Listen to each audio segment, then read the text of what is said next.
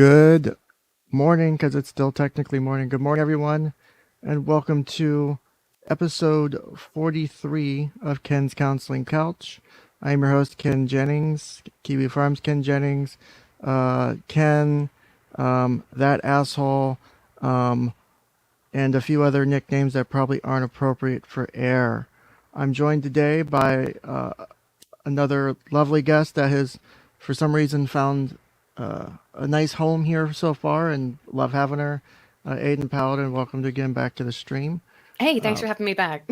Oh no, thank you for coming back. So you make the stream very interesting, and besides the Simps, I'm sure makes. But outside of the Simps, we love having you here because they're going to simp regardless of where you are. Things So. have gotten certainly interesting in the Herd trial since we last talked, too. Oh, so why don't you fill me in just in case I'm not up to date? Well, it looks like she's pretty much been fired by Warner Brothers. No. Yeah, I know. Can we, That seems. Also, I've heard some rumblings that she could be now in potentially criminal issues for some of the stuff that's happened here. Particularly I don't know exactly for what, but I've heard some rumblings about it. I have to go over. It's not true. It's It's not not true. true. Can we get some F's in the chat if you want to pay respects to her career, or S in the chat to spit on Amber Heard's career? By the way, Uh, I highly, highly doubt that anything will happen to her in terms of catching any kind of serious repercussions. I don't think she'll end up having to, even if JD wins, I kind of doubt she'll have to end up paying him anything. Really. I mean, besides, like, what matters in this case is not the money. I mean, money is involved, obviously, but because JD's career has been destroyed, but or seriously damaged. But what matters is so the public sees, that she defamed him, right? yeah. And that matters, that the public image there. And I think, by the way, having seen the way the tides have sort of shifted, I've looked at Reddit a little bit, which is always a terrible thing to do, but Reddit's going to be like I would say, heart of Herd simpery, and even they're seemingly walking that back. So, and I'm not talking about the Justice for Johnny Reddit, because that one, of course, has a spin. But more broadly, Reddit does Yeah. not seem, and Twitter don't seem to be super. I mean, she's become a meme. She's become a massive meme, like the dog stepped on a bee thing has sort of blown up. It's funny you mentioned Reddit. Besides the pure degeneracy that is Reddit, I popped on to Reddit this morning or last night, and I was reading. I just typed in like Amber Heard in search, and I filtered by the last month to obviously filter out obviously unrelated shit. And I picked the first post I think that popped up. It was like in r/too afraid to ask, and it was an interesting post. Someone was like, why is everyone supporting Johnny Depp? Let me see if I can find it real quick before we get started. But they were like, why is everyone supporting Johnny Depp? Here in the UK, there's a lot of talk about. Here we go. I think I found it here. Let me see if I can pull this up on screen. But that way I'm not misrepresenting anything. Am I logged in? Let me open this up in another window because I've got my personal Reddit open. So it's the Reddit I show my OnlyFans from, so I don't want anyone knowing which one that is. All right, let's try this again. So screen share window, and then this one. Nope. Hold on. Hide this first. God, I'm a mess this morning. No problem. It sounds like you didn't get a whole ton of sleep, so. No, I didn't. I think I went to. Plus, I had a 20-hour day on Wednesday, and I'm still catching up. I had a client that had to go to the emergency room. I had to deal with refusal from a guardian to come and sign, and then I had to deal with CPS/DCF call. So that was fun. So I don't think there's anything here that can dox me. Not that I haven't done that by accident once or twice. My first name, nothing severe. So let's see. So the question here is, so I'll zoom in. What the fuck? That's way too much. All right. Why is everyone on Reddit convinced that Amber Heard is lying and Johnny Depp is telling the truth? They said I'm not taking. So this has 18,000 upvotes and 6,500 comments, and it's highly upvoted. Yeah, for the most part. I'm not taking any sides, but in the news articles I read, I live in Europe. They made Depp look very guilty, and I was wondering what the media here is leaving out. And so I think I sorted by best, and I think it was this one here. I know the text is all kind of fucked up. It's because of my Zoom level. They said, so when it first happened, I believed Amber. I believed the claim she made. I saw the possibility that JD was capable of this, and it crushed me because I love Pirates of the Caribbean. I remember there being a lot of rumors that went back to his relationship with Winona Ryder. I remember thinking how it's very possible that just because he's never hit Winona doesn't mean that he won't hit Amber, because they may not be the same type of attraction. All of it just sat with me, and I was on her side for a while until I heard the audio. I wonder how that audio hurt that story. Can you think of anything? I have no idea what the audio tapes that Amber recorded, how they would hurt her case. Well, they certainly did. I think the things that she recorded hurt her own case. I mean, it's hard to come back from, I did not punch you, I hit you, while you're claiming that the person that you are admitting that you hit was a domestic abuser. It's just a terrible. It's a bad look, like right out the gate. I was talking to my wife about it last night, and she was asking me, because she knows I follow 𝗦𝘂𝗽𝗲𝗿, and I've been following the trial, and I've been talking about it too. And she's like, do you think Johnny's going to win? And I was like, well, based on, with the Virginia law having to be unanimous jury, with a 6-person jury, it could be difficult. I don't know, but I think he's winning in the court of public Opinion. And the thing about that too is that I think that week-long break, I think that was probably actually really good for Johnny in the long run. I hope his team used the fuck out of that. Well, I hope they did that as well. They better have prepared to the nth fucking degree to continue to do the Oh yeah. If they didn't, they're retarded. The other thing is that even though they're not, you're fine. Even though of course the jury is not supposed to read the news, not supposed to talk to anyone about the trial. Everybody's talking about it. You can't avoid it. It really, like, you'd have, unless the only way to avoid it is sequestration, and they weren't sequestered. So, which, I mean, maybe they should have done that for the week if they wanted it to be more fair. But I think, look, again, like my dog stepped on a bee thing became a huge kind of meme because it's so bad. And they had to sit there and watch that, but maybe re-looking at it because it was a meme, where my dog stepped on a bee and then she just cringes and it's very fake and overtly acting. Because she realized in her head, like, oh, I have to act upset here. I have to look for sympathy here, or whatever it is. Whether or not she is sad, I mean, but clearly she's an actress. I just don't think and so is Johnny's an actor as well. She's just clearly not as good at it as if we were to assume that they're both acting all the time. She is nowhere near as convincing as he is. I'll put it that way, right? Oh yeah, I don't think Johnny is acting. Like I have been telling people, and because even my wife doesn't believe Amber. I don't think she ever did. But like I was telling her, and even though we disagree on the case, but I said a great example of PTSD, and she has an undergrad in psych, so it's not like she doesn't know this stuff. But I was like, PTSD is not just a memory thing; it's a body thing. Yeah. Your body remembers the trauma, and you can't fake that without practice. Like you could, if you see a good actor in a movie, JD, his physical behaviors match. I mean, like, again, maybe he's just a really good actor, and he is a good actor, but the very, very big difference in, she claims to have PTSD. That's what the Dr. Karen diagnosed her with, but she makes eye contact. She looks at Johnny a lot, from what I can tell. Quite frequently, she looks at him while she's making these statements about really unimaginably horrific things that happen. And I think that's been a big part of the turning point for people in the public, and their perception is her claims are so outrageous. They're so outlandish. I mean, she would have been in a hospital multiple times over for these things. And yet there's the most evidence that there is of it is something that looks like a bruise and maybe a black eye or a slightly bruised eye.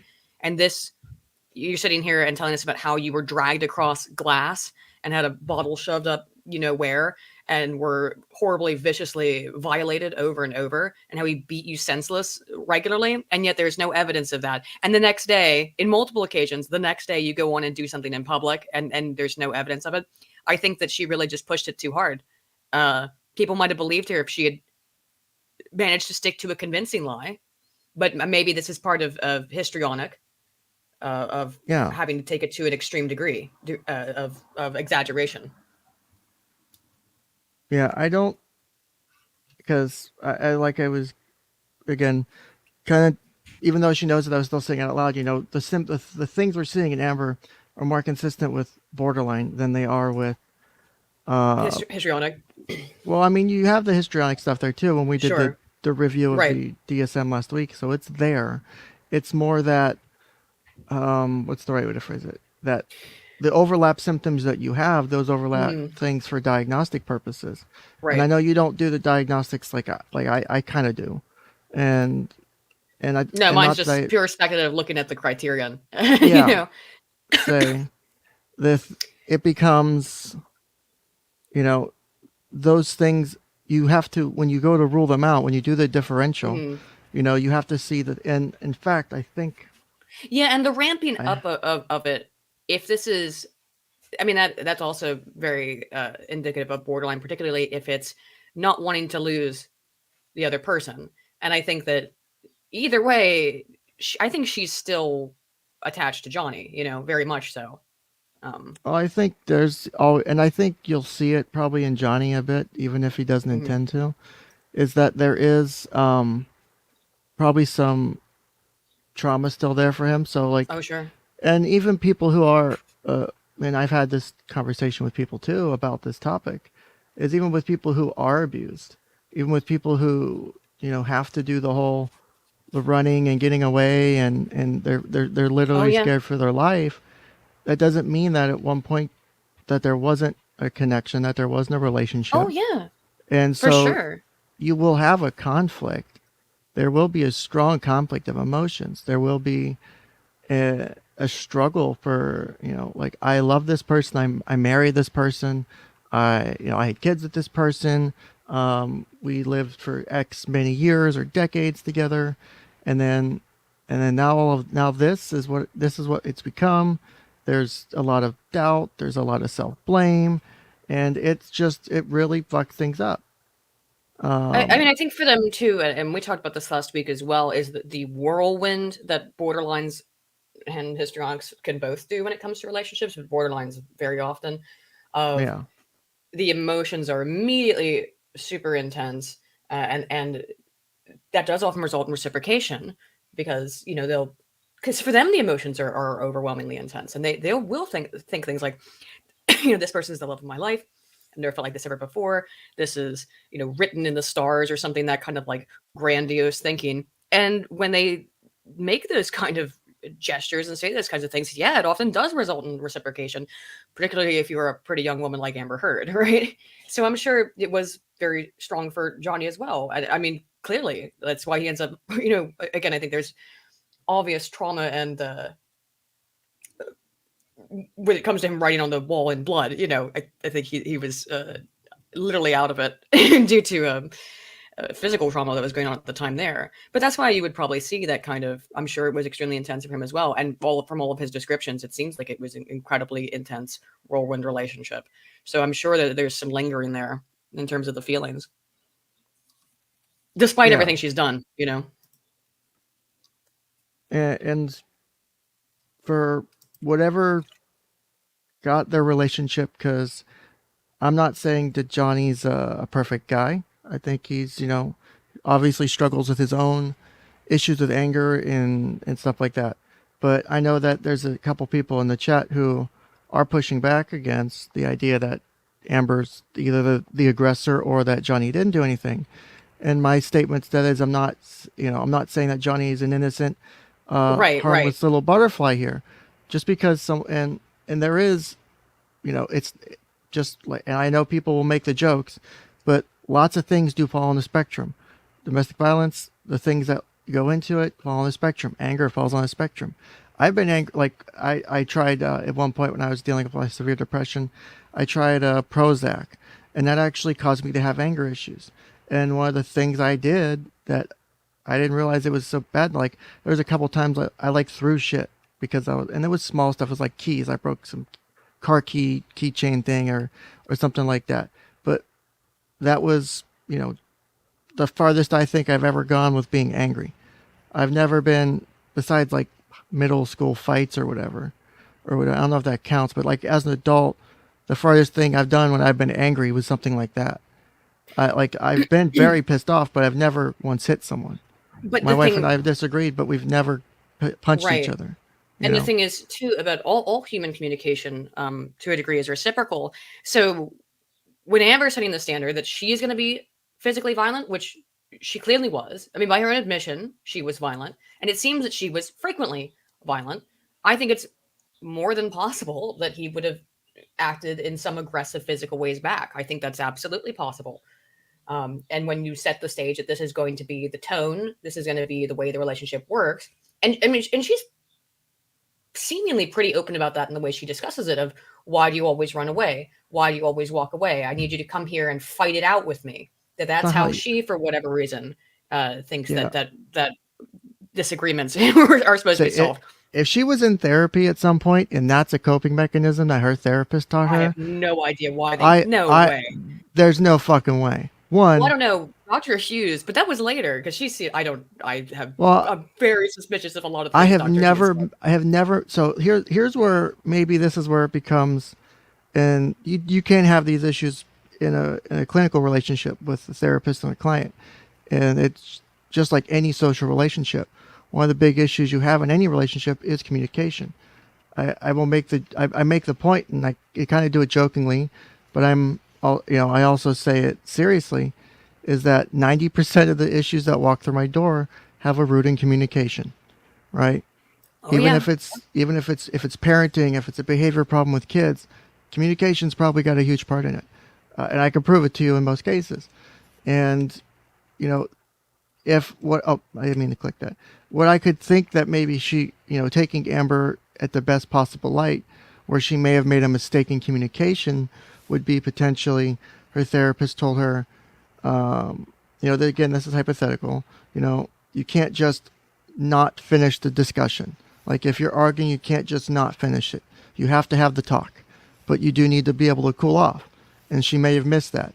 I tell my clients as a general rule is, if you're having a fight and if one of like these three things are kind of happening, you need to cool off and come back to it later. But within 24 hours is my general rule with exception. You should never let it go more than 24 hours. Sometimes you need more than a Yeah. couple Sure. hours. You need to go for that long drive up and down the coast or whatever Absolutely. the fuck, get away for a few hours. Clear your Come head home, go to bed. Yeah. because that way also because emotions will subside after a while. When it's really hot, it's not necessarily always a good idea to deal with things like that. But from the recordings, and I guess we'll finish this Reddit post since it goes back to that. From the recordings, though, it seems that she was the instigator. She was always had something that was on her mind, some kind of beef, some argument, that she had a problem with. And at that point, I mean, if it's constant, you're gonna just want to escape. You're not gonna. Pretty much. What else are you gonna do? Anytime you're around her, she wants to fight. It seems like that she wants to fight all the time. That's. I don't know if that's again. I don't know if that's a coping mechanism that her doctor told her, or if that's part of the borderline sort of. And again, that's that. You know, making the relationships really intense and have to like talk about it all the time and be reassured that things are okay, because she seemed very concerned about that Johnny would leave her all the time. So I think that part of that dynamic that developed was she wanted to instigate, because that's how she's getting maybe some kind of validation that the relationship's still working, or that that she's still got emotional sway over him. So constantly needing to talk about it. That's not healthy either. Talking about every little thing that goes on in a relationship every single day, all the time, that's not healthy either. And again, maybe she misunderstood some suggestion from a therapist in terms of Yeah. the talking it out. Like I said, I think that's possible. Trust me. even with my own therapist, I misunderstand things. I message them for clarification, or they'll say, well, you did okay on this part, but maybe you didn't understand this part. Because we're human, we make mistakes. That's okay. Of course. It's about growing from each mistake, and it's about trying not to repeat the same mistakes. That's what it comes down to at the end of the day. At least that's how I teach it. But I don't see how, in this case, Amber is going to come out like looking good. Like, I don't see it. Plus, I don't know if you also saw. Do you know who that umbrella guy is? Oh yeah, of course. Okay, so that It's been a while since I've talked to Tug, but yeah. because he's a clinician as well, from my understanding, and I would love to have him on my show, or me on him, or just have an interaction with him, because I know he's a he's great guy. kind of, yeah, I love hearing. I mean, I know he's followed this case pretty significantly, and I'd love to hear his, like, have a clinical discussion about it, kind of like we've been doing. And I'm trying to find it here. Where is it? And I think, as far as I understand from his history, I mean, he's worked with a lot of people who are, serious emotional trauma issues. Yeah, I don't remember. And addiction problems. I don't remember where he worked specifically and what part of the field. I know he's worked in different settings. I can't remember what they are. But yeah, I can't recall off the top of my head. He has definitely worked in several different settings. But one of the things that Tug put out, because he's been blowing up everything with videos about this case. Oh, I know. And he's got sources, like actual people in Hollywood involved talking to him, which is awesome. I'm not going to play the video because I want you to go watch it and go give Tug a sub if you want to. That's that umbrella guy on YouTube. But apparently it's about Dr. Hughes, about another case. I'm guessing it looks like an appellate filing someone made, and it talks about how. Did you see that stuff where she apparently had sort of been barred from another court because she was just taking on these big, high profile? I mean, she wasn't like officially barred, but she was basically sort of sanctioned because she couldn't be trusted. She gets what her job appears to be. She gets hired by high profile clients to give psychological testimony. I know I'm making a pretty big allegation. I'm saying that's the allegation. I'm not saying whether or not that's true, but I do remember there was something where her testimony was thrown out as not being reliable. Yeah, and it was so that's kind of problem. I've got that sort of, I think, is what you're talking about. Real quick, we have our other guest finally joining us. Tracy from Calming the Chaos, welcome. Thank you. Hello. So, hey Ken, hey Aydin. Hello. We got the band back together again. So this is part of that thing that Tug did. I'm trying to zoom in on it, but I don't know if we'll be able to do it without. Let me put it over. Yes. Yeah. That was a good video. It's like an 8-minute video. Testimony. Yeah. But it talks about how it was a case involving the Boy Scouts of America or wait, hold on. Let me go back. It's not just the BSA. It's the BSA, the Catholic. It's right up there in that screenshot you had before. Yeah. All so the this cases she's give testimony. They filed an appeal. They filed an appeal, and it looks like because of the way the document's structured. It said the court should preclude Dr. Hughes from transmitting inadmissible hearsay statements to the jury. It was either a motion or an appellate statement. I'm not sure. It said the court should preclude her from testifying about irrelevant and unduly prejudicial conduct in cases that have no factual connection to this case, and that goes into it here. And so this is on December 6, 2021. Yeah, U.S. Gymnastics, the NXIVM cult, 𝗓𝐻𝐢𝐻. She's given testimony about all these cases that she didn't have any personal experience with whatsoever. Yeah, so it says here. People involved. Mr. Ray moved to preclude the testimony of the government's proffered expert witness, Dr. Dawn Hughes. So she was brought by the government, and it looks like a criminal trial, I think. It's January 11th, 2022, opinion and order. The court denied Mr. Ray's motion to. Yeah, so this is an appellate brief. Denied the motion to preclude Dr. Hughes' testimony entirely, but reserved decision on the full scope of Dr. Hughes' trial testimony. And so let me skip through here. So the argument was pursuant to Federal Rules of Evidence 703, in the facts or data upon which an expert relies in forming her opinion on otherwise inadmissible, are otherwise inadmissible, the expert may not disclose these facts or data to the jury unless the court determines that, quote, their probative value in helping the jury evaluate the opinion substantially outweighs their prejudicial effect. So this is a criminal trial, so it needs to substantially outweigh it. Otherwise, it's a really Right. big deal, and you could fuck over someone really bad by bringing in unnecessary evidence and And poisoning a then jury. and again, and in so many of these cases that she has testified, as far as I'm aware, she didn't meet with these people in a therapeutic context. So she was kind of just giving her hearsay opinions on it. Yeah. So it says accordingly, expert testimony that merely recites inadmissible hearsay is improper. So it sounds like that. Finding expert, and so this is from a court hearing. Finding expert opinion admissible when it quote amounts to nothing more than inadmissible hearsay in disguise under 703. What else is in here? I know he's got other screenshots here.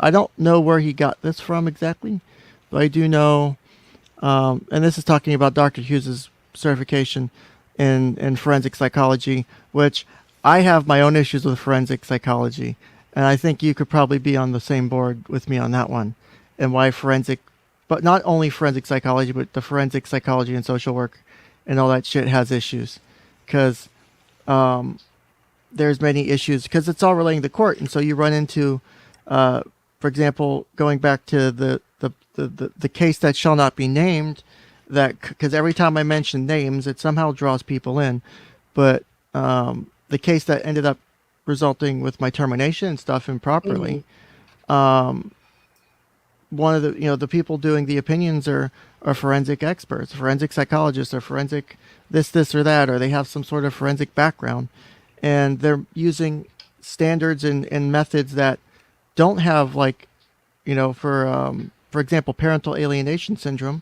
There's no like DSM criteria of you need this many criteria across this many items to have a diagnosis of it.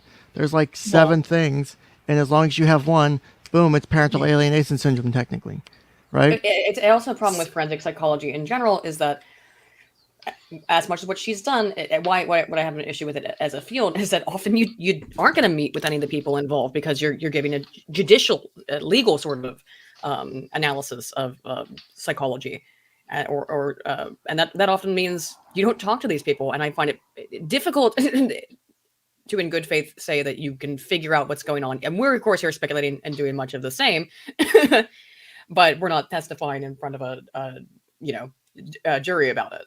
So this is just for the internet. Hey, So what's your forensic thoughts, psychologists, Tracy? iffy. Do you prefer Tracy or Calming the Chaos? I don't want to. Yeah, just call me Tracy. It's easier. Okay, okay. I know some people don't like using their, even if they have it connected, they prefer their channel name. Oh no, I probably should have switched it just so everybody could remember. But so we're talking about forensic psychology. So did you get through the first direct examination of Dr. Curry, the We two of haven't you last started week? video yet. We haven't started video yet, so. Oh, okay. You're just talking in general about forensic examiners. We're brief. I was kind of briefly before we were talking some kind of catch up from the week Mhm. You might about want some to of the even things that happened. describe what forensic psychology is, I guess, generally It'll piss speaking. me. It'll piss me off a little bit, but go What ahead. is Discuss what it is. Yeah. The Oh only yeah. experience I've had with it is when I worked with injured workers and we were going to decide whether or not they're employable, and then so we get this case that we knew nothing about. We didn't work on it, but we would get this case and we'd look through all the documents. We would meet with the worker. We would look at the medical. We'd look at all the psychological and everything, and then you take all of that and using your expertise and your training, your experience, you make a recommendation. And then sometimes you're asked to testify in court about that. And it is usually just based on your findings, just like Dr. Curry and Dr. Hughes did. And as far as the high profile cases, though, I'm confused because it seems like they were paid quite a bit of money, and we are paid a little bit more to testify in court. And thankfully, I have not had to do the actual courtroom testifying. I was at the Board of Industrial Insurance Appeals, and that wasn't like anything like that. I was there like 17 different times, but that wasn't a forensic review. But the point is that aren't they going to try and find somebody who is going to be favorable to the prosecution and the defense? And so do they Sure. interview the people and they try and get their opinion that they want from those forensic examinations? You'd like to think that they were completely objective, but I don't know that that's entirely true. So those are my thoughts about forensic and how it should be done and how it is typically done in the field, and then what's actually going on with this this circus here that we're seeing unfold in court. Right. And just, I just looked it up just to give a definition. So we have the APA's definition is forensic psychology is a specialty in professional psychology characterized by activities primarily intended to provide professional psychological expertise within the judicial and legal systems, just so people in the chat are aware of what forensic psychology is. And I think that she clearly has a background in doing this with high profile cases as well, where, again, it was up earlier, 𝗦𝘂𝗬𝗍𝗬𝗁 cult, 𝗦𝘂𝐻𝐬𝐻, Boy Scouts of America, all of this stuff that she's done testimony for, and yet it's providing this forensic psychological perspective, not a therapist or a individual basis sort of perspective. And I do think that there's value in that, sure, but it needs to be weighted when you're talking about how much that means in a court of law, when this person has not met with at length many of the people involved, or any of the people involved sometimes. Well, one of the things that like irritates me in general, because of we having access to it, like internet and basically the entire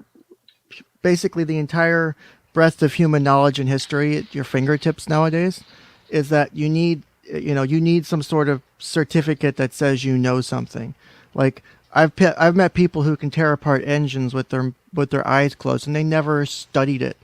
Like they just learned to do it. They got their hands dirty and did it. You've got people who are in this field who just do Dr. Curry, right? And she just does it a lot. Yeah, she does have some. She doesn't have a forensic certification, but that doesn't mean she's unqualified. You know, I've obviously have done other things in my life. I've got experience in different things. I don't need a piece of paper to tell me I know how to do programming, or I can program in this language, or I know how to do this. If I can do it and do it to a certain level, then yes. Now, there are times where you need that piece of paper. You know, if you're going to do certain things, they may, certain jobs may require it. Certain fields or things may necessitate them, unfortunately, and for good reason, though. Being a therapist, being a counselor, whatever the title you prefer, has a requirement and licensure process to it, even though it's a pain in the ass. To get there, it's there for protection. But past that, all of that other stuff is usually fluff. The things that matter are the 4 letters after your name. After that, no one really cares about the other ones. Those first 4 are the ones that really matter. After that, they know, okay, you've met your licensing. So if it's not a PhD, LMHC, LCSW, or LMFT, or LPC, depending on what state you're in, after that, the other shit's just, oh, look, I've got some expertise in this, or I'm kind of good at that. But if you can sit down and I have 2 patients and I give you a patient and have 2 therapists to analyze them, I could probably have the person with no letters behind their name do a better job sometimes than the person with letters. It's all about, are you good at what you do? And I think for this case, Dr. Curry has shown that she's really good at what she does. She has a variety of experience, it looks like, working with PTSD victims across multiple sets of trauma, where I think, as Dr. Hughes, she has a kind of narrow window of trauma that she looks at. So I think in my personal opinion, not professional, but my personal opinion, I think it has blinded her, and she's also being paid for this specific testimony, but I think it's narrowed the way she approached her assessment. I think it's narrowed the way she's made her assessment and her diagnosis. I don't know if any of you agree with me or not on that. Oh, at least, from the academic setting kind of perspective, absolutely. When you predominantly research one thing, well, you're always looking at the thing, and you often end up seeing it in places where it may not be present because you're hyper vigilant for it, because that's what you're trained in, that's what your expertise is in. So I can see why she might see something, even if she's operating in absolute best faith. If that's what she focuses on, might be looking for it unintentionally, and it's sort of a self-fulfilling prophecy. So you make a really good point with that. And I hate to bring up the topic because I always get shit on for it. And people always go and look at me funny about it because I still don't like bringing it up. But I was in Rakita's Discord the other day, and someone posted a picture that was shared on Twitter. It was basically from a child's workbook. I looked it up and did the digging. It was like a page from a child's workbook on with the goal of the workbook to help provide resilience and protective strategies to prevent childhood abuse, right? So it was targeted for ages like 4 to 10. There was like coloring and activities in it. And the way one of the things was worded was like, it was talking about, it said something along the lines of like, it's okay to touch your penis or your vulva. And it was like, draw the rooms that it's okay for you to do that. And people were freaking out about it. And I explained, that it's normal for younger kids to have innocent sexual touching, for them to sexually explore themselves. They don't understand what it is, but that's normal. But you'll also have people who don't understand that, who don't know that, will see that and freak out and go, oh my God, my kid's been abused. The hypervigilance can be counterproductive. You can look at something, because I had a perfect example of this when I was a guardian ad litem. My first case, one of the kids was a 9-year-old girl at the time, and she had started her mom had worked in an adult industry in the nearby area, and had been previously, before had been removed from the custody. The kid had gone to work with the mom, I think, on at least one occasion, or the mom had obviously come home wearing very scantily clad clothing from her job as a stripper. But after the kid was removed from the home and was placed with the foster parent contacted me and was saying that, she was wearing very skimpy clothing and some other stuff, some behaviors she was concerned about with talking with like older boys that were like 14 or something. And so the foster parent was concerned that something might have happened. And I was still new to this, and so I had to take a training about identifying it, and it had to be approached very carefully. Turned out there was nothing going on, but that was a case where, had I made a phone call and I didn't do my due diligence, then I could have made shit way worse. Oh yeah. Or if that was a case where the kid's in normal custody, they're not in foster care, they're just with mom and dad, and I see them doing something like that, and I go, oh, I'm a mandated reporter because that's how it works. That's one of the burdens of having to be this, is I have to make those phone calls, and I go, oh, this kid's probably being abused. I make that phone call. I'm turning someone's life upside down. Oh, for sure. It can take 12 months. It could take 6 to 12 months to get your kid out of dependency court, assuming you don't get it thrown out initially. And a lot of people don't understand how to do that. A lot of people just accept the dependency charges so they don't have to go to a trial and fight it, and then still do the case plan anyway. And then still take 6 to 12 months to get your kid out of foster care, at least in this state. So do I really want to be responsible for fucking someone's life up? So I'm always like, not second guessing myself, but going, am I actually right about this? Is this the right diagnosis? Is this the right thing I'm observing? Because if it's not, that should be the standard. I mean, because people's lives are on the line in this stuff very seriously. So better make sure that it didn't mean to rant, but no, I mean, it is relevant too, in that you better make sure that you're very confident without, as much as you can get without reasonable doubt, although there always will be some in a more subjective kind of field, such as this one. But you should have really good rationale, because in this case, of course, we're talking about people's careers, but in the case of children, that's their whole lives, their whole family's lives. Absolutely. I was going to ask, Ken, did you have to have any special certification to be a GAL in your state? So there's one. So this is weird. There's one county that actually still does attorney ad litems, but the rest of them, I don't remember which one it is. And this was back when I did the training, and that was almost a decade ago at this point. But most of it in Florida, because pretty much everyone knows where I live now. Most of it in Florida is volunteer training. So anyone can sign up, pass a background check. You have to do level 2 background check, no child abuse, no major felonies that would put you at risk. Obviously, you have to be kind of trustworthy, because you're testifying in court. You're writing reports to a judge and telling them, for those who don't know what a guardian ad litem does, you basically represent the voice and the needs of the kid in court.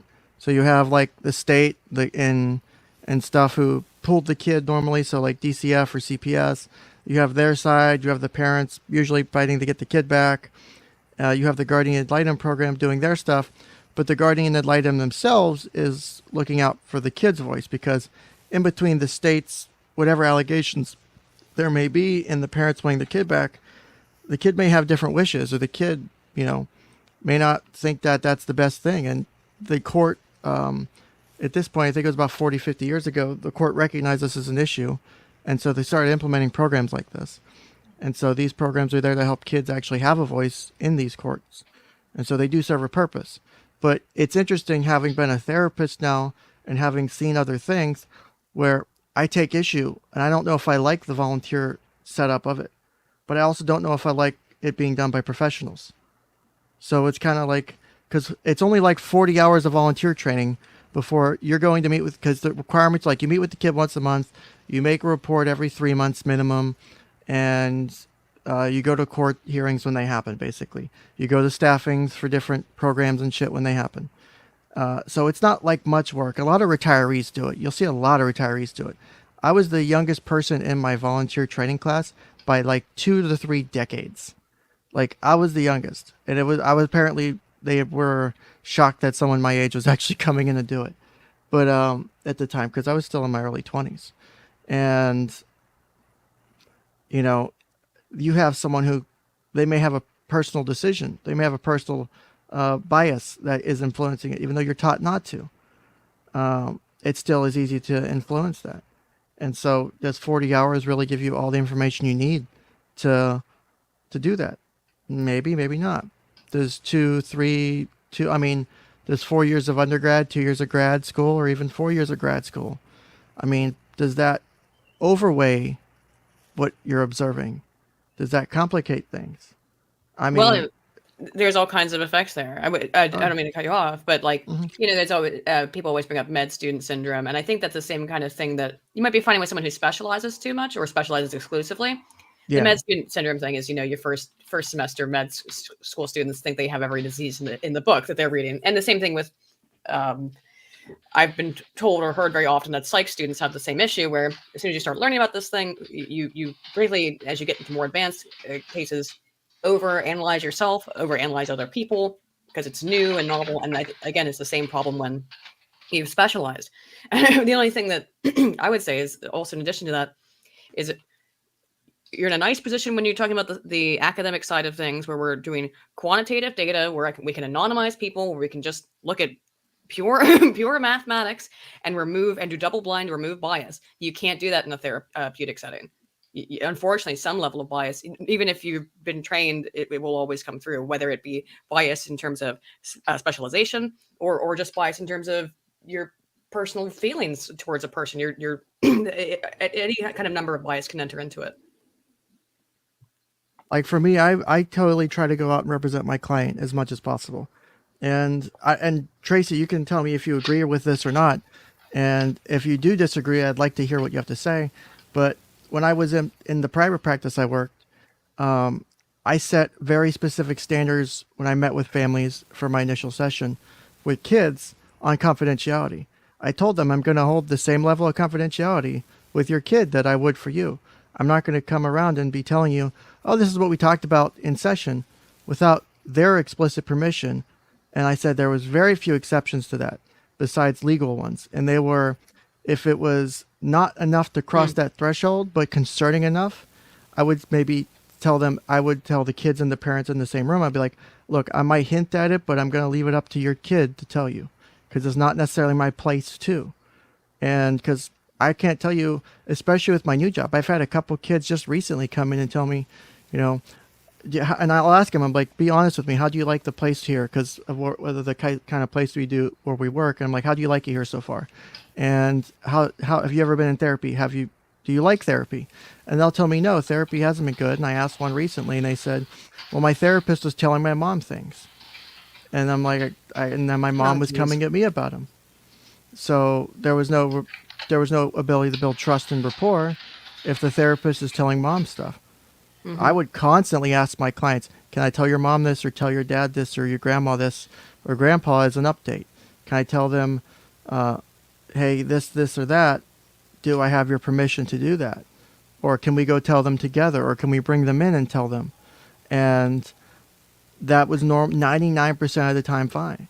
I had one case where a girl was not ready to tell her parents about how far she had gone on doing some on some stuff she had got caught on about messaging people online, and because she was worried about how her parents would react and worried that the privileges she had just got back would be taken. And I told her, as long as you're being safe and doing things right, which she had learned and had actually shown progress on, then I don't see a concern. But you have, at some point you might want to have that conversation. And and I think I talked to my supervisor about it in supervision that week or whatever. And I think they thought it was the appropriate way to handle it, because there was no safety concerns. The kid had definitely been bothered by what happened and was trying to not have that happen again. So it wasn't like they were at risk for relapse, which would be my concern. So if they were going to go home that night and start messaging people again or sending stuff, then I'd be concerned. Then we might be having a talk, because then it's a real immediate risk.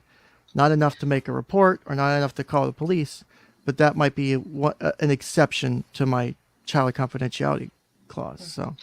Well, and you do need to disclose the rules of the game to the kids and parents at first, So in my state, Washington State, 13 is considered an adult for counseling, which is pretty young, right? So these 13-year-olds get to make their own mental health decisions at the age of 13. I kind of like that, sort of.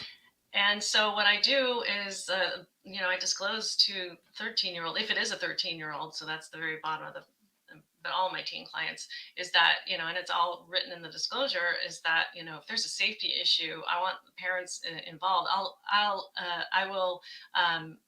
I will say, here are your options for a release of information for me to talk to your parents. And I will give the client every option that I could think of, like what feels comfortable to you. What do you want to release? What do you don't want to release? Do you want to release everything? And then just ask me permission before, and I will explicitly put that in the release. So then I know, but I make it clear to the child and the parent, if there's a safety issue going on, we are going to have to figure out a way to tell the parent together or whatever, but it has to be agreed upon between me and my client.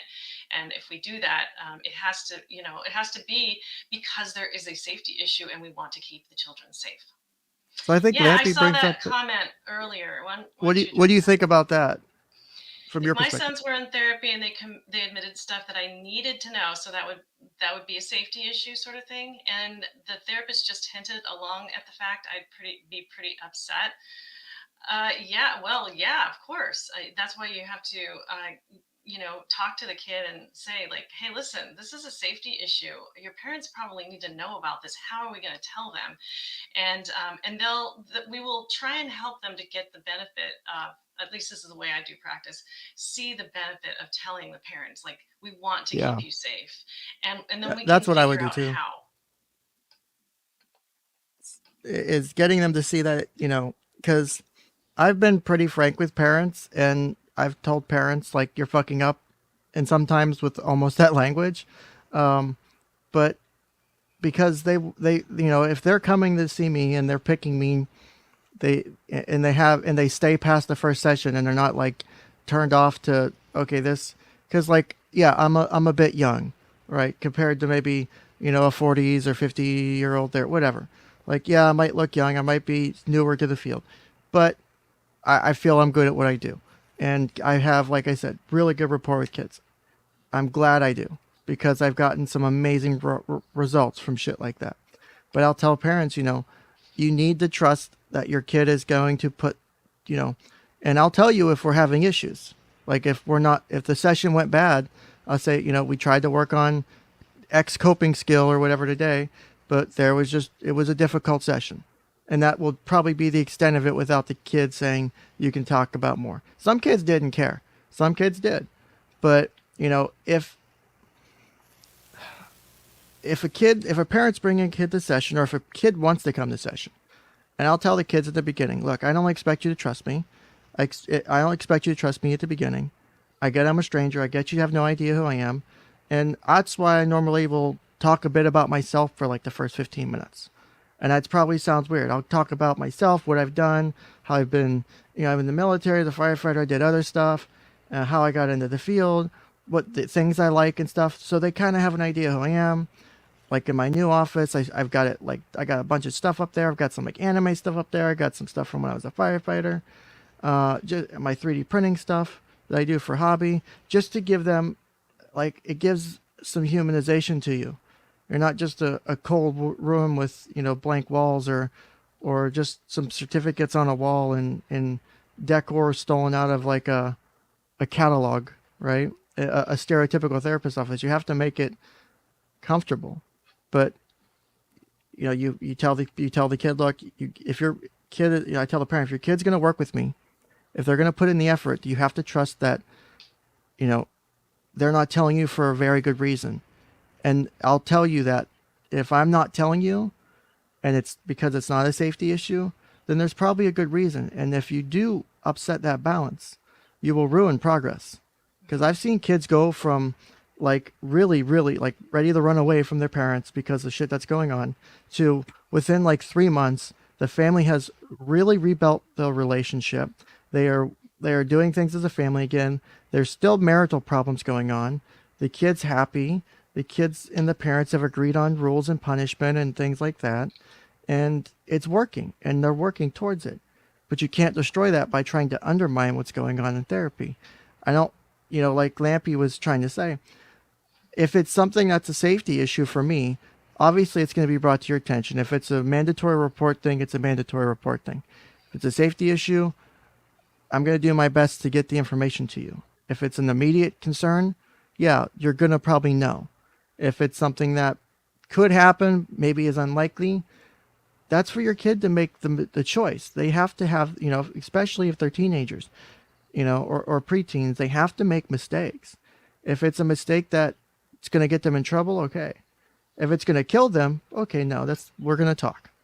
But, you know, they have to learn to make those mistakes and trust that what we're doing in therapy is there to help them and try to help them grow, and that they're learning from it. And that as parents too, you're also part of the process. I've had sessions where I've let the kid run the session. I said, okay, we're bringing your parents in. You're going to talk to them. And we've done practice runs where I played their parent, and I was like the aggressive parent to them. And I'm like, so why did you do this? Why do you want us, like, it was like the kid wanted to stop playing a sport. Let's say basketball. Like, why do you want to stop playing basketball? You love basketball. I'm your coach. And let them get a trial run at it, so they can feel comfortable talking to a parent that might be combative, that might be, you know, more controlling. And it gives them a different insight, I think, to, hey, I do have a voice. And I think kids don't always realize that, is you do have a voice even if you don't get listened to. But if you speak up more, it gives you more of an opportunity to listen. It's about how you speak up. It's about doing it in a way that, don't be disrespectful, don't be rude. But all right, sorry to good discussion. I think, Lampy, good point. Thank you for that. Also, we had a super chat. Let me scroll back up. Colonel Crayon real quick says for 5. I was gonna say European funny money, but that's British pounds. I don't think that's real money either. It says, I think I might have ADD. How does it present in adults, and what are the differential diagnoses? Am a diagnosed SPERD, so diagnosed autism. Does that preclude ADD? Have put off seeing a doctor. So what do you think? Well, you should have to see. You're gonna have to see somebody, you're going to need to see you a know. doctor for that. Obviously, none of this is actual diagnosis. I believe you can have both of those diagnosed. I don't think there's a. As far as I'm aware, I don't think because there's different. There's the autism itself shouldn't be an issue that, like, the autism itself has different functions. It can impact your ability for things like focus and stuff, but ADD or ADHD is going to has different things that are going to show up that you wouldn't necessarily have, I think, in just an autism diagnosis. So you will need a doctor for that. There are different meds you can try to help with that. There's also lots of different techniques and ways to do that if you don't want to do meds. I know some people don't like meds to help with coping with that, but that's possible as well. So, but Yeah, definitely see a and doctor. you can definitely have both of them, because I've had clients who have been on the spectrum and also have had ADD, and medication does work, but so does nutrition. Sometimes Hmm. some adjusting of just the nutritional components of it can help your focus to stay stronger. I've seen in some of my ADD kids. That's Up good. there's Dr. Curry. Yeah, let's get this show on the road here real quick. Let's try and finish this up. Also, good talk on this. I guess why I love having you guys both on stream. You both have great insight, even if we have disagreements. So we left off at 208, 210. I think it was like 17 or something. I have 210:27. So I'm gonna let the last 15, 20 seconds before it plays. And this is still It direct does. examination. We'll call it the Yeah, we're still on direct. CAPS 5. That's actually what it goes by. Is that volume good, or do I need to boost it? It's How more. loud uses the MPPI? If you- It's fine. MMPI2? It could be a little louder, but I think it's The fine. be a little louder if you MMPI-2 is can. actually the Give me a most second. commonly used assessment worldwide by mental health professionals and in forensic settings for the court. Better? I used it for that purpose and for its excellent validity. Yeah, in it those seems better. settings, across genders, across ethnicities, for different reasons. And when I keep saying validity, by the way, what I mean is accuracy, or and I'll try to work that in. But then also for detecting the accuracy with which a person reports PTSD. Is that scaled in some way? I'm sorry, what was that? Does that make use of a scale in some way? The MMPI-2, do you mean specifically for PTSD? Yes. There's actually a combination of scales you want to look for. You would never make the diagnosis just based on one scale alone, or even on the test alone. You'd integrate other data. How Yeah, does she's the only one talking about doing that, by the way. MPI2 to miss? So doing what? Talking about using multiple forms to come to a diagnosis. I mean, she just Yeah. said there you wouldn't make it a diagnosis based just on this test or on any individual scale within the test. So Yeah, that's a good point. she's correct. You use multiple points of data. I'm pretty sure if you read some of those assessments, they say you should never use just the assessment itself to make a diagnosis. Of course not. Like, I'm pretty sure those are disclaimers on almost every assessment. Is this should not be your sole source of a diagnosis. So, I mean, also we, for you know, in quantitative social science, we'll throw instruments into a survey all the time. That's not a diagnosis of any individual who's taken that survey because we didn't meet with them, nor is it intended to. It's usually to see if there's some correlation or effect to some other variable. But I mean, yeah, I used to do PHQ-9s a lot at my former job. PHQ-9s and GAD-7s because I liked them, or modified ones for kids at least. And it wasn't necessarily if they had a high score on the PHQ-9, it wasn't that, oh, they had depression all of a sudden. If they were zeros, it was, oh, maybe something happened this week. Maybe a family member died. And so, yeah, they're a little depressed. It doesn't mean they've Right. met clinical depression. But it gives me an insight, and it also gives me data points to track, which I like data. So, Is heard. I provided her the test on an iPad. She essentially had her own little desk area and then an iPad. She hit start, it provides her with the instructions, and then it gives her 567 statements in order. For each one, she taps true or false.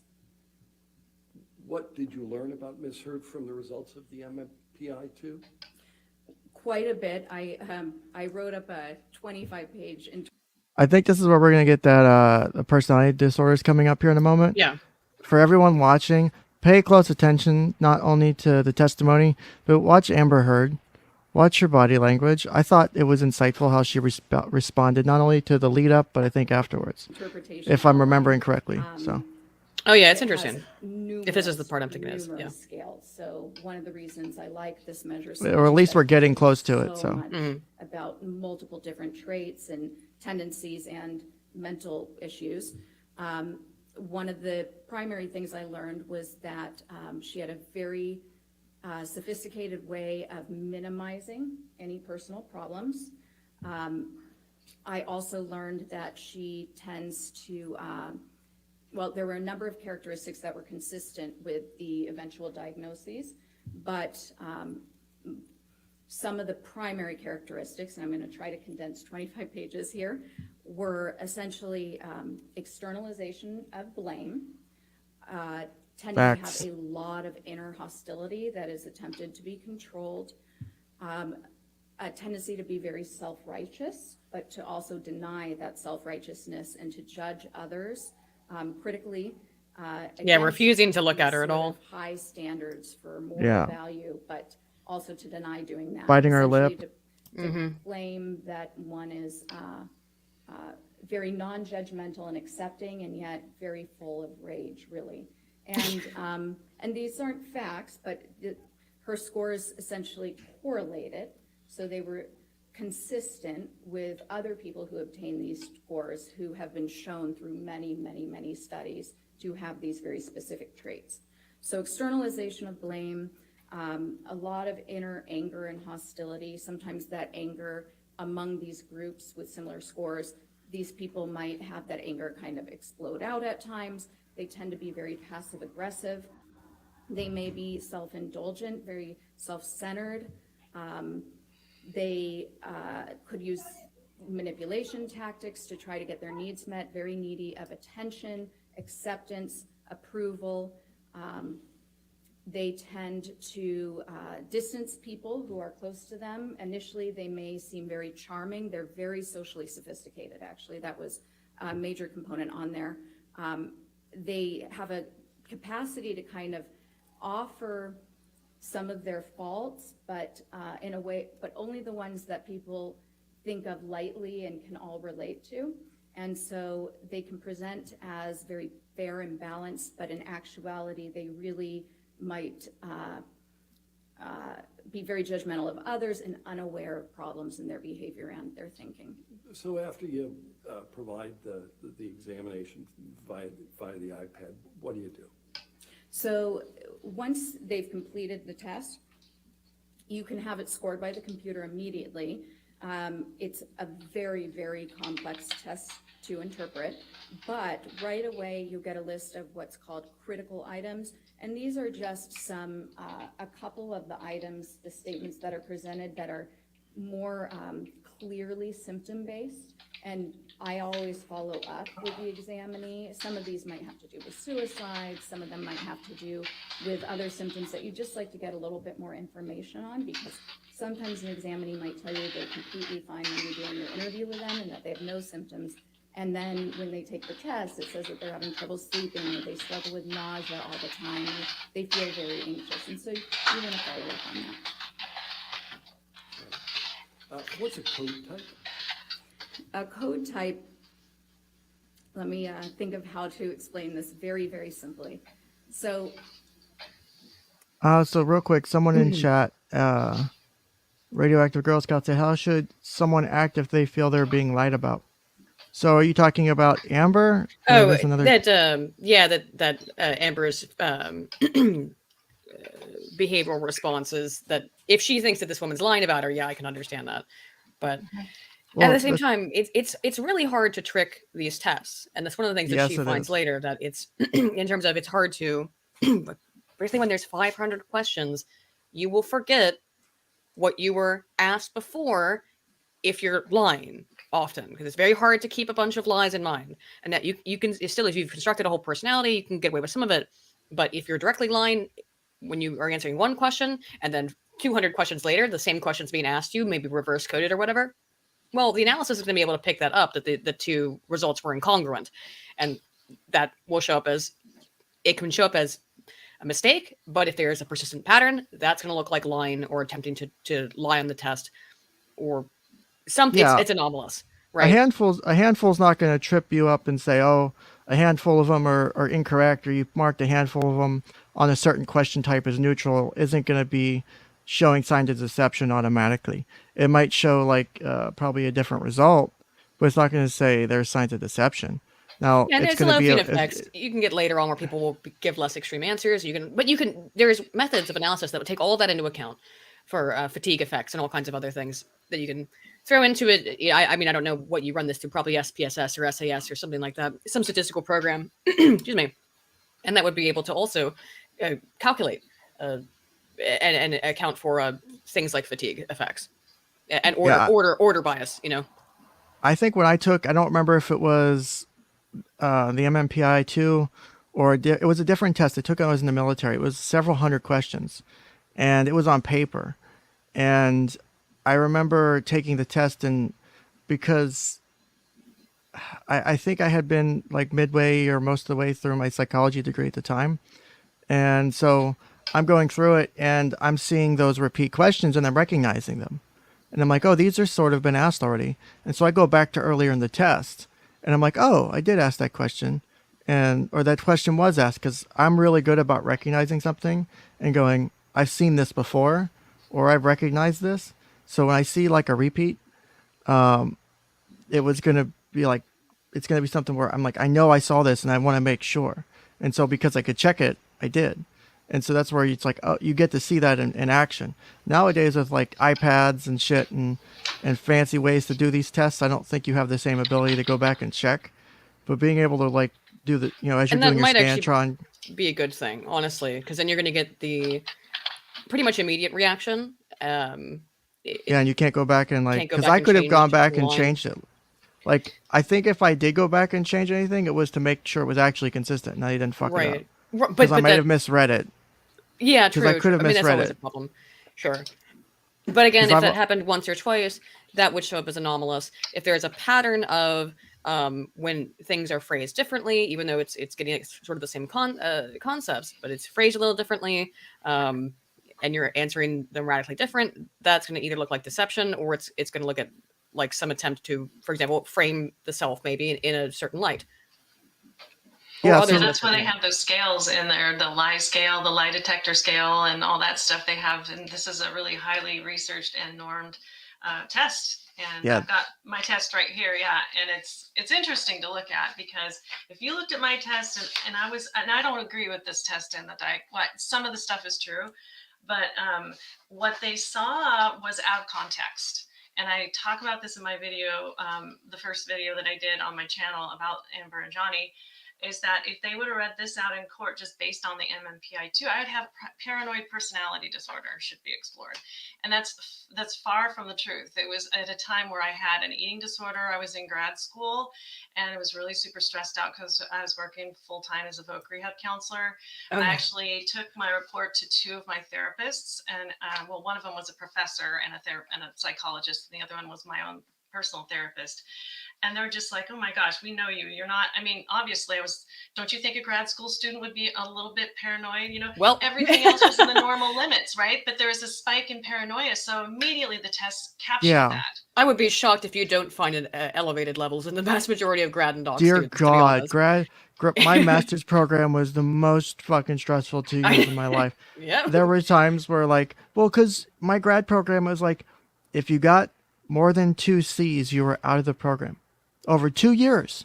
If you got a D once, you're out. If you Yeah, got an same. F, you're out.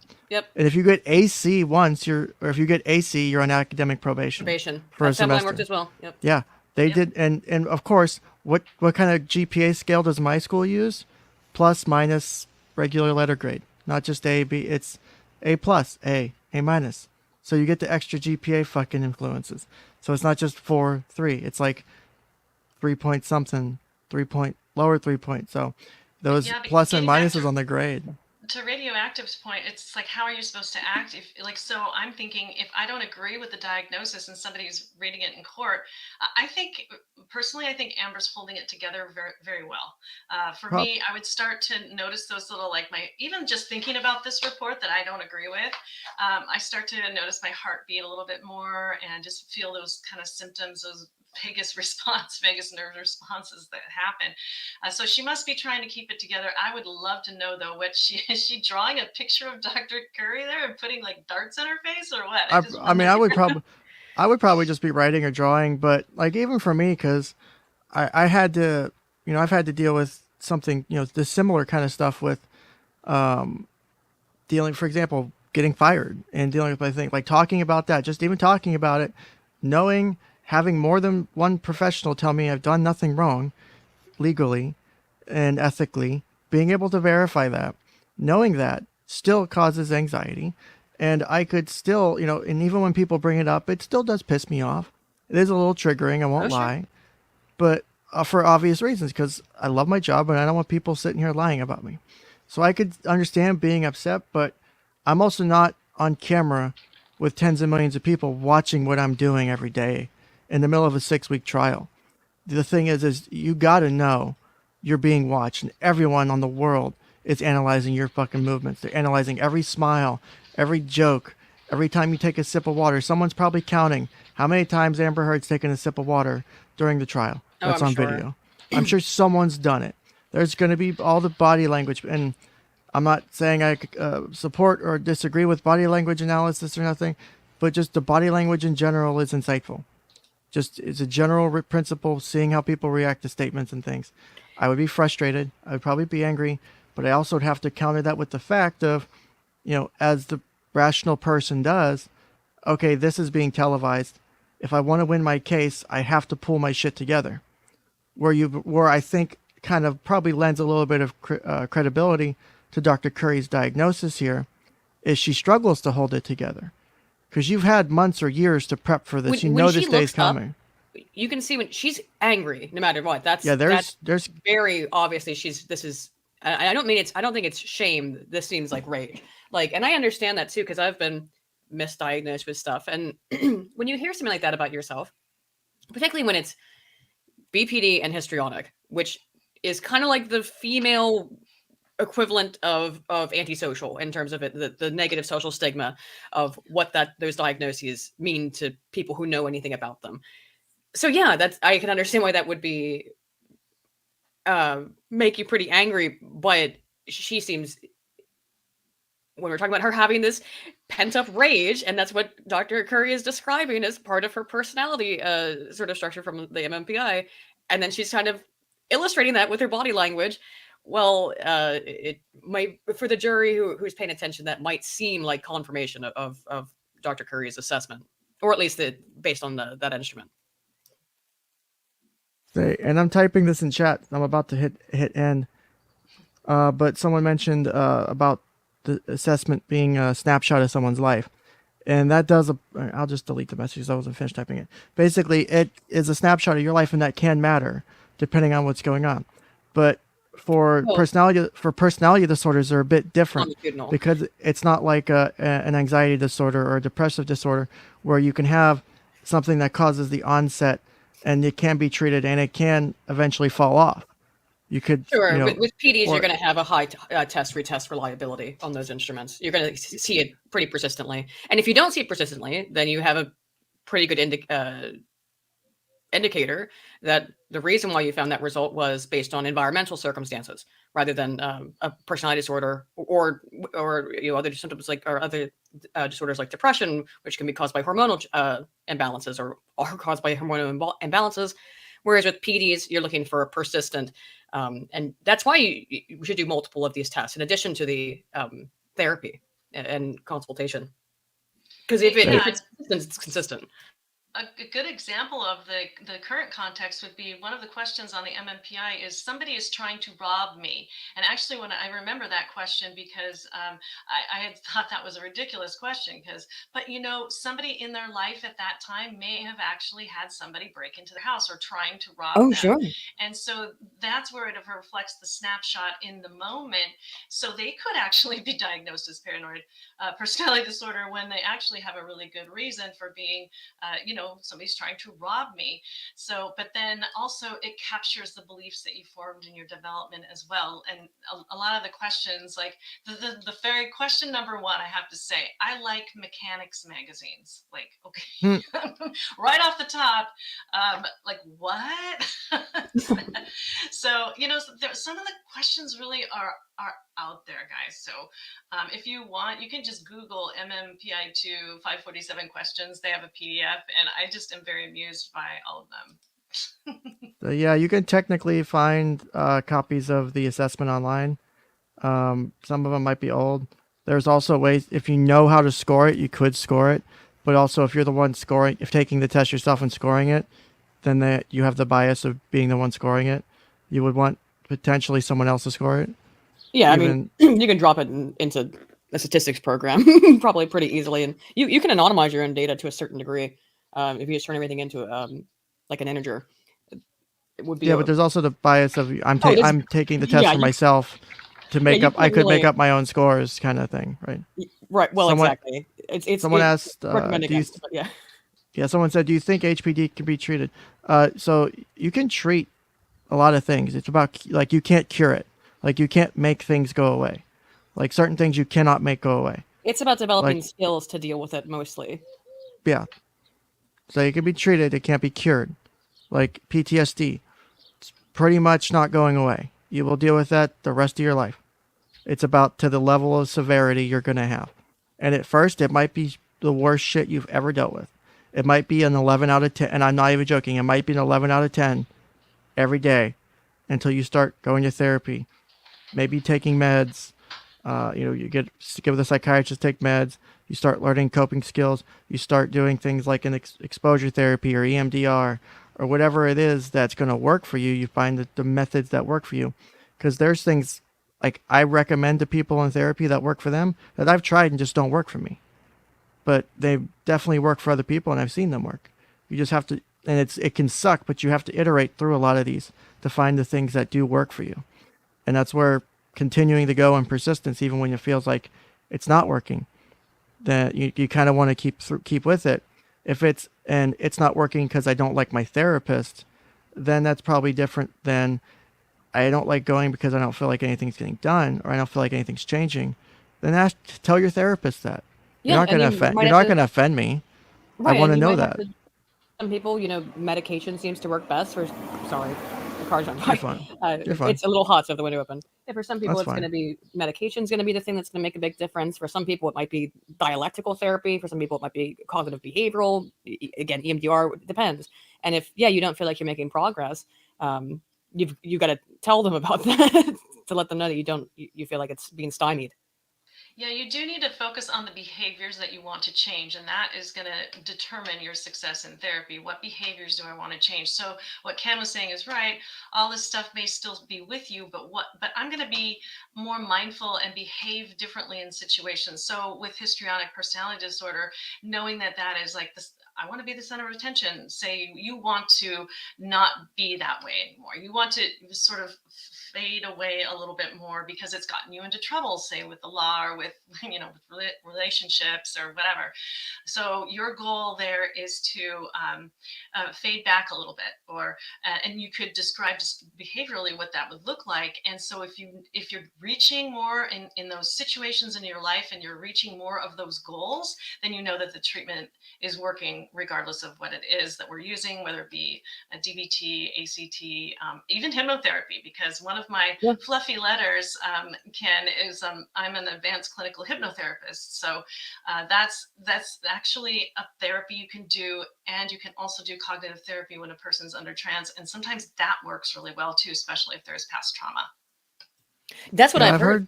I've heard good things about it. I don't know if it's something I would personally do, but I've heard good things about it. There are definitely things I want to get my focus on once I get to that a bit. Once I get to the point where I can actually do it and be able to tack it onto the resume. TFCBT, definitely want to get that one in. That's works really well for abuse specifically. Very good treatment. I think it's starting to become gold standard for like sexual abuse. That TFCBT is very good because of the combination of CBT and narrative therapy. The workbooks you can look up for them online. They're really cool. Someone had a question about Dr. Hughes's refutations of what Dr. Curry said. I mentioned in chat that we haven't gotten to Dr. Hughes' testimony yet, but if they have any specific things that maybe we could address, that we could maybe do it briefly. So, because I think probably the biggest things that Dr. Hughes refuted about Dr. Curry's testimony would be the scoring, and there was something else I think was the biggest things that Dr. Hughes mentioned. What else I do you can't remember? recall. It was something about the scoring. I do recall that, or I don't even know. Did she even somewhat call into validity the nature of the test itself? I don't think she went that far, but seemed to think that maybe Curry just made a mistake in her analysis of it. I Oh, think it was because I remember it was because some of the items only barely reached a statistical significance. That was it. They did. I think it was statistically significant, or it met the threshold, but it was at the threshold or near it. So that was, I think, Dr. Hughes's big contention with the MMPI results. So for so you have the background here more probably than I do, Aydin, on statistics, and even though I know you work in social psychology stuff mostly, but you've done a lot of math and research and stuff. So, Yep. because Radioactive Girl Scout's asking about Dr. Hughes refuting the test that saying that Dr. Hughes refuted the test that Curry gave. It's not so much that she, I think, refuted it and saying that the test itself was inaccurate or the test itself was biased. It's more about the fact that it sounds like, from what I understand, is the score that on the axis that was used for the diagnosis, because there's like a couple dozen different axes or scales for the MMPI-2, is that axis specifically, the score was I think it was just shy, like by a point or so, of the clinical diagnosis threshold. But as we talked about last week, you can technically have that happen and still diagnose something. Well, that's Like, why it you go doesn't- and talk to her afterwards, so you can say like, well, we're looking at something in the pure statistical sort of realm or the pure mathematical realm that seems to be elevated, but it's not reaching statistical significance. That still should be something, if it's on the line, that you probably want to talk about more and investigate more to see if maybe that was just I guess in that case, not a false positive, but because of this individual factors of that day or whatever, the day that the test was taken, that may have caused it to an elevated rating there. But that's why you talk it out. And maybe I would say, again, I come more from the research side of things. Why you'd want to conduct them like the same test 6 months apart or 3 months apart, and see if you're still seeing the same elevated levels, in addition to the actual therapeutic interaction, to investigate to see if that seems elevated in your conversations with her, outside of just what you're seeing in the raw data. And honestly, I don't know how this is scored in terms of what means statistical significance. I mean, in the way I usually work, would be an alpha level of 0.05. But if I'm also in that field, in my field, if I'm still looking at an alpha level in a statistical test, and I can't meet the 0.05 threshold, but it's 0.06, 0.07, you wouldn't publish that, but it would be something to investigate in a subsequent study, for example. Same thing here. So for MMPI-2 scoring, it says, I found a brief thing on it. It says scores are converted to what's called a normalized T-score on a scale ranging from 30 to 120. The normal range of T-scores is from 50 to 65. Anything above 65 and below 50 is considered clinically significant and open for interpretation by the psychologist. So I think it was brief. I think it was very close to that line. I think it was a point or two away, if I'm remembering correctly. So that would be where you have also, because like you said earlier, the test itself isn't the only thing you use to make the diagnosis. The test itself is part of an overall assessment. Talking to family members, friends, other medical records. Like, for example, if Amber presented with PTSD, you would see that throughout her medical history. It would show up elsewhere, and the data was absent. That's where I think being able to rule out PTSD was possible, and being able to make an accurate diagnosis of borderline personality and histrionic is done, because there's nothing else to support up until I think the rare things that are there, they're not enough to, I think, back up that PTSD diagnosis. And correct me if I'm wrong, ladies. No, I think that's accurate, and I think that's pretty much what I was saying as well, which is that you're going to use this as a roadmap more than anything, not an official diagnosis, which appears to be what Dr. Curry did, which she found certain areas that were on the line or a little below the line, and curious, investigated this more, and then it seemed to bear fruition. And particularly when you're talking about someone like Amber, who has shown on other tests to have tendencies to lie or to stretch the truth a little bit or present herself in a certain way, then you might find results that are on the line there that need to be talked out in more detail. And I think Dr. Hughes had said her T-scores fell within the normal range, and there were some elevations, but none of them were clinically significant. That's what I think I remember hearing Dr. Hughes, but I'm not sure, because that was a while ago. I'm pretty sure that was correct, and that was the thing of, well, the data don't align with your diagnosis. It's like, well, that's not necessarily true. The data not does. Necessarily. Right. It's about all of the data coming together. You can't, and I think they were trying to pick, if I'm remembering it right, they were trying to pick her apart and say, well, the one thing, or they were using it on Dr. Hughes' test. Well, this one thing, this test said this test didn't meet the threshold, or this or that thing, and they were trying to say the things separately by themselves were not enough. And you can have miscellaneous things just in like personal history that by themselves aren't enough. But when you put them together with other pieces of the puzzle, then it starts to look like a clearer picture of something, whether that's PTSD or borderline or something else. It's there, but it becomes more clear with that data. Or by itself, it might look, and I think that's where, as we looked at the assessments last week, all like dozen or so of those assessments that Dr. Hughes administered, minus the standard like Beck depression inventory and anxiety inventory, were very focused on interpersonal violence. There was no MMPI, which I thought was weird that they wouldn't administer an MMPI-2 to counter Dr. Curry's, but okay. Well, it's going back to that myopic sort of focus. I would say that she maybe it didn't even consider. She knew. I think she knew she couldn't do it and get a result to counter it, because if they took the test, they would have to turn over the results, and then they're fucked. To put it bluntly, they're fucked. Once Johnny Depp's team gets those results from their own expert witness, they're fucked. And I mean, they appeared to hire her basically to refute Dr. Curry, to refute any possible claims that there's a personality disorder or some other issue going on Amber's side that would have contributed to the tumultuous nature of the relationship. So yeah, if I've been hired for that purpose and to support the diagnosis of PTSD as well, right? Then I think, and if that's your job and that's what you get paid for, which appears to be her primary focus in the forensic psychology stuff, is to not administer the MMPI because you might find results that would not be favorable, and to only administer things that confirm or looking to confirm PTSD. And that's also bad practices. I honestly. Yeah, that's why being an expert witness, I think, is a bad thing, because what you would normally do as a therapist without the burdens of looking out for the client, even though they're not supposed to tell you what to do, you know what makes you the money. You know what gets you called again. You know, if you do things properly, it's probably going to point out something that the person paying you isn't going to like, which means they're not going to hire you again.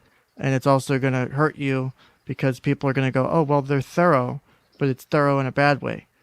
And so you don't do that test because you know that test could be disfavorable to Amber Heard, the person hiring you, Amber Heard's testimony to her overall case. So, and you might not get hired to do testimony at R. Kelly and NXIVM and all kinds of other trials. I don't mean to totally impugn her ethics here, but there's obviously a conflict of interest. I'll put it that way. I think any expert witness becomes a difficult thing to do. I mean, one, you're getting paid by a side to do it truly properly. You would have to do it in a way where it's going to impact your ability to get paid, and you better have other money on the side.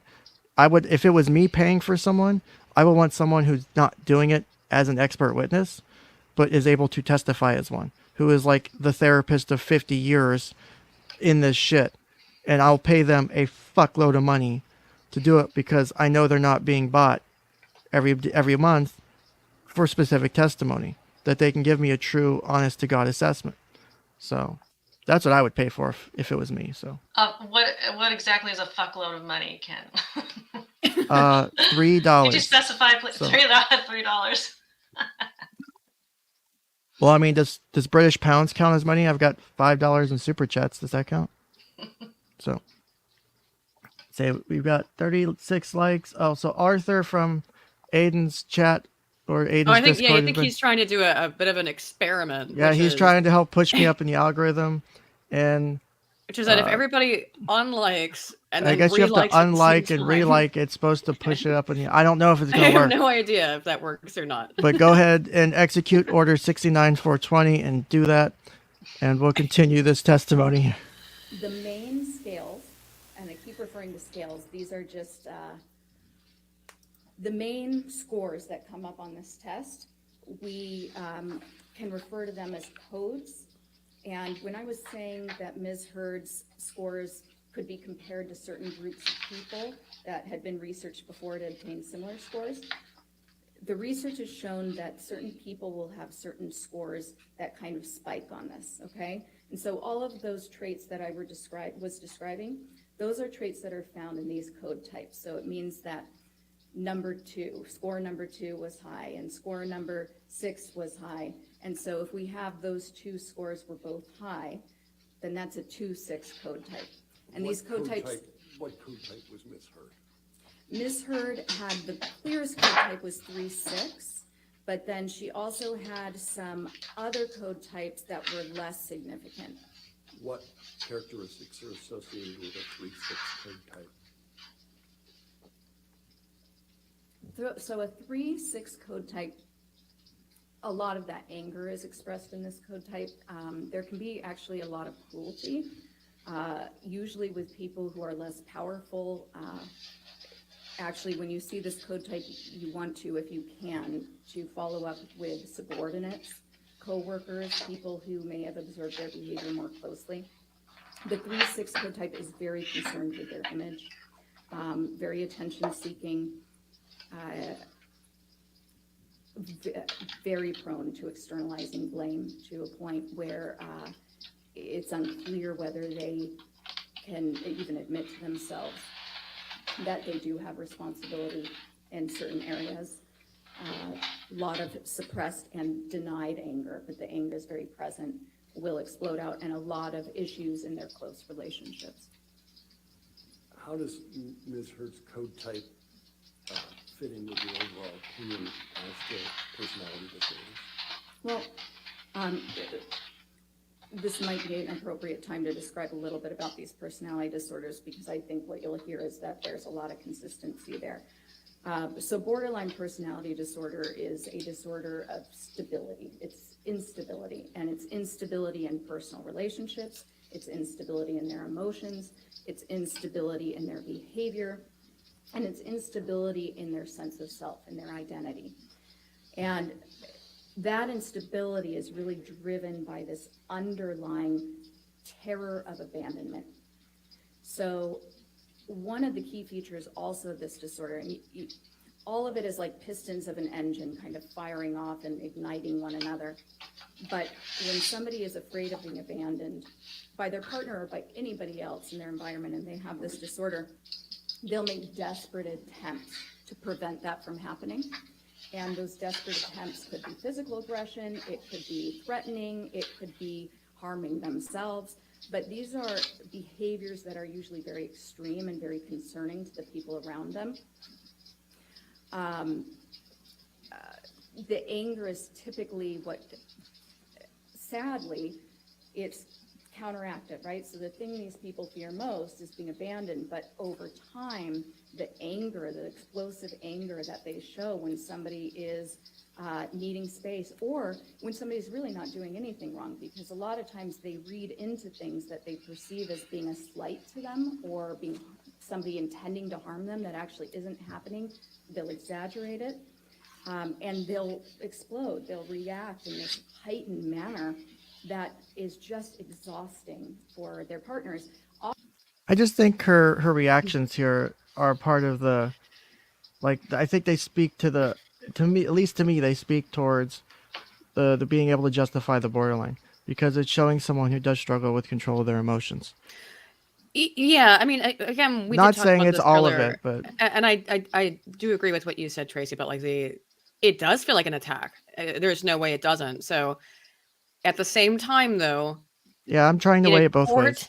In a court, the way this looks to the jury of her talking about how she's got all this repressed anger and rage and that is built up all the time, and Amber sitting over here shooting daggers at her with her eyes. It's just completely look of disgust, and what appears to be repressed rage is gonna look like confirmation of what Dr. Curry is saying a little bit. Not saying it's it's unfortunate, but because that it could just be that she's pissed irritated at the inaccuracy of and how offensive this is to her, because it's so inaccurate in her opinion. But again, nobody would ever want to hear this about themselves. That's another point of actually going to therapy is that, you know, you have to recognize that there's an issue, and it might be if it's a personality disorder, it's a serious issue. You can't take a pill and make that go away. And something you have to start with is recognizing it. And I don't think she is able to recognize. That's a wonderful freeze frame, though. I mean, with those eyes. I know. Right let me screenshot that because that's actually pretty good. Yeah, it is. So They say here in the 3-6 code type that these people have chronic feelings of hostility toward family members. They specifically said that in the 3-6 code type. So that's interesting in considering IPV, right? And that's why we're here. Yeah, and I think if you look at the counter to that, like we make the same argument about preparing for court and all that, is you have Johnny, who's this entire trial, it's all about how Johnny beats his wife. You know, when did you stop beating your wife? It is effectively the trial. And so for him, he's been able to, I think, react pretty cool given the circumstances. Not easy, but doable. And I mean, you're going to see some, what's the way to phrase it? I think misaligned, like there's going to be certain things that are going to probably push you more than others, but I don't think it's going to be everything. Like the way I see Amber reacting, it sounds like someone asked me in chat, I think in Nick's stream, you know, does Amber believe what she's saying or does she know she's lying? And I said, if she has BPD, she truly believes, she has the belief that this is what's happened, or if she's got, say, a delusion, take a delusion for an example, you know, that's what her mindset is. That's what she thinks it is. Doesn't mean it's actually the case, but that's her thoughts on it. She may truly believe this is what actually went down. Oh, sure. It doesn't make it doesn't make it the case, but that's what her thought process might be. And some of it also, the when remembering these events, if you've already made it because of BPD, for example, and BPD is causing you to have sort of a misaligned, interpretation of events, because it felt like emotions are so incredibly intense and strong that this is why actually why EMDR works, is because then the memories can be misprocessed. It's not like it's a false memory, but the emotions are so strong, it's sort of overriding the recall of the facts of the event, and people reconstruct in their own minds how things went down in the past, and emotions are extremely influential on affecting that.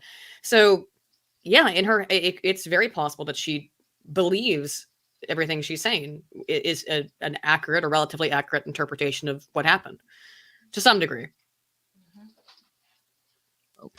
Some of it may be manipulation, because that can happen too, but yeah. And I think, like I said, like if it were like Tracy was saying, you know, if someone was testifying like this or making statements about that, yes, it's going to bother you. It's good, but you're going to recognize, hey, I'm showing outward signs of anger or upset, and you're going to start to get those under control. There's a lack of control that's consistent here in her behavior and body language every day, all day. It was rare that I saw her, because I tried to watch as much as I could. I had to listen to a good chunk of it because I was at work and stuff, and I was trying to listen at work. But for when I could watch, I was watching, and I was really paying attention to when they would cut to Johnny or Amber. And that constant inability to have control of her behavior or body language, I think was insightful to me. Push back on a little bit, because there's an interesting dichotomy here. When she's not, when she's in the courtroom, it does seem she has a hard time controlling her emotions. When she's on the stand, the emotions seem very specifically brought out in certain cases. I mean, like, you know, everyone's seen the awful, you know, pause for effect, look at the camera, is taking a picture while that was natural. How dare you? My dog stepped on a bee, cringe face stuff. Like it's hyper aware of the emotions that she is portraying. And seems to be doing deliberately in some cases. I mean, that's just the way it seems to me. But I think this is probably a mix of both, though. Right. I would say it's a mix of I'm pissed off, and she could be in a way almost trying to intimidate Dr. Curry, which I don't think you're going to intimidate mommy psychologist. I don't think you're going to intimidate her. I just don't get that into. I don't think you could have anyone really do that. You could have like a 6'6" guy walk in there and she's gonna be like, sit the fuck down. Like, she's very professional. So, and because remember, if someone who has BPD, this level of control exists in multiple places in their life. They do it in a lot of interactions. It's just how they behave. It's their personality, hence personality disorder. So she, by nature, wants to exhibit control over her environment and the people she's around. This may be her attempt to, either consciously or not, exhibit control over Dr. Curry to try and maybe if she thinks, if I stare at her, maybe that bitch will shut the fuck up. I don't know if it's going to work. Obviously it didn't, but I mean, I think there's just, like, if you look at anyone else, like if you look at Johnny, if you look at because his lawyers are going to react a little too when they hear something that's like, that's obviously a fucking like that kind of stuff. Her lawyers do it too. They get a little bit emotional, but they are able to bring it back in and they're able to reel it back in. They have that ability to regulate their emotions. That's also indicative of histrionic, though. I believe the sort of rapidly shifting emotions that don't seem sincere. That was certainly on the stage, and then I think maybe so you can have both. You can have the intense anger, and then you can have the very shallow performative emotional stuff at the same time. If it's a comorbid issue. Yeah, and like I was saying earlier, I don't think you have PTSD because PTSD is not just a mind disorder. It's a body disorder. There's the physical remembering of things. That's like, and I hate to use the example because it's so stereotypical, but my God, is it a good one? When people like smell the cologne or perfume of someone that attacked them, or fireworks go off, or something else that is just random shit you would come across. Your body doesn't just remember what you saw. It remembers what you heard. It remembers how things felt. It remembers what you smelled. It remembers how things tasted.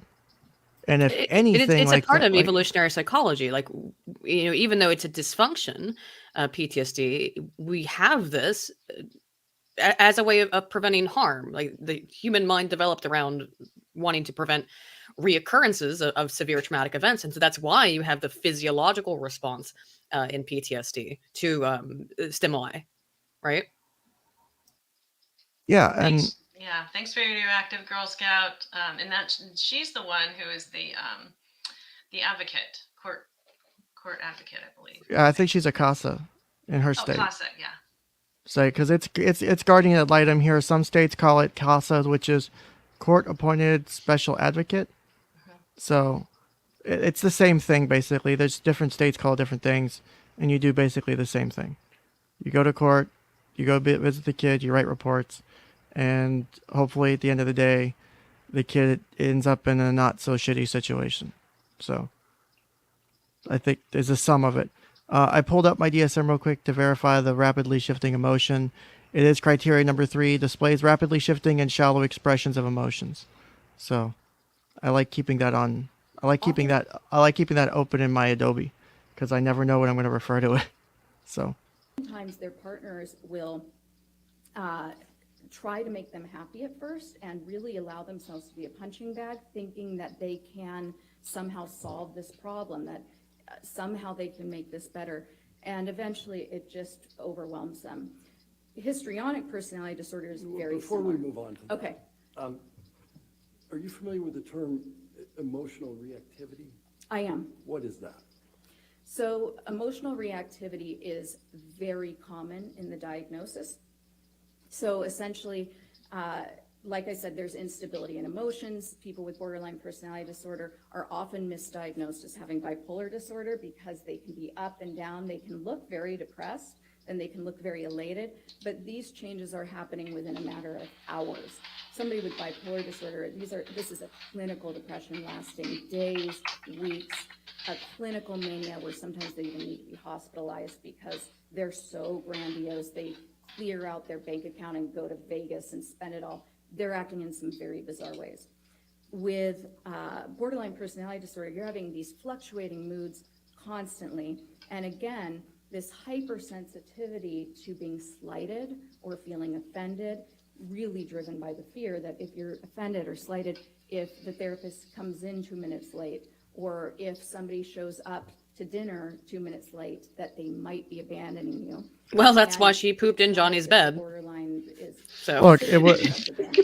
I only did that 13 times. So fuck off. Emotion, and there are no attempts to control that emotion. Where's There's the no- poop scale there are on the no attempts to MMPI regulate too? it.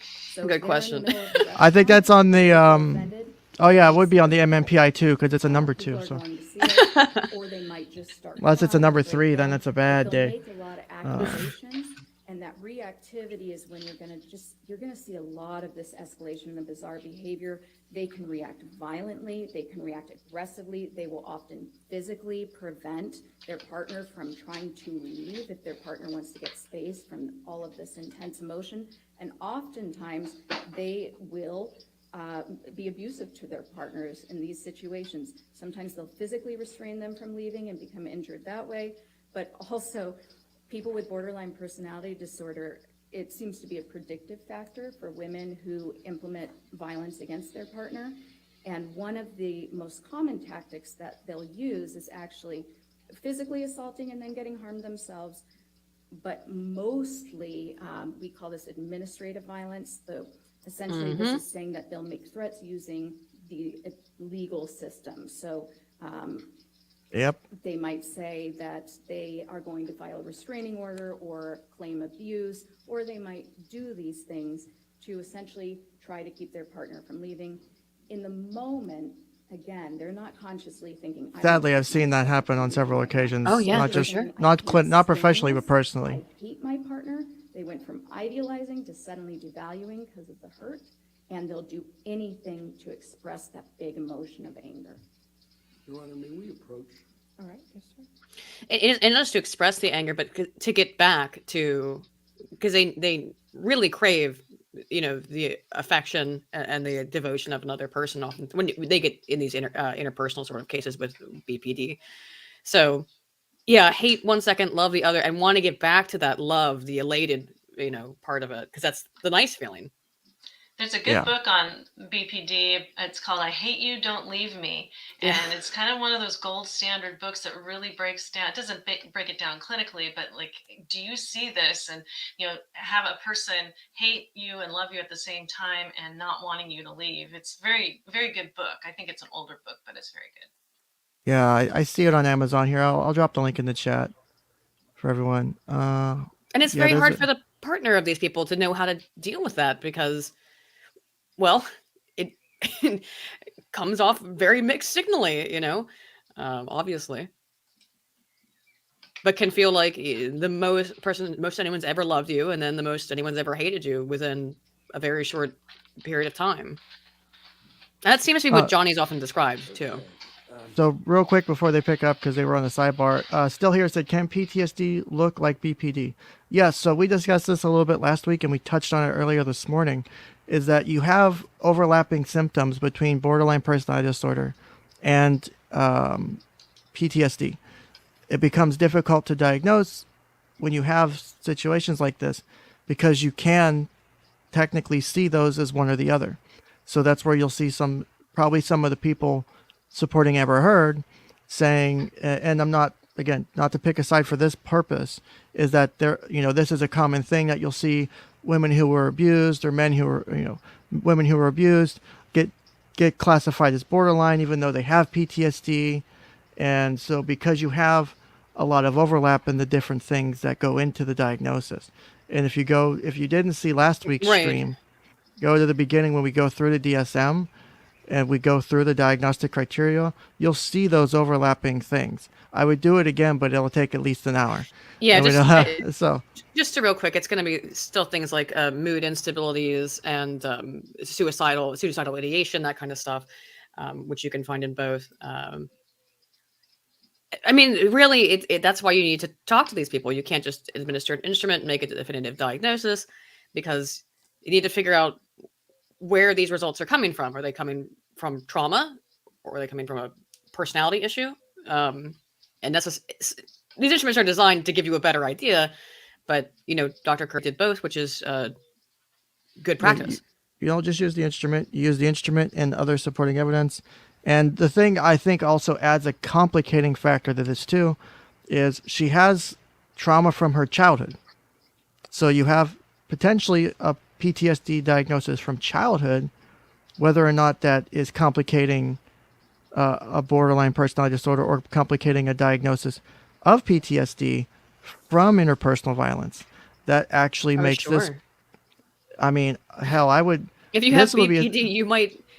One of the things is because you're accelerating these relationships and things are getting really intense.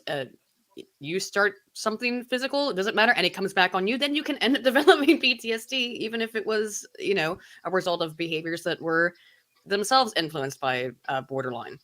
this is something where I would never probably feel comfortable if it was a case like this. I would be talking to at least 2 or 3 colleagues before I write that down. I would be like calling Tracy, be like, Tracy, can you look over this case for me? I'd be calling people I've worked with before who are really good at this, or calling up like, I need you to look at a case for me because this is complex as fuck. Right. So Yeah. we have childhood trauma, allegedly, in her I'm case. pretty Right? sure I'm pretty sure that's solid to Yeah. confirmed if, like, there was childhood trauma, So and then right, it's complicated. It is. yeah, there's no real way to do this and get an accurate answer. Remember, it's like an art and a science thing. Like, there's a lot of science to it, but there is a lot of, you're dealing with people, you're dealing with sometimes rapidly shifting situations or emotions, or people will be honest or they'll then start becoming deceptive because they don't like the answers that are coming out.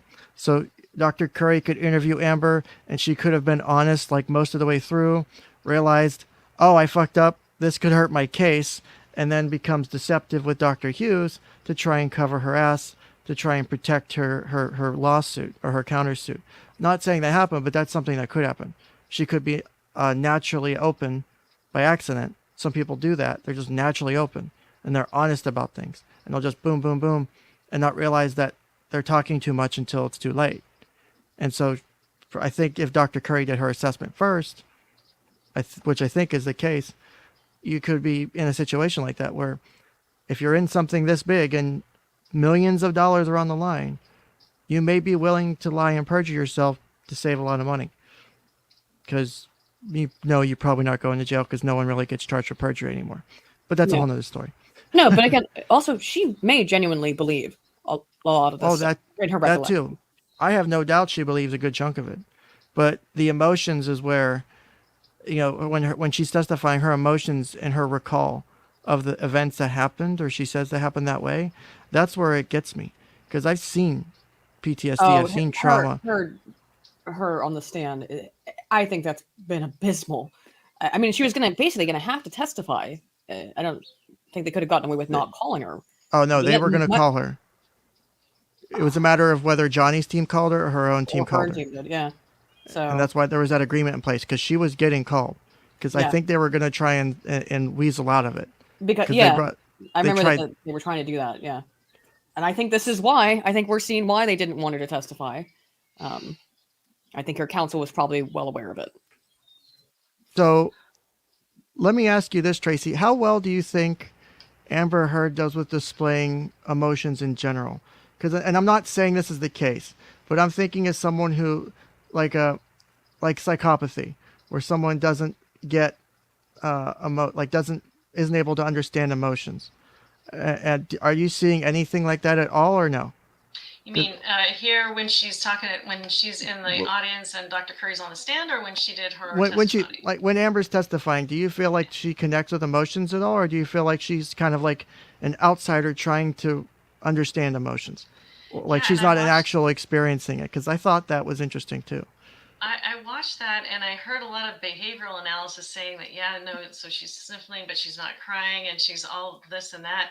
And it certainly is different from what I've seen presented in my office. But then again, I've got that person and we're talking about a certain thing and you can feel the energy. And it's not being broadcast to millions of people.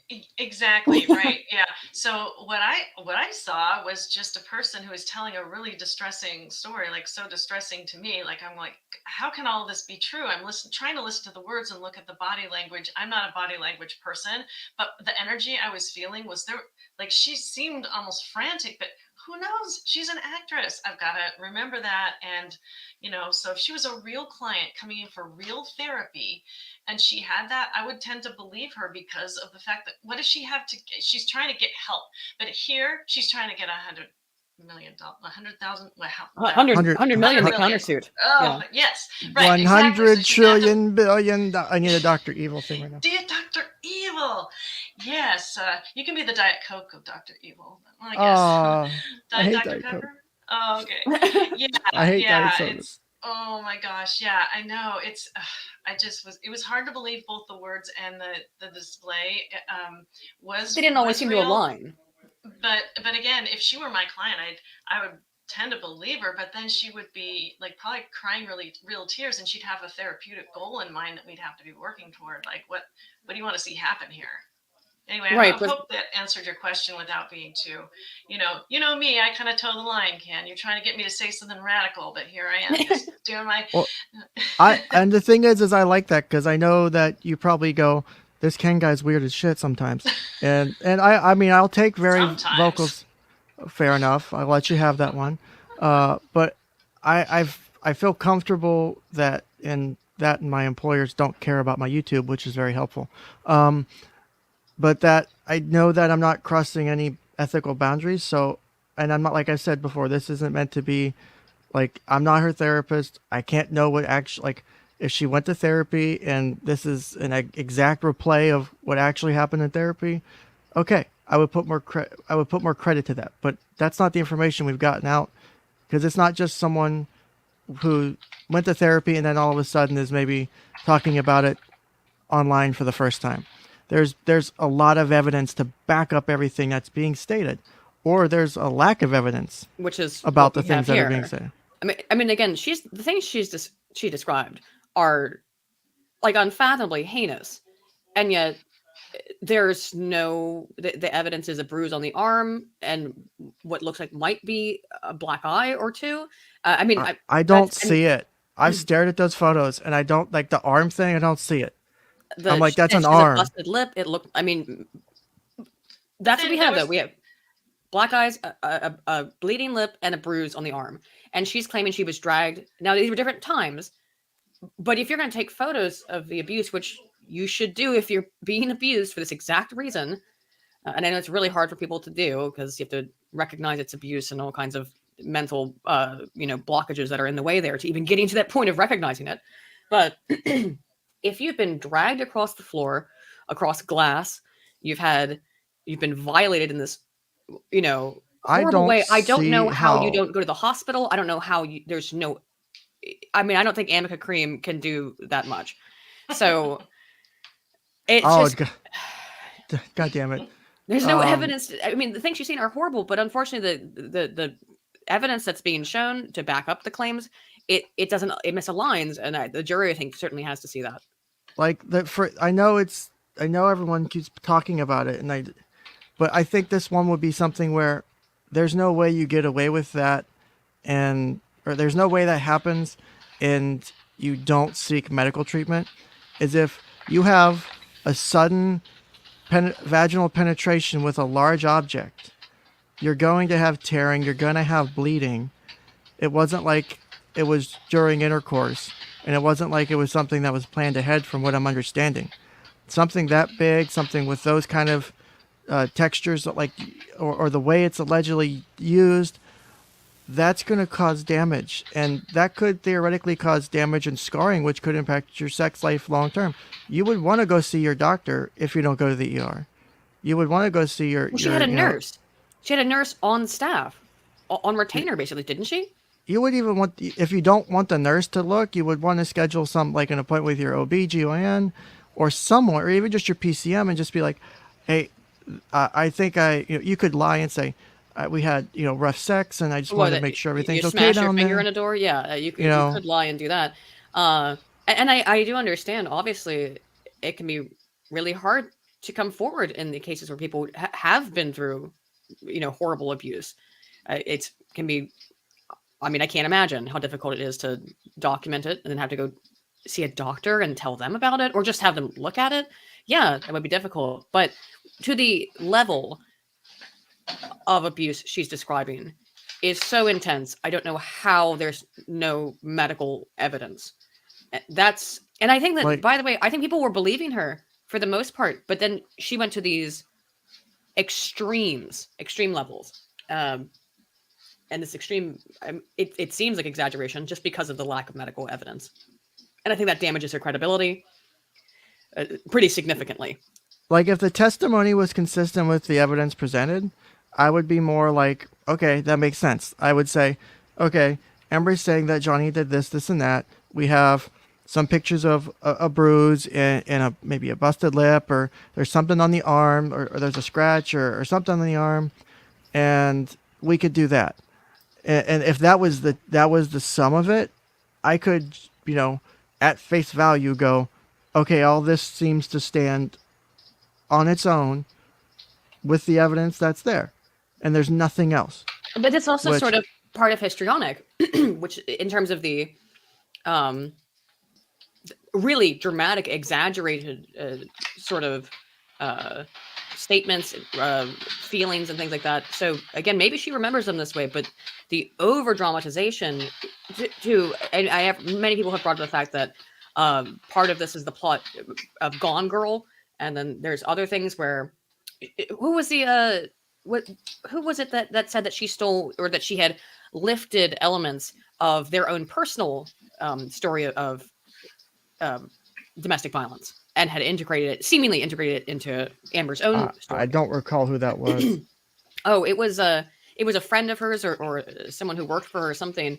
Maybe someone in the chat knows, who had been a victim of domestic abuse or domestic violence, and she had told Amber the story, and then all of a sudden it was her ex-assistant. Yeah, thank you, chat, who said that basically then that became part of the story.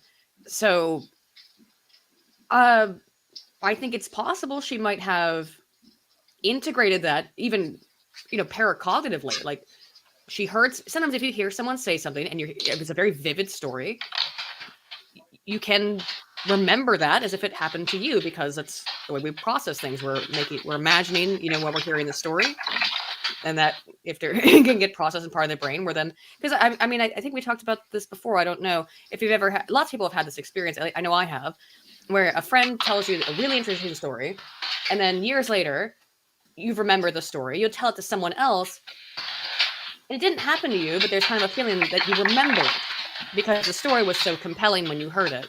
So I think that's possible. Again, going back to why it's possible she does think all of these things happened. But I digress. Yeah, and I posted in chat one of the criteria 5 and 6 from HPD. Is number 5 has a style of speech that is excessively impressionistic and lacking in detail, and shows self-dramatization, theatricality, and exaggerated expression of emotion. And So, yeah, on the stand, it's the theatrics. But Yes. again, actress. So But which one? Up in the air. I've seen people act. I'm not an actor, so I can't say how acting works and all that stuff. But it's just, I would think that, and it's rare I've seen someone actually testify or do acting and portray abuse properly and portray trauma correct. Like, normally you got to be really good at that. And I don't think Amber, if she is acting here, I don't think she's doing a good enough job to get, I would hope, and I'm hoping that, because we're going to have inside people tomorrow, I don't know if you're aware of this, Aydin, is a couple people from the LawTube panel are actually in Virginia. They're going to try and get in the courtroom tomorrow, and they're going to try and observe the jury during Amber's testimony. That will be very interesting. Because if they're not like reacting and making like some facial expressions or going, like kind of like the, oh my God, like whisper to their next person next to them, like that kind of stuff. If that's not there, or like the look of disgust during cross-exam when they like attack the victim, like if there's just nothing, like, I mean, that's probably going to be a lot versus like, if the jury seems all angry because the cross-examination seems to be very rough and they're not being, kind and gentle, which I think how they approach cross is going to be interesting because I don't know if they're going to be nice or if they're just going to fucking hammer her from the get-go because I Well, don't know. they've been reading the internet the last week and getting maybe an idea because you would think the way that is that they're going to want to handle it. I'm guessing that the female attorney probably will be the one to do cross. I know a lot of people have theorized that as well. The one on Depp's team, I mean, and that looks good. It looks less aggressive. Looks less like a man bullying a victim of DV. Yeah, I think that was a good choice to have her do it.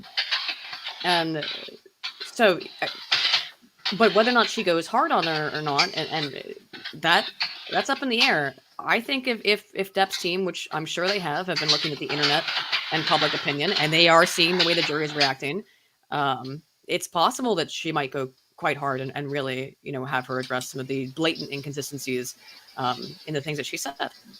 But that is a matter of choice in law and handling that stuff that I have no idea what would be best for legally. I don't really know what people want to see. I think people are extremely sensitive and supportive of victims, and it's also important, therefore, to be aware of that. People want to believe victims, despite, not all victims, but generally speaking, people feel sympathy. And I had people criticize me when I made my appearance on the interwebs, when I did my whole discussion, when I talked about Monica Rial and 𝗏𝗏𝗏𝗏 and how Monica Rial reacted during her deposition. People were like, how could you attack a victim? And I'm, how do you not believe the victim? I'm like, well, it's different when someone comes in my office and tells me I've been abused or I've been raped or my husband or my wife beats me. That's different. Because I say trust but verify. General It's good also rule in to a live by. private clinical setting, again, not in front of millions of people. It's my job to believe them, and if they want to do something with that and pursue it, you need to, I'll tell them you need to go to the police if that's the best way to do it. I understand, and then you help them work through it. It's hard, it's difficult, but you tell them the way to get this taken care of if you want to pursue this is going to have to be through the legal system, and recognize that, and then help them deal with it because it's not easy. So, but hopefully that makes sense because people will criticize me and say, how do you're attacking victims, or even if she's not, you're making it hard for victims to come out. And I'm saying, no, I want victims to come out, but you have to understand this. It's going to be difficult no matter what. Even if everyone takes you at your word, it's still going to be difficult to do. Oh, I think it's going to be more difficult after the extreme notoriety and publicity of this case. Yeah. Because I think at most we can say they were in a mutually abusive relationship, emotionally and physically. However, it was framed as the queen of Me Too. That's what people were calling her, the leader of the Me Too movement. Everyone should be able to come out. And now it's like, well, this perfect victim. First of all, there's no perfect victims, obviously. But this person who was portrayed as such turns out to maybe have been, if nothing else, mutually abusive. So I think that. Yeah, so who wins? Who wins then? Because they're both suing each other because of the reputations were damaged, and then of course everything is out in the open, and they're continuing to damage. I don't know. I believe their reputations. They're damaging it considerably by putting all this stuff in public. So, like, who wins in a situation like this? Psychologically, monetarily, reputationally, who wins? I think all society loses because, like I said, I think you're going to have it. I think it will be more women will, and men, maybe particularly men, will be less willing to come out and tell their stories and seek restitution for abuse. When it's the same thing with the Jussie Smollett thing, right? Of, obviously real racism occurs and real acts of racial hatred occur. But now the face of it is this guy who conducted a hoax. And that's going to influence the way that the public in general in the United States and abroad feel about a lot of these topics. And I think that's longitudinally deleterious. Yeah, we all lose. Yeah. I mean, it's already difficult, and I need to do a stream or video about just the difficulty it is for male victims of anything to come out right now. Like, the numbers that we have aren't even close because male victim reporting is stupid low. Whoa, It Amber is- said, go ahead. Go say, I, Johnny Depp, I'm a victim of domestic violence, and see if anyone believes you. She said it in her own words. Yeah. And that honestly was it was slightly triggering to me because there was yeah? just Yeah. there was so much truth behind those words and what she knows what was going to happen. Like, because imagine if he had come out first and said, Amber Heard's beating me, Amber Heard's physically abusive me. How She do you weighs think 100 people, pounds soaking wet. how do you She is, how do you know, think people, and there's a bunch of bias, and if you want to call it toxic masculinity or whatever, or toxic femininity, whatever you want to call it, that's going to be something that there's a societal appearance and a societal interpretation of how we see male victims, appropriate or not. And how do you get someone to believe as a celebrity that your wife is being physically abusive when you're like 50 pounds or whatever heavier than her, and you're known for this and that, and you're very popular? How do you begin to do that? How do you as a regular guy get to do that? I mean, if he had come out first, I do not doubt that all the headlines in TMZ and all the, gossip rags would be about what a loser, a baby, a wimp he is. Because that is the, unfortunate and terrible dichotomy and double standard. Oh, and it irritates me because I've seen the damage. Like, I have a very good friend of mine who I think they're married now. Her husband, growing up, was a coach from a sports team. The wife of the coach, they ended up in a sexual relationship in mid-teens, and it destroyed his ability to actually have a sustainable relationship for years. It took until he started dating my best friend to actually be able to get to the point. And it was like at every point in the relationship, it failed, and it was a consistent pattern. And he asked me for help at the time, and he's like, I need help because I like my friend. He's like, I love her, and I don't want this relationship to get fucked up. And I know I know you're going to school for this, or I know you're doing this. Can you help? And I did what I could and put them in the right direction. But it was just awful to see that, because who's gonna be like, oh, you were sleeping with the coach's wife? Oh, how horrible! Like, and it is horrible. But how many people are gonna be like, oh, how horrible was it for you? How sad should I feel? Or for men who are abused or assaulted by men, oh, that's gay. You're a bundle of sticks, to not use the word. Like, it just, the ability for men, and it bothers me. And it's not me trying to like go all 𝗦𝘂𝗍𝗏 or anything, but it just bothers me that we don't have an equal playing field for victims, because victims of any gender or any background need help.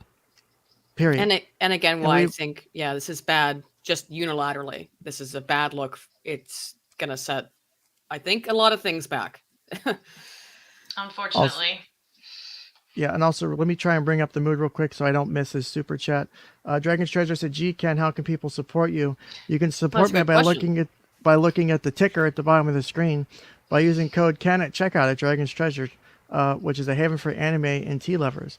Go to https://thedragonstreasure.com and get you some nice, delicious, different types of tea. I'll run the commercial here at some point, probably before the end of the show, just for fun, because I like the video, even though it's shittily put together. So let's continue here. You indicated you were talking about emotional reactivity. What, if any, emotional reactivity did you observe in your review? And let's do this one at a time. Okay. So there were a couple indications to me. First, I can sort of think about it with the treatment records. So particularly Dr.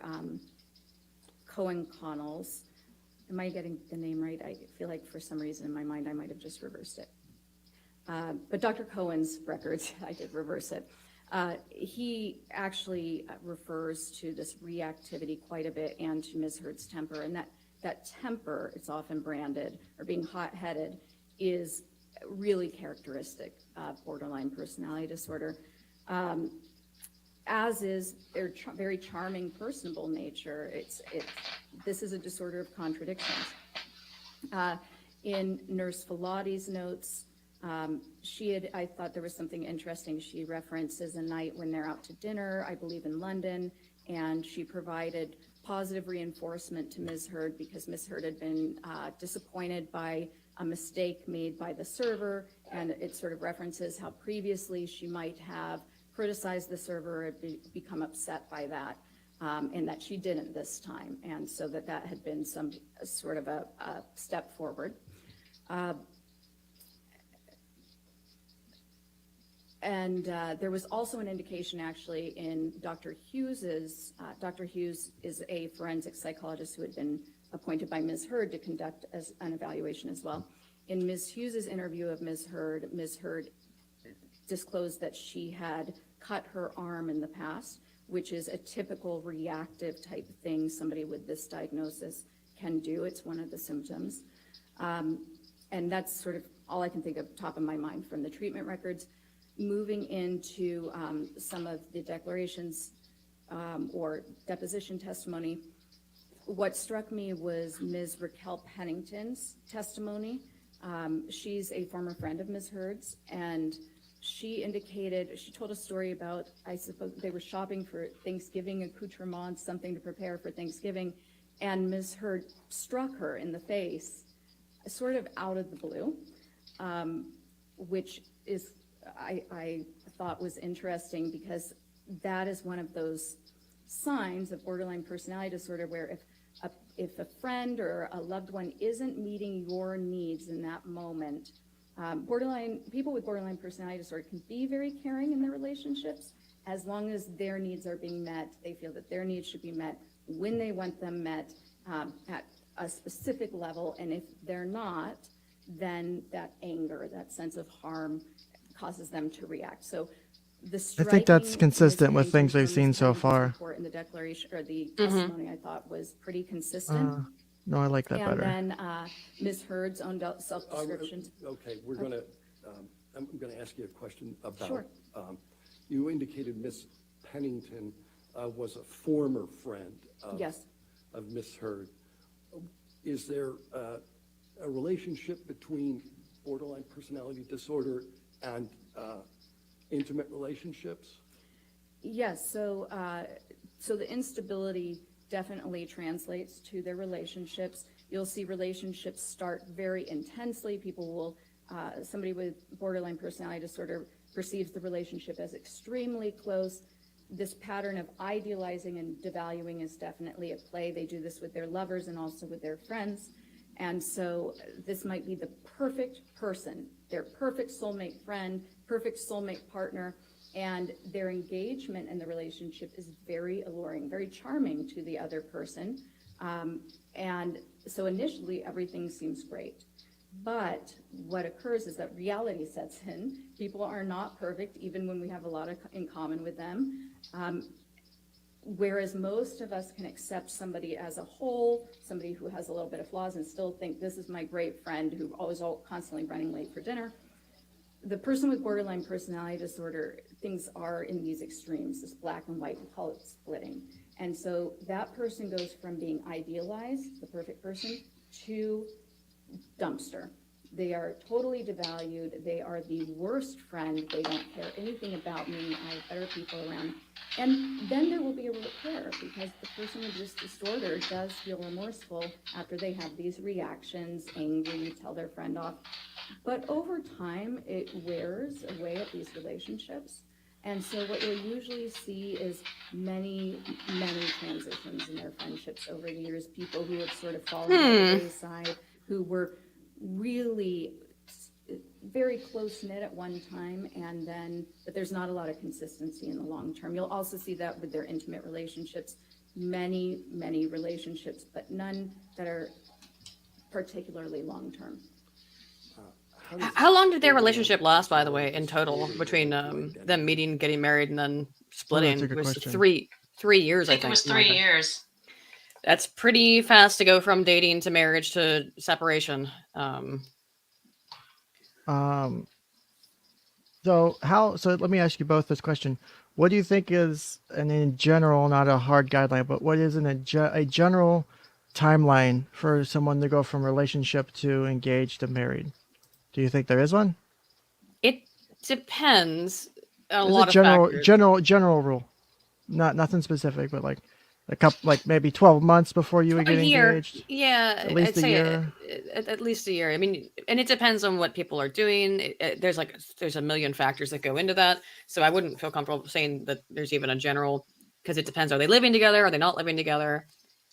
I was Let- talking with a client about this just the other day, and we were both of the opinion that the typical, what we see in our friends and everything, has been like 4 years. People will, they'll maybe start out as friends, and then they'll start dating, and then they'll think about marriage, then they'll be engaged, and then they'll get married. So it's usually 4 years is what we were thinking. But we're no experts. We just know what we see in our own Right. worlds. I mean, Yeah. again, historically, of course, it's a dowry. Here's your husband. Get, like there's not a lot of courtship. Or there was for lower classes, there were courtships that happened, and that was certainly a part of that as well, always. But the current modern standard, I think, at least a year. I think at least a year. Anything less than that, and then it depends on the period of cohabitation. There's some evidence that cohabitating before marriage is not beneficial in terms of its correlation to the length of the marriage, but again, a million other factors involved in that. 3 years though to go from dating to marriage, to or 3 or 4, whatever it is, dating, marriage, divorce, that's pretty whirlwind. That's a lot of emotion, and from all the descriptions, very powerful emotions, very emotionally codependency that's formed here, apparently from both of their descriptions. So I very pulled quickly. up a timeline real quick. So in 2009 they met on the Rum Diary set. Let's see, 2012 they parted with Johnny Depp and Vanessa Paradis, or I guess that's how you pronounce it. They split ways. They began dating and later got engaged in 2014, according to a report by People magazine at the time.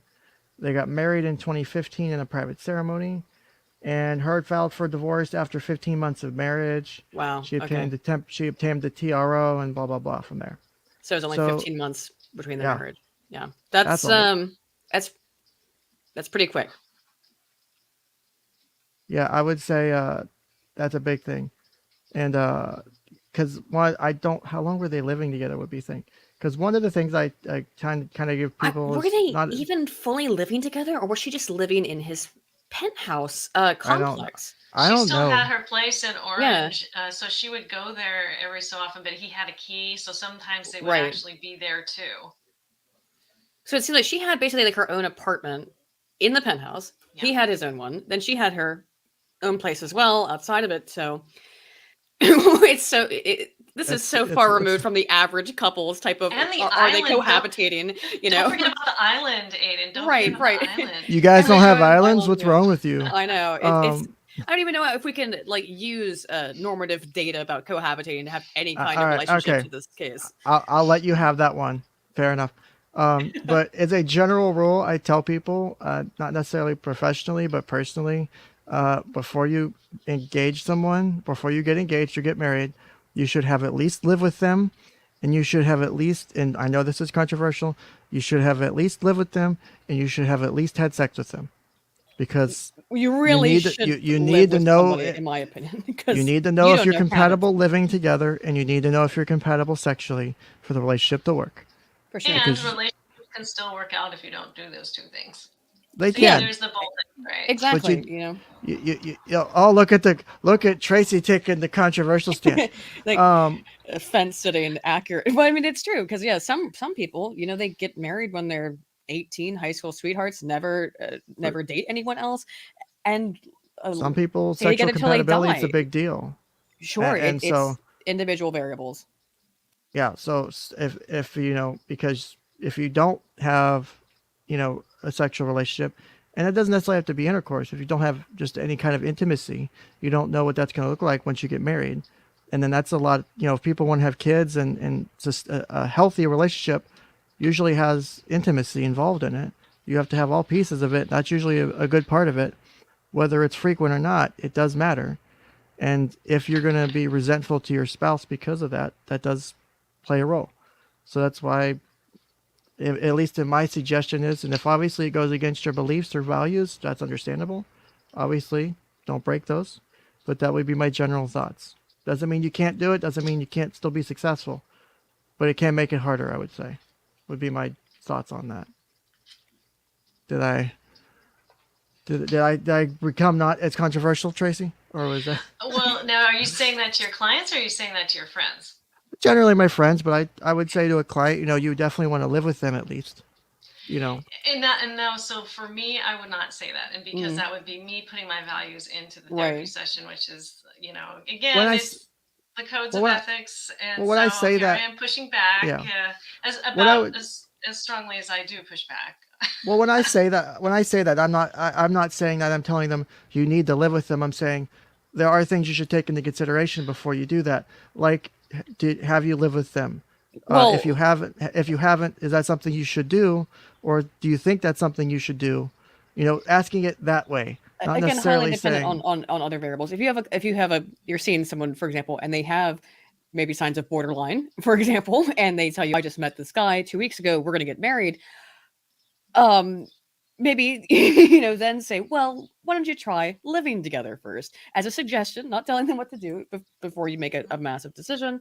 Or have you tried that? I'm not involved in clinical at all, but if you have someone who's expressing these kinds of or histrionic personality disorder, or any kind of other mental problem that might be going on, and then they get into this incredibly strong relationship. Now, it might be that they found the love of their life. It's very possible, but you want to temper that with caution, I think.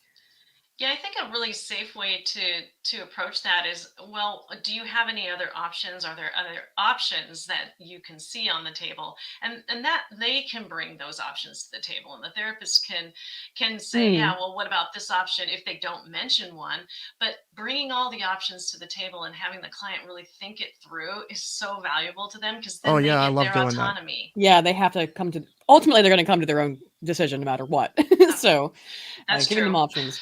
Well, people Probably come, best you can and Tracy, you probably know this one. People will be like, can you give me advice, or can you give me some tips on? I'm like, here's the thing.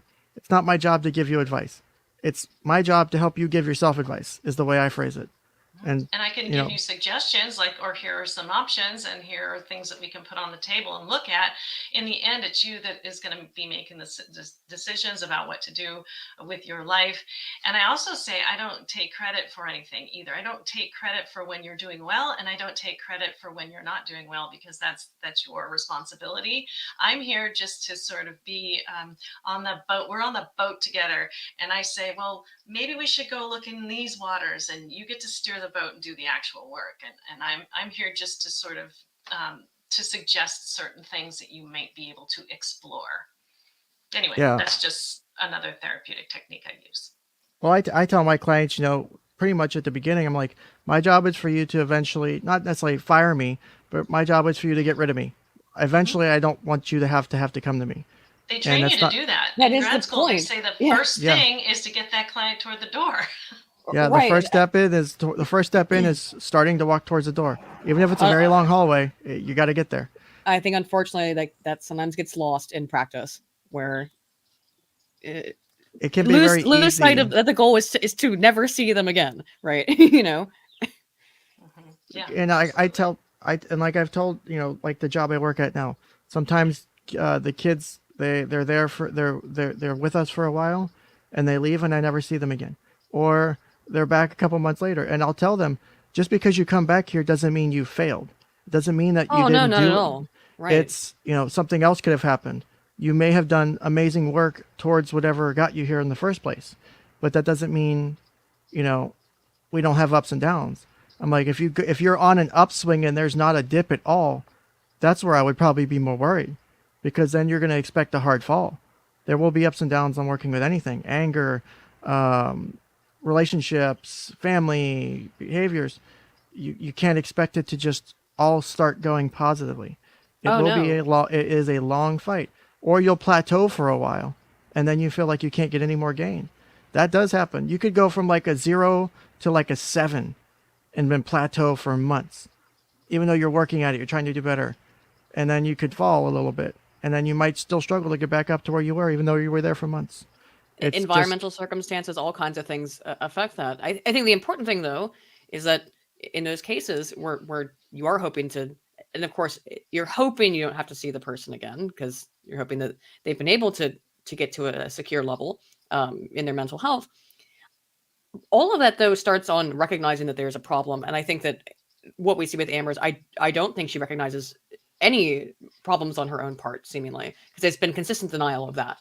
That she's done anything, that she is, as I said before, there are no perfect victims, but she seems to portray herself as a perfect victim, as someone who's done nothing wrong, even in the face of the recordings that we can see, that we know, okay, we know that she and Johnny were at least mutually involved in some forms of abuse, but I don't see any accountability being taken on her part, and I think that that's going to be an issue. That's probably why one of the reasons why she's reacting so negatively to Dr. Curry's I'll statements.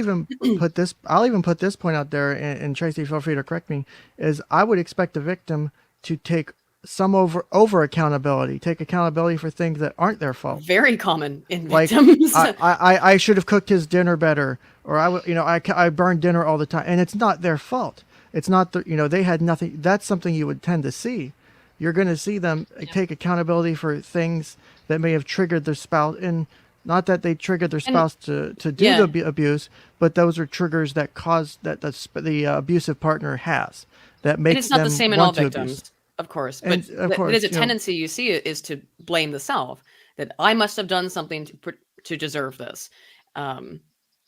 And I kind of wonder if that's going to be Amber's defense when they ask her, well, why didn't you make any of these police reports or whatever when these really horrific things were happening to you? I wonder if that might be, well, I thought it was maybe somehow my fault. I don't know. I'm skeptical. I don't see any accountability. I I've don't seen know. Yeah. Johnny's taken some. Whether you agree Yes. whether you agree he should have taken more, but he has owned up to his bad behavior. He's owned up to drugs. He's owned up to alcohol use and misuse.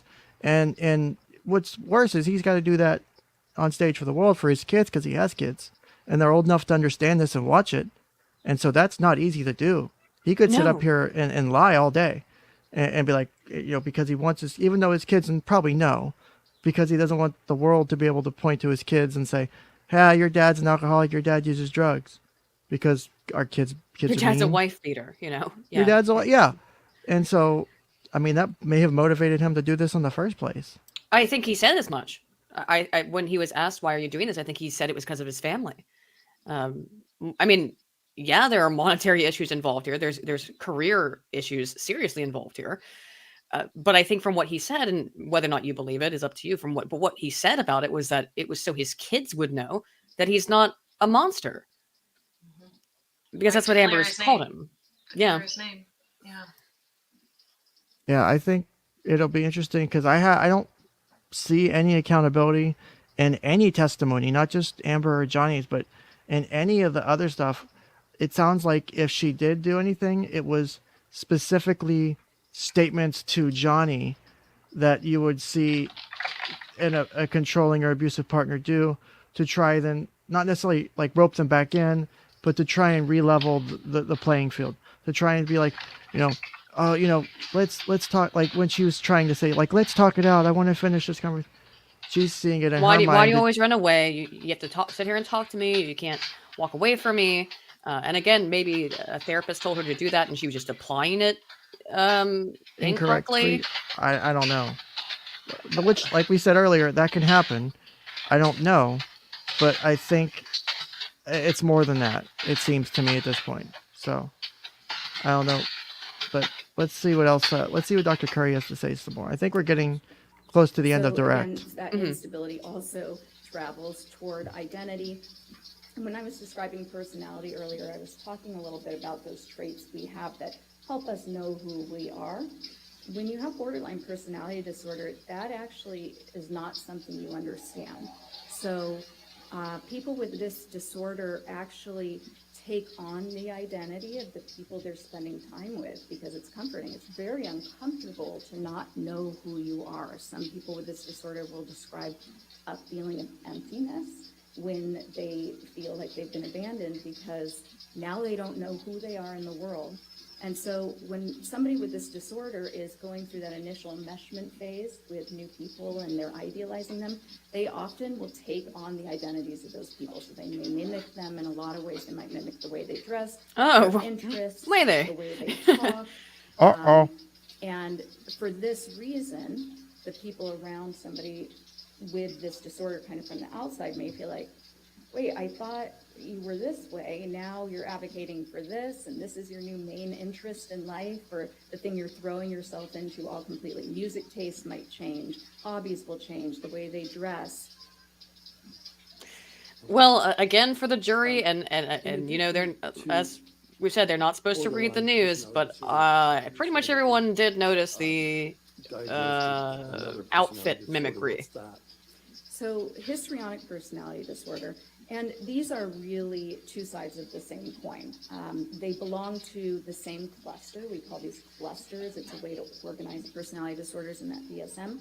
And this cluster is described as the personality disorders that are dramatic, erratic, and emotional.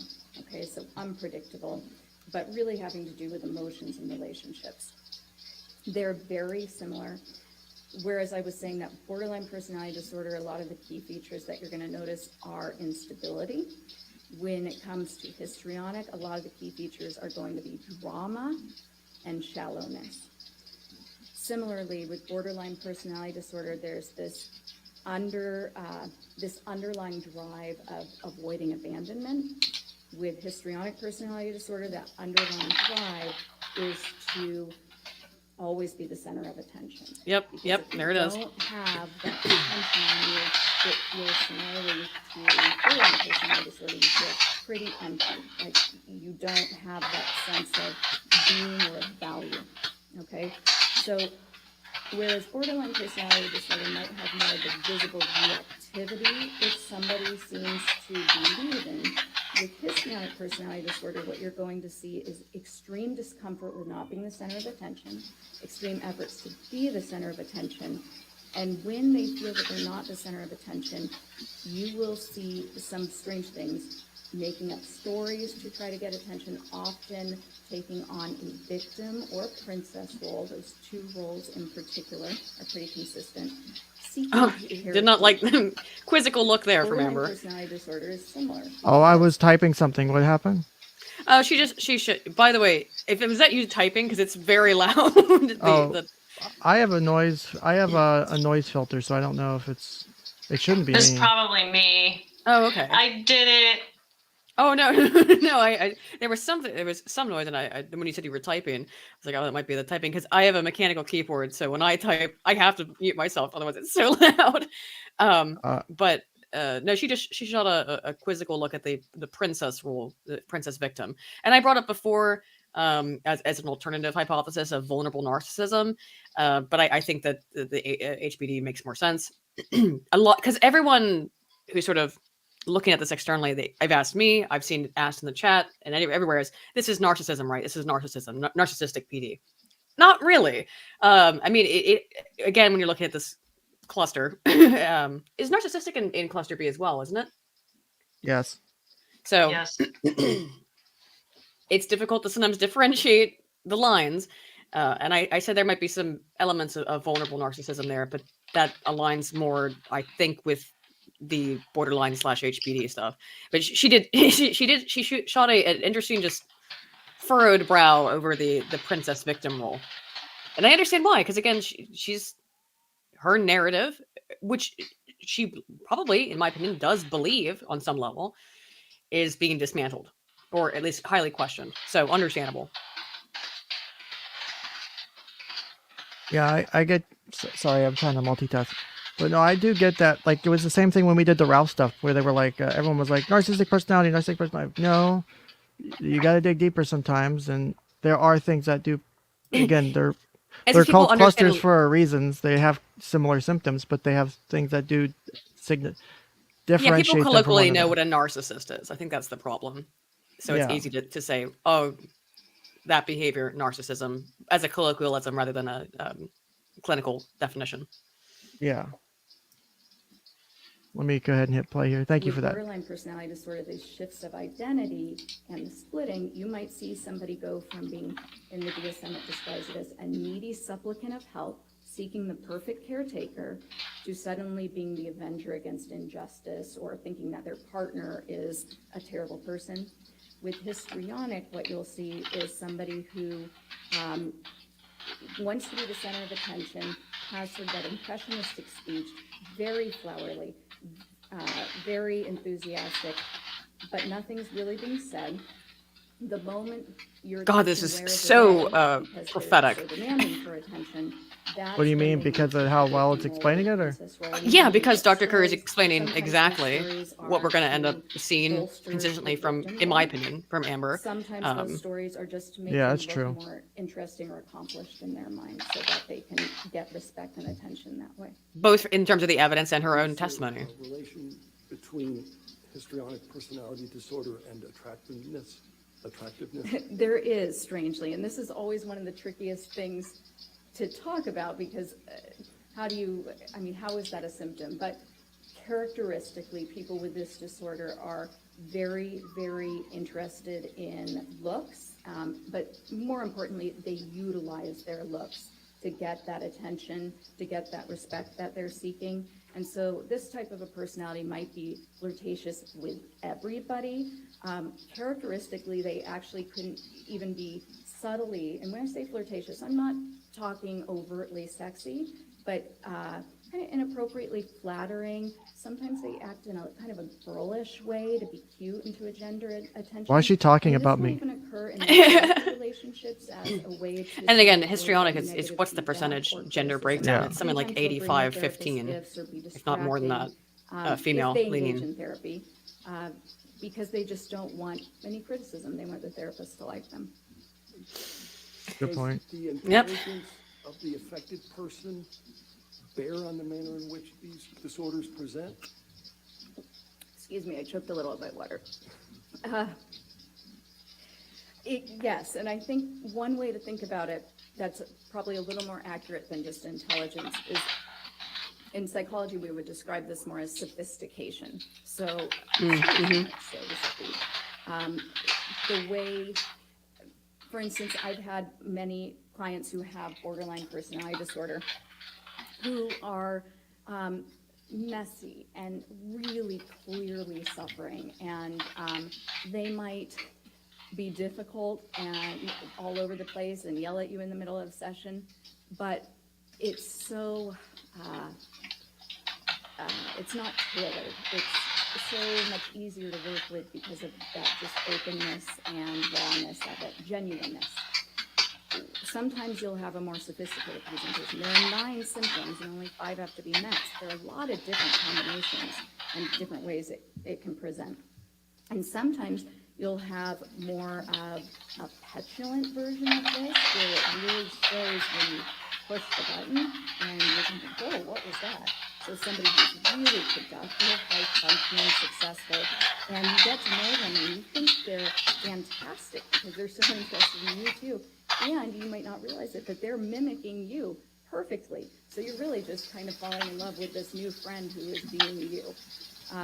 But then all of a sudden, you say something that they think is offensive, and you can't, even in your wildest thoughts, understand how that could have offended somebody, but their reaction is so strong that you kind of buy into it. Gosh, maybe I did say something offensive, and you feel bad about it. So that sophisticated version, they can be a little bit more calculated in the way they present.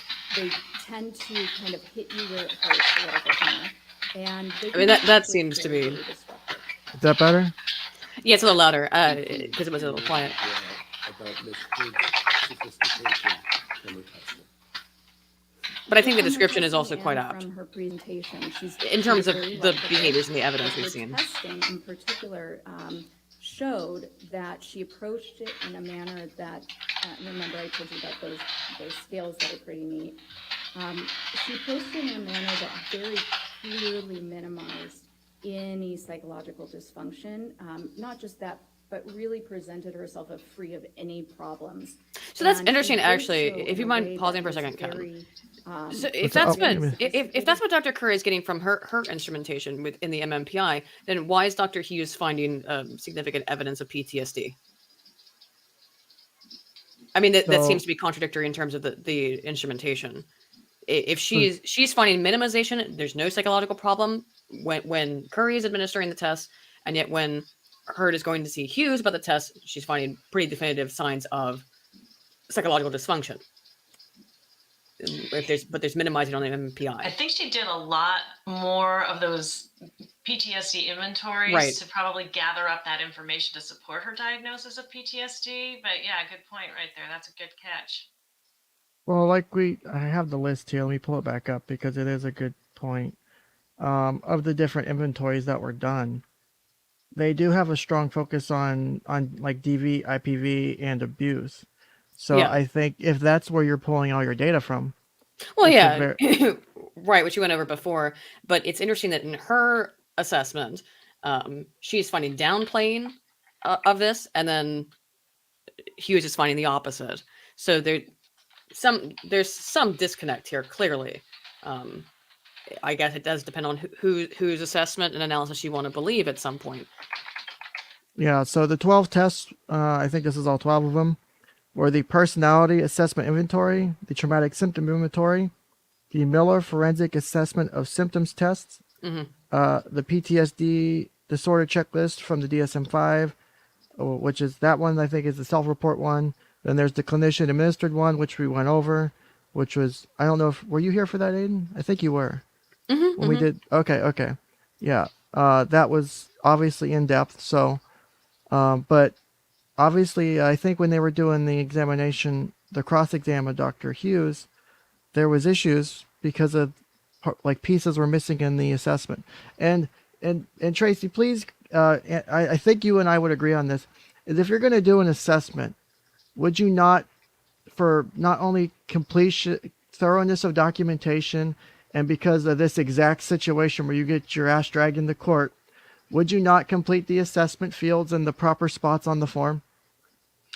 Yeah, because I'm I just know saying. that the documents are going to show up in court, so I'd be extra careful to do that. Yes. Like every time you sign a note, every time you type one up, every time you do something, you have to always think of, will I end up in court with this? And am I okay with having this right in front of a courtroom? Because you could get screwed on it. So, like, I don't see how someone who's an expert witness could be so, and I'm not saying she's not, but just be so. But it's odd in particular because she has the specific background in going in front of courts. So that makes it a little bit extra fuzzy, I don't know. weird. I don't know if it. A little Yes. I don't know sus. I don't know if it was just she was just doing whatever, and or if it was just like she forgot to finish filling it out. But if and if you know you're doing it for a case like this, if you know you're going to get cross-examined, like you want to go through, dot your I's, cross your T's. If you have a blank spot or you something that needs circled, you want to circle it. You want to do it thoroughly so you can't be questioned on it. You know, we went over that. The clinician, because I think you had to leave, Tracy, but I got the clinician. I found a copy of it because I know how to find stuff like that. I found the clinician administered PTSD test from the DSM-5, and we went through it, and basically how the clinician administers that assessment. And it was interesting being able to go through it, and I can't wait to go back and look at the video from Dr. Hughes on her saying, well, this is how, in reading those notes, because I'm curious to see what responses were put in, because we can actually see the assessment. And now that we have a blank copy and instructions to go from, because I have the instructions, we can see how that test was actually administered. So, and see if it was done. Well, it should thoroughly. be interesting to look at. That's not my autismo at play at all. Obviously, using that and when I make those jokes, I make those in the best light because I think that people who have who are on the spectrum are some of the best people I've ever I'm met. on the spectrum. You Yeah. have a pass for me. You're fine. Yeah. I'm just saying people, because I use the word retarded and people criticize me for that. I'm like, I'm not saying it to you. Or maybe I am saying it to you because you said something retarded. I'm not using it as a derogatory towards someone who might have an intellectual disability. I'm not that much of an asshole. I might not be the best guy all the time, but I'm not that much of a person. So, People do get really offended by words, though. It's so interesting to me. I mean, I won't say it here because of YouTube, but I don't censor language. Like, I have no problem saying the N-word. I have no problem saying any words because I don't think speech should be censored. And I find it personally abhorrent to censor speech. So, in general, I mean, if you you find know- something distasteful, I think it's fine to do a little censorship if you think like that's not a word you want to use. But yeah, I'm all on board with free speech. I do think that it's the thing of, yeah, it can make somebody feel bad. And again, I think that's going into a lot of, the more I thought about it, the more I agree that I think that maybe a lot of Amber's behavior at this point in time may just be kind of disgust at what she's basically being accused of. Now, she has no problem lobbing accusations herself, so I guess turnabout's fair play. And you chose to take this to court, or you basically forced it to go to court by writing what you wrote. And by the way, did you notice also that the thing about the op-ed, that was not supposed to be that they admitted she had written it, but then one of the first things she said when she gets on the stand is that I wrote an op-ed. Because they were kind of claiming that somebody wrote it. yeah, I think she took up ownership for that if she said I wrote She it. did. Yes, she did. It So was now- in her opening statements. Yeah. I mean, I don't know if her, like, because I mean her name's on the on the op-ed, right? So can yeah, they really? but there was a contention for a while that somebody else wrote it for her, essentially. Doesn't matter. Her name's on it. If you're gonna put your Oh, name I to know. something, I you better know. you better But- be damn certain you want every word of that out there. If Well, I'm of course- putting an op-ed in the New York Post, no matter what it says, even if it says "Have a great day, everybody," I still would probably want my lawyer to look it over, just because. I mean, that was a contention, I think. It's one of the many arguments. And look, you're trying to win a legal case, so you're going to throw out what you can throw out and see what sticks, right? I'm going to write an op-ed that just says hi. You're gonna Have get them find sued. a problem with that. You're gonna get sued to the end of the earth. People are gonna find messages, and people are gonna call you a glowy, and it's gonna go real quick. So, but yeah, I think she's screwed on the authorship. I think they screwed her. I think she got screwed by the fact that there are drafts that had Johnny's name in it. The Yes. implications there. How do you not like? And Virginia has the ability for defamation by implication. They picked the perfect venue. Like, you have a great venue for this. Like, as long as they get good jury instructions, I would hope that they can do this properly. Like, if it's like, if you can, if the jury instructions are like, if through implication, if this is towards someone and it's, if you just left a relationship and you're going to write an op-ed, who else the hell is it going to be? So. Again, she took ownership of it immediately. So any chance for that defense, which I think was part of it initially, I think they got thrown out the door. So again, it's going to be very interesting to see what happens on cross this next week. I all they cannot bring wait. up. I cannot wait till tomorrow. Tomorrow's going to be so interesting. I cannot wait to see if like Amber or her team has been watching videos of like the trial and if they've been doing more, because they're not supposed to talk to her about her testimony during this last week. But I would probably feel comfortable placing a few bets on there's been talk about the testimony this last that few weeks. team has been watching 𝗓𝗍𝗏𝗏's channel. You know that. I think I without hope question. I hope to God they have been, because then means Amber Heard paid her attorneys to watch Nick, and that's the best thing at the end of the day. You cannot like just hundreds, thousands of dollars to watch 𝗓𝗍𝗏 and the others, and to go, Amber, you need to be more personable. Or, Amber, you need to react this way. You need to do this, and even though they're not supposed to, there's no way they can get her on it. And I'm not saying she's actually doing it. I mean, unless she wants to go full scorched earth and then be like, oh, now I'm going to sue my defense team or my team of lawyers. Oh, that'd be great. That would be really funny. That'd But be a unless she great wants arc do to the that, story. I Like, almost don't put it past her. She seems They told me very during driven. the week. They came to me during the week of the break, and they were like, "We need to talk to you about your testimony and prep you more," and just sink herself and say, "Oh my God, that'd be the best thing ever." I It'd be actually like- don't think it's outside of the realm of possibility. Would that If be she a loses. mistrial? That would be a mistrial then, right? Well, that would, I'm saying, I we're actually don't thinking know. if Or no, it would negate her It would- testimony, right? it would, I'm saying it would probably happen after, like if she loses. If she And then loses, she sues yeah. for like or they appeal for or she fires them, hires other lawyers for ineffective counsel, and then in her appeal puts in there, they talked to me because apparently it's a rule in Virginia. They talked to me when I wasn't supposed to be able to talk about it. They were telling me to react this way. That would be an amazing arc to the story. Again, I don't think that's outside the realm of possibility, considering her behaviors, and also now, like I said, looks like she's been pretty much she's gone from Hollywood. I think whether or not she wins at this point, just based on the things that Warner's been doing, her role, of course, in Aquaman 2 has been cut down to 10 minutes of screen time. I That's a think Warner has- huge cut, man. Yeah. Even I know people are saying that's not the same as firing her, but it's pretty to go to significant. 10, even though they're stuck in the contract and they're paying her whatever, to go to 10 minutes. I don't think she's Man. gonna. I think they've been pretty clear they're not going to work with her again in the future, though. I mean, I don't know why. Even if you believe everything, even if you believe every single element of her story is that Johnny Depp was a horrible, like, abuser in doing these things that are like indescribably awful.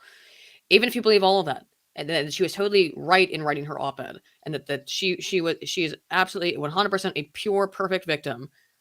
I think also all these people in Hollywood have to recognize you probably don't want your name associated with her, for one reason or another. So, Well, the fact that people like I said, are doing- everyone's losing here. No one's going to win. I don't know if Johnny's going to come back from this either. Even if he does clear his name, quote unquote, I don't. I think the support is starting to, and like even when you have on like that thread on Reddit we pulled up earlier, like we didn't finish it, but like that chick was talking about, I think it was a chick who was talking about how initially she believed Amber, but then when things started coming to light, it was like obvious that Johnny wasn't this massive abuser. I think with everything being so out in the pub, because the UK trial was not able to discuss a lot of this stuff. The recordings, I don't think were admissible. I think they were just thrown out there by the media in clips. But we and can't stuff. really know because that was not aired, obviously. So it's a lot of speculation about what all came out in the UK trial. Some of it we know, but I think also she's burned her bridges seemingly publicly with both Warner and Disney. And I think that if you're one of these executives and you're going to pay millions and millions of dollars to an actress or an actor, and they've got this stigma on them of being someone who will write op-eds, you might want to avoid it just for the public relations issues. So I just had an apostrophe to quote one of my favorite movies. Do you know that quote? No, but you're having an epiphany, but somebody's saying it's an apostrophe. It was from the movie Hook. Captain Hook's little assistant, he goes, "I'm having an apostrophe," and Captain Hook's like, "an epiphany." I love that movie. So I always misquote it on purpose. But she just had this reduction in her role announced during this last week, and she's had a couple other negative news items, right? Do you think she's going to be pissed off tomorrow? Oh, I think she's livid. Because again, think- I guarantee she's been looking at the internet for sure. The jury has been looking at the internet, even though they've been told not to. But she's for sure has been looking at the public response. I guarantee it. I mean, and- could you really stop yourself? Even if you're one of them, would you not feel like you have to go on YouTube and Google it? Could you and be stop like- yourself as a normal person? No. Could you stop yourself as someone who's suffering from histrionic, wanting to be the center of attention Fuck no. and borderline? I think that's a damn near impossibility. That she's not looked into it. Now, what her perception of events and reaction are that's up to what goes on inside her own head. I think the response, particularly over the last week since she first started testifying, has been overwhelmingly negative, but towards her. But she might see things differently. So I think it's a very real possibility she's quite fired up. Yeah, I think May it'll come back, I impact mean. her. I think it'll impact the rest of her direct, and I think it will impact her cross, because there's no way. I think a very I don't want to say a mirror image as far as like personality and stuff, but like a mirror image as far as you have a female attorney that is attractive, right? That can go at her and not get any pushback from anyone. No one in the media, no one can really say, oh, they were doing this, this, or that. That's why you unfortunately have to have female attorneys do stuff like this. Is it fun to have to cross-examine and question witnesses? No.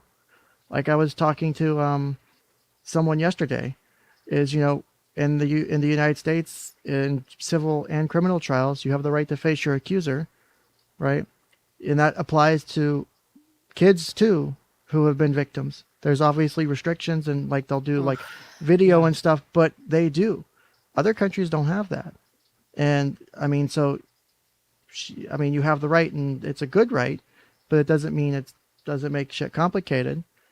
I mean, obviously you have a difficult thing, you know, assuming someone's been a victim, they've gone through a trauma. It's even worse to have to be questioned, and you have all this stigma associated with going to the police and stuff.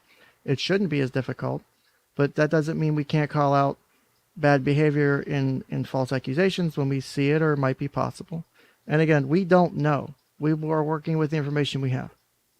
You know, it's different than someone walking into my office or walking into Tracy's office. They're telling us this information is different than seeing it like this and seeing it with other corroborating evidence or evidence that doesn't corroborate one side or the other. So hopefully that makes sense.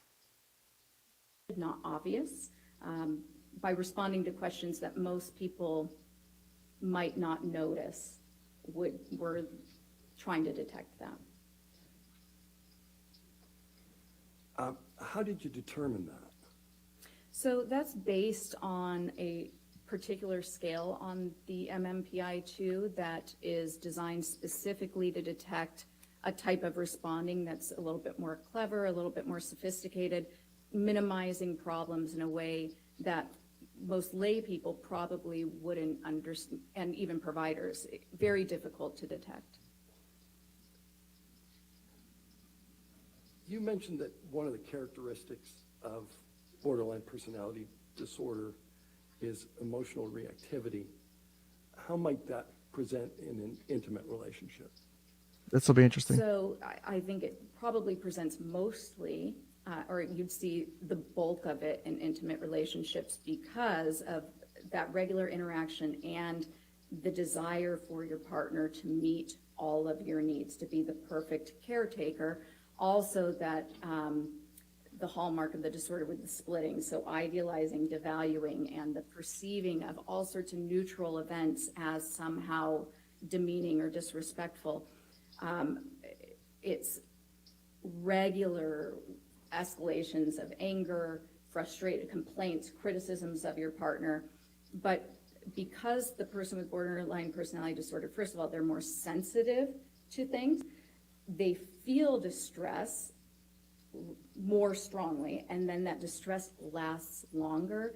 So these types of blow-ups go on forever, and they're very cyclic. It feels like you just can't get a resolution, and eventually the partner will try to leave, will want to leave to take a break. It wears them down, and that's when the borderline might explode and act very aggressively or violently to try to prevent them from leaving.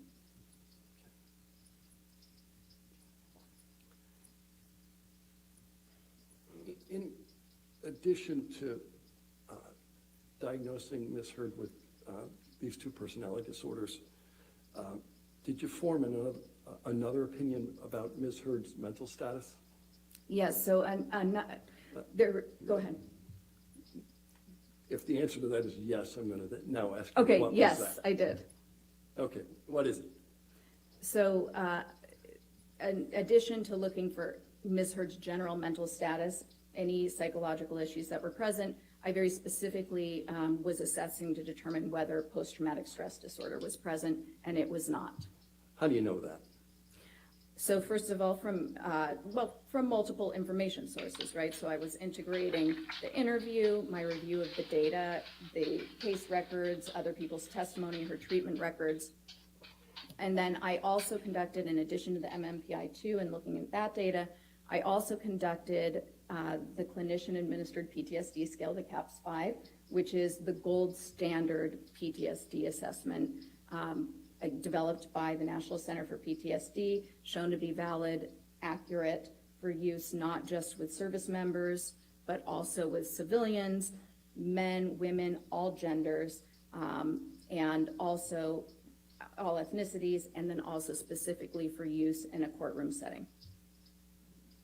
How do you conduct the CAPS 5? So the CAPS 5 is a standard interview. What that means is that it's an interview with very clear questions that are scripted, and you ask those same questions every time you test a person. So because you're doing that, you're actually taking something that would typically be kind of subjective, an interview with somebody, and you're making it more objective. When you ask those same questions in the same way every time somebody's assessed with this, now you can apply a scoring protocol and actually score their responses. As a result of applying those protocols, what did you conclude? Ms. Heard did not have PTSD, and there were also pretty significant indications that she was grossly exaggerating symptoms of PTSD when asked. So we have the Yeah. So we have two and I don't know if I'll have to skim through this later. I don't know if we'll be able to, 'cause depending on how long we're here today. I'll have to see if I can get pictures of that evidence, or actually maybe I think I can get to the actual evidence. Someone sent me links to how to get to it. I might be able to pull up that actual scale. But the fact that you have two clinicians administering the same scale and getting exactly opposite results, that's interesting. Because normally you're trying to look for... It depends on the reading of the scale, though, I think. So I'm not familiar with this instrument. And I mostly do social science stuff in terms of the social psychology side of things. Yeah. But it depends on where she's getting the idea, and I believe she explains it a little bit more later, the idea that it's feigning the symptoms of PTSD. Now, one way you can do that is by reverse coding, I would imagine, and having questions framed and phrased different ways. But also, I think you'd be looking at the inter-item correlations. And if there's a problem with the inter-item correlations on the scale, that they're not matching up, then that would be maybe where she's coming to this assessment that it appears that she's trying to make it look like she has PTSD. And maybe this now is going to come into the individual analyses of the two therapists here of, is it feigning PTSD or is it actually PTSD? And that's why the additional in-person analysis and consultation is required. Because just using the instrument, I don't, that's going to be interpretation of numbers and data, which can, of course, be skewed depending on what you are looking for. So. Gosh, thanks for explaining that. I'm not familiar with CAPS 5, and that helped clear up how there could be the same instrument between two different clinicians and have a totally different interpretation. Yeah, I my guess is it has to do with the inter-item correlations would be my best guess, and the alphas there, and seeing how are these things lining up? Because, like, you know, on an instrument, if you're looking at the inter-item correlations and the A level or the alpha level on that, and you're finding some items are highly correlated and then highly uncorrelated, and this is a standardized test, so they should all be very highly correlated. We're finding issues with the alpha level there. That could show potential evidence of tampering, if you want to call it that, or attempts to trick the test or try to get a desired result. I'm not sure how she came to that assessment, but if I was looking for that in one of the assessments that we use in the social science more broadly, that's how we would look at someone answering untruthfully. Yeah, because I think a lot of, because I sent it to you in the private, both of you in the private chat, the CAPS 5 for the last month. It was the one we went over on stream, and I don't know, because I would assume they asked the questions in the context of the relationship timeline versus the last month, and because you're talking years later, so I don't know how you would administer a last month assessment, right? You'd have to modify it a little bit. Or, was just asking, for the symptoms in the last month, right?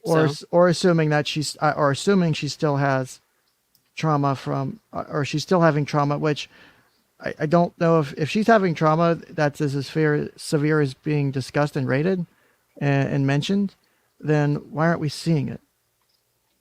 Like, because I think it's all written down in that one form that Dr. Hughes did, where she talks about all the trauma Amber's having, all the post-traumatic stress disorder symptoms Amber's having. Where are they? Because they're not like, if Johnny's testifying and he's talking about all this stuff, and she's sitting here all day, every day, not once having a breakdown, not once having this or that, like, because I can't imagine if I'm a victim having to sit in court and not lose my shit at least once. I mean, she loses it when she's on the stand. But another thing that's interesting about that, and again, not all victims are the same. Not all people experience or express symptoms the same way. She frequently looks at Johnny Depp, both when she's on the stand, and she frequently looks at who's ever testifying. There's not a lot of, I mean, here she's doing a lot of aversion of gays.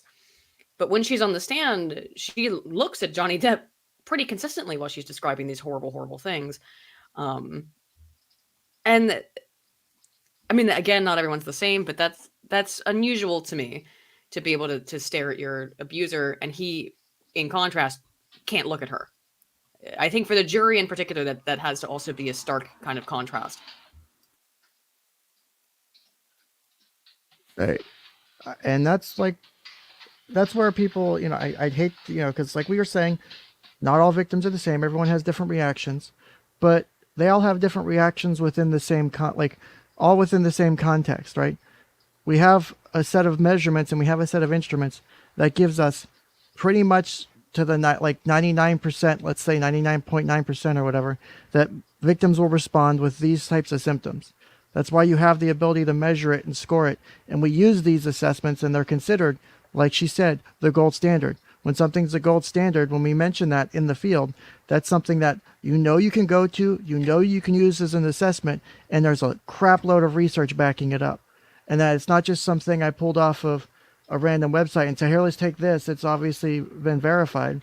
You've got probably dozens and dozens or hundreds of experiments and meta-analyses and things like that, verifying and validating these things. So when you use treatment methods or assessments or things like that, that have such of a label like gold standard, they are usually well backed up. So we have symptoms and we have a diagnosis that fits within these criteria. We expect to see symptoms of these type. Why aren't we seeing any of them except during testimony? That would be my big question. And maybe I'm wrong, but I don't see any. And I've been trying to look very closely. I'm not if we're talking about when Johnny's testifying about the fight where his finger gets cut off and the bottles are getting thrown, and that's what allegedly the time where, she was, sexually violated. Where's the reaction? Where's the traumatic response? Well, there's some traumatic response on the witness stand, but it's on and off, which is sort of the bizarre part of the behavior of that's that emotion switching kind of stuff, very strong emotions, and then when she needs to be serious, immediately can kind of sober up from it. And from what I've seen of victims of trauma, it's once that's been triggered, once that's been activated, and everyone responds differently again, but kind of hard to just turn that off and respond to the next question with no more tears, no more emotion. I was going to say, if you ask anyone who has diagnosed PTSD, if they could just turn it off, oh yeah, they would be so happy. They would go to that therapist today. They wouldn't care how much they have to pay, because then they could deal with it so much easier. You wouldn't have to learn all this crap and spend months or years in therapy with like me or Tracy or someone else who deals with this, because it would be that easy. You can't just turn it off. Like I've mentioned before, there are things that make me have memories of several traumatic incidents from when I was a firefighter. Something will trigger it, and I'll have to live with that for a few minutes until it goes away. I have to, find my way to cool it off, and it's not as bad as it used to be, but I still have to ride it out. I have to cope with it until it's gone, because you're activating, obviously, Aydin, you could probably speak better to this as far as evolutionary psychology and from a neuroscience perspective, there's a lot of survival and things like that are built in. Oh, for sure. You're having adrenal response, and your body's trying to, it thinks it could go into, might need to fight or flight any moment because the similar things are popping up.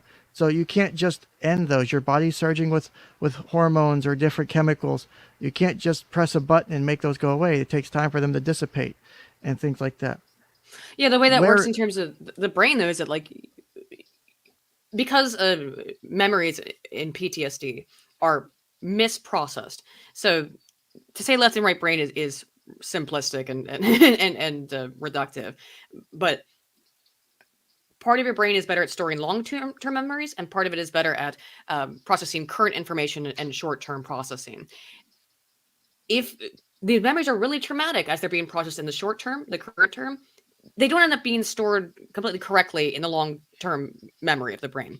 And Yep. that's why you get triggers, because you're seeing some kind of stimuli or exposed to some kind of stimuli, hearing, smelling, whatever. The brain is seeing some kind of similarity to this extremely traumatic experience that has been misprocessed, so it's not being remembered correctly. It's associating some of that element of the stimuli. Again, if it's exploding fireworks, being like shelling in a war, and it's now activating the state of the body at that time when those memories were misprocessed currently, and that's why you get the physiological symptoms, because you're literally reliving this memory that's broken, and it's because it was so traumatic it doesn't get stored correctly. Like, it's not like learning facts about history. You can store that in your long-term memory and recall that. These memories are fractured, they're shattered.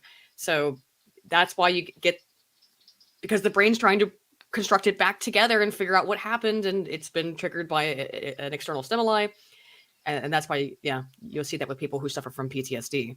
And I don't see that with her personally, as an external observer, but And I would think as a clinician because I think she said she talked to Dr. Curry talked to Amber for about a dozen hours or so, give or take. And you're going to notice that, because like if you're asking people about their trauma, if you're asking about, because you're going to have to ask, what happened? Tell me more about it. And they're recalling it, and you're not seeing it. As someone who, like Dr. Curry, works with PTSD specifically, and she's not seeing those signs or symptoms, of course it's going to help her rule out PTSD because they're not there. So even, like I said, even though it's a complex thing, I think it helps with identifying whether or not it's, I mean, obviously we're after the fact, we're at trial here, but we're not seeing those responses at all. I think because like someone mentioned in the chat that Johnny hardly looks at Amber. Like when he was testifying, he didn't look at her. That makes sense as a victim. yeah.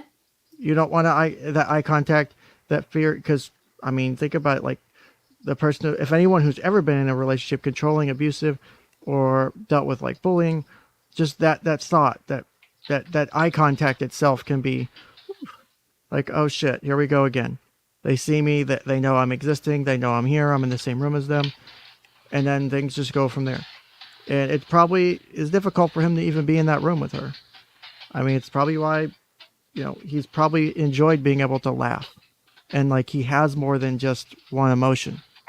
He has more than one facial expression, or the small handful of facial expressions. He's laughed when it's sort of been appropriate or not. During, because that one guy testifying in his vehicle, this shit was kind of funny.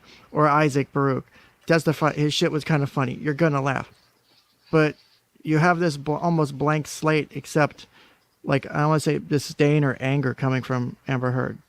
And I think it hurts from maybe the jury's perspective too. If this woman's if this person's the victim, where's the reaction? I don't see the jury of an average jury of your peers looking at her and going,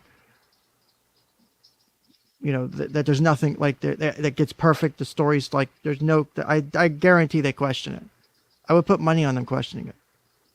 So. Hey, I gotta jump off now, but I really appreciated being here, and I'm really sad to miss 𝗦𝘂𝗃𝗍𝗿. I know 𝗦𝘂𝗃𝗍𝗍 comes on the cross exam. Oh yeah. But oh no.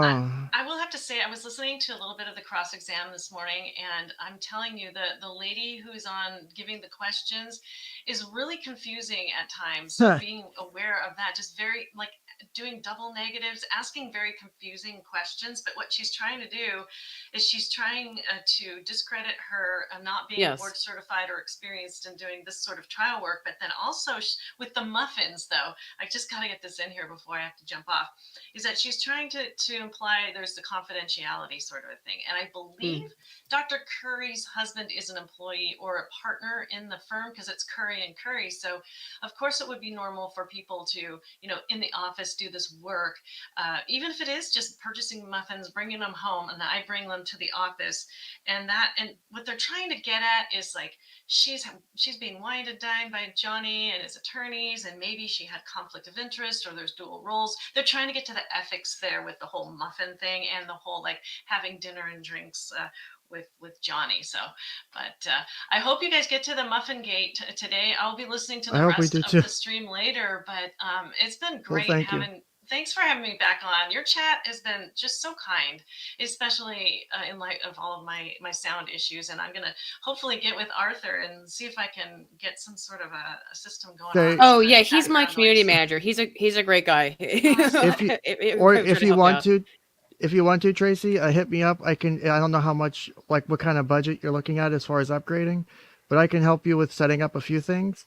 I've tried to simplify my setup. My current setup, it's not the most fancy stuff you can get, but I'm probably in for, I have a laptop that has an RTX card, which helps with the sound reduction. But my microphone and audio, my audio interface, I think I'm in at like $200 total. And it's not a bad microphone. I don't think like $20 for the microphone arm and random cabling and stuff, but the microphone itself normally it's like 80, and then the audio interface I think is like 50, and then it's not much if it's only you and there's no other guests or stuff. So you can do it pretty cheap, and then there's ways to help with the noise in the back end as far as like typing, and so I could help you with that if you want to. It's up, or Arthur can if he wants to as well. Yeah, I appreciate both of your offers for help because I'm always willing to learn, right? And that's what we have to be, always willing to learn. And thank you too. Best to you. Ken, hope your cat is better and that Aydin, that your sore throat cured itself. Everything it has. Yep. Thank you. Nice to see you again. Right, take care. Cat's doing well for those who are Oh, curious. good. All right, take care. Take care. Have a great day. You too. Oh, it's been great to have a small panel of people.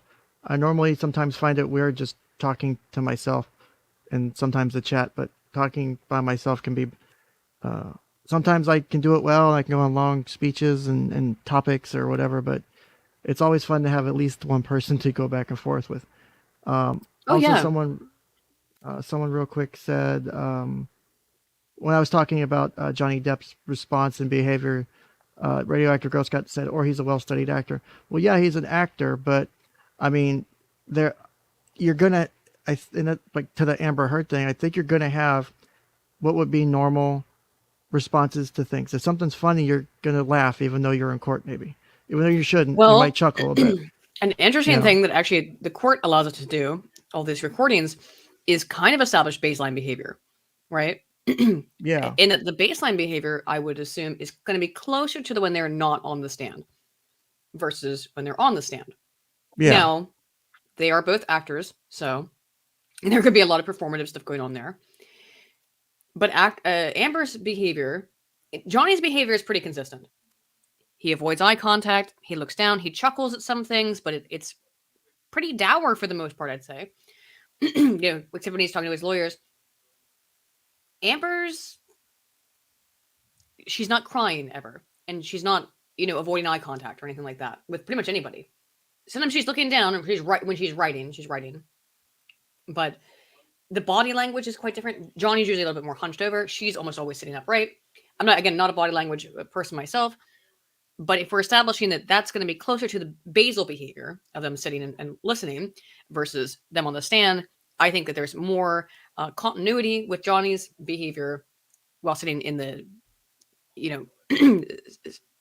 sitting with his lawyers versus when he's giving his testimony and being crossed versus Amber's demeanor and body language between her sitting there and listening and her being giving her testimony. And I think we're going to see some interesting stuff with Cross on that for sure. Yeah, I think so too. Like you said, the base behavior and the testimony behavior is for I think Johnny's mostly consistent. You have some that's different, but you're going to have, I think, it's the same thing too, where he chuckles at like times it might seem inappropriate because it's how you could argue it's how he deals with something that's horrible. Oh yeah, I mean, I deal with bad shit through dark humor. Like I deal with horrible shit through dark humor, and it's some of this shit's awful. I'm probably going to hell for it, but I've made my peace with that. And but that's how I deal with it. I mean, I had to testify one time when I was a guardian ad litem, and I had an attorney. Like I said, I think I told this before. An attorney basically screaming at me, and my natural reaction was to laugh at them because I thought it was the funniest shit that they were getting pissed off because Yeah. of what I was saying, and I wasn't saying anything incorrect. The only reason I didn't laugh is because I had been in the military and I learned how to not laugh and respond to shit like when you're getting screamed at, because they teach that's basically basic training is to not respond when someone's screaming in your face for 2 months. So, but yeah, I mean, you're gonna do that. I just and I'm not saying she needs to quote unquote act like a victim, but Right. I mean, right. it would help if she's truly committed, whether she's a victim or not. But because you remember, it's not just about what you have to say and the evidence you present. You're giving it to a group of people. You have no fucking idea who they are. You have no idea what they're going to do. Even though they're supposed to set them aside, their preconceived notions and biases are going to come to the table. So, Well, also in terms of acting like a victim, again, there's a behavioral inconsistency for me. When she's been sitting, before her testimony, not only her outfits, because oh my gosh, the first outfit, it's fraying. I know it's intentional, but she's clearly making very, in my opinion, or her team are making very precise choices about attire. Now, I have done some research in the field of textile communication studies is almost null. There's very little in it, but there is textile studies, and it's mostly studying like appropriateness of attire under certain contexts and situations. And I study that as part of my doctoral thesis. I don't know if it's been done, if they're being that calculating, but I think somebody's being calculating. Not only is she mimicking Johnny Depp's outfits, but when she's on the stand, she's not wearing these like she's wearing like these weird military uniform looking things. If yeah, that's a bit I'm odd. strong. Yeah, I'm strong. I'm independent. And then when she's on the stand, she's got a necktie on, fraying, jacket, and all of a sudden very vulnerable. Yeah, I Very don't know different if that look. helps or hurts her though, because I don't know if because here's the thing is, and this could be, if we take again at face value that she is an abuse victim, and I'm not here to try and like discredit her and say that it's not possible. Sure, yeah. It's entirely possible. My problems and my concerns come in where we have a situation where the information that we have points to the evidence supporting Johnny's case more than others. So like I know there's several people Yeah, who have same here. criticized my takes on this. I mean, I think there's people in the chat who are, but that's fine. But my point comes back to, with the information that we have, I don't feel as though I could comfortably say in either a personal or professional role that Amber is a victim of abuse, because it doesn't fit. And that's not to say everyone fits in the stereotype. That's not what I'm saying. You're gonna have something, anything that is similar to the example. The diagnostic criteria are a certain way for a reason. There's certain things listed. They're gonna present somehow. If they're not presenting at all, what does that mean? Good question, yeah. Because obviously every victim acts differently. Everyone reacts to trauma differently. But there are common traits that will present across the board. And I don't think we've seen. I mean, we went through the PTSD, clinicians workbook on that, and I didn't see almost anything. Almost anything. Now, we're not in a clinical setting in any way. We're watching this, third party. But I don't know. To me, it just seems she just comes off as very performative in both manners and in both settings, and it is different. It's like she seems to, from her behavior, become a different person as the second she's on the stand versus who she is right now during Dr. Curry's testimony, for example. I, Very, very and, different. and like it or not, I don't think it helps the jury at all. Like, Oh I don't think it no. helps. Look, they're bored out of their minds. We have the option where we're in front of our computers. I We, go, we can click this shit off when we want to. yeah, I can go pull Yeah, up yeah. Minecraft or whatever, or I can play a video game right now if I wanted to, even while we're talking. It's Yeah. totally fine. I can get away from this. They're stuck in it. So their only option, and they can't have their phones, so they don't have any way to get away from it. They got to look at this. So they're going to be looking at it. And I think they're going to see whether they're cognizant of, like we've studied this stuff. So we're maybe more cognizant of what does this behavior mean? What does that behavior mean or indicate? Not doesn't mean anything often, but what's Yeah, what's I know a what you mean. weird thing going on here? They're going to be very presciently aware of what's going on because they can't look away. And that's kind of, it sucks for them, obviously, but they, they're here. They have this duty to do. It's kind of And- the point of the trial. I mean, do justice, but it's why they have to be there and can't have their phones and can't stick around. You got to look at this stuff. But like I said, people are going to either intentionally or not have their own biases come in play. And they shouldn't, but they do. And so how when you have to factor that in, I would think as a lawyer to help your client win, knowing that, okay, this jury could, it's a bunch, there's a decent amount of men, if there's a decent amount of men, they may, assuming, let's assume they're all sort of biased against victims. Let's say they have a certain type of political belief. And so you make that assumption in making your decision on who's coming in as an expert witness or whatever. When you that's a bring big in someone, assumption because the other thing that men will want to do is also protect women that they see as I victims. guess it could go either way. Yep. But when you bring in, I think, an expert witness like Dr. Hughes, and like I said, I'm not an expert witness, none of that shit. But looking at it from my perspective, and I think we have Tracy, who's also a clinician, with varying opinions. We're on opposite sides of the country. She's got way more experience than I do. She's close to retirement. I'm still, making my ground in here in the field, but we're still coming to similar assessments on stuff. Yes, we hold different views and different opinions, but we're still able to come to some sort of consensus. And the consensus is, this doesn't look good for Amber. I really don't think it think helps so. her case.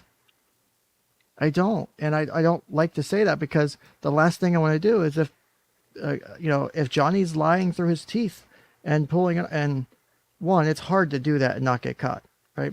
Like we have assessments that, like for Yes, this, the test for this. they didn't test Johnny, which I found out that they tried the motion for it and it was denied. Apparently, I saw that.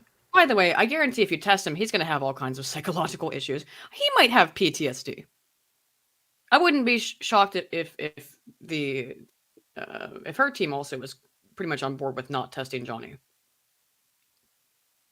Yeah, I don't know if, obviously the judge denied it because Johnny's team fought it. Because I would assume that the same expert witness would do the assessment. Yeah, I would, or maybe a different one would. I don't know. But if it was the same one, I think you want a third party for that.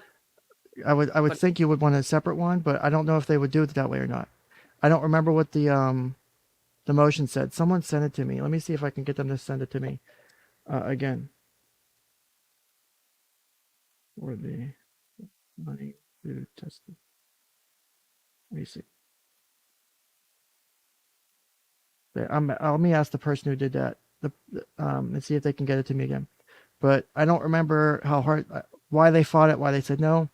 But I think you would want to fight it because if it was from Amber, her team, or even the same expert witness from Dr. Hughes, she's going to be looking at it through the same lens of IPV. And the same assessments would potentially, because I would assume you're going to have PTSD symptoms in Johnny, even if they're mild. But I have this thought that you're going to have those symptoms overlap with symptoms and behaviors of someone who's an abuser. And you're even gonna though there have are symptoms of abuse that have Sure. gone on in a relationship, when you have this counter, when you have, it wasn't until the end of Dr. Hughes' testimony or cross when they got her to admit that Amber did inflict physical violence, which I thought was funny. because she really her language in general was so Oh my God, it was irritating. incredibly biased towards female victims. I mean, she basically said men aren't victims of DV. How does a jury see that too? It's obviously a little bit outside. Well, That's we more. I talked don't know about if it a that's more little of bit a legal before. question. I guarantee every single person on that jury knows somebody, or who knows somebody who knows somebody who knows a guy who has been abused by a woman. And when you say that they just don't exist, I think that's a bad move. Yeah.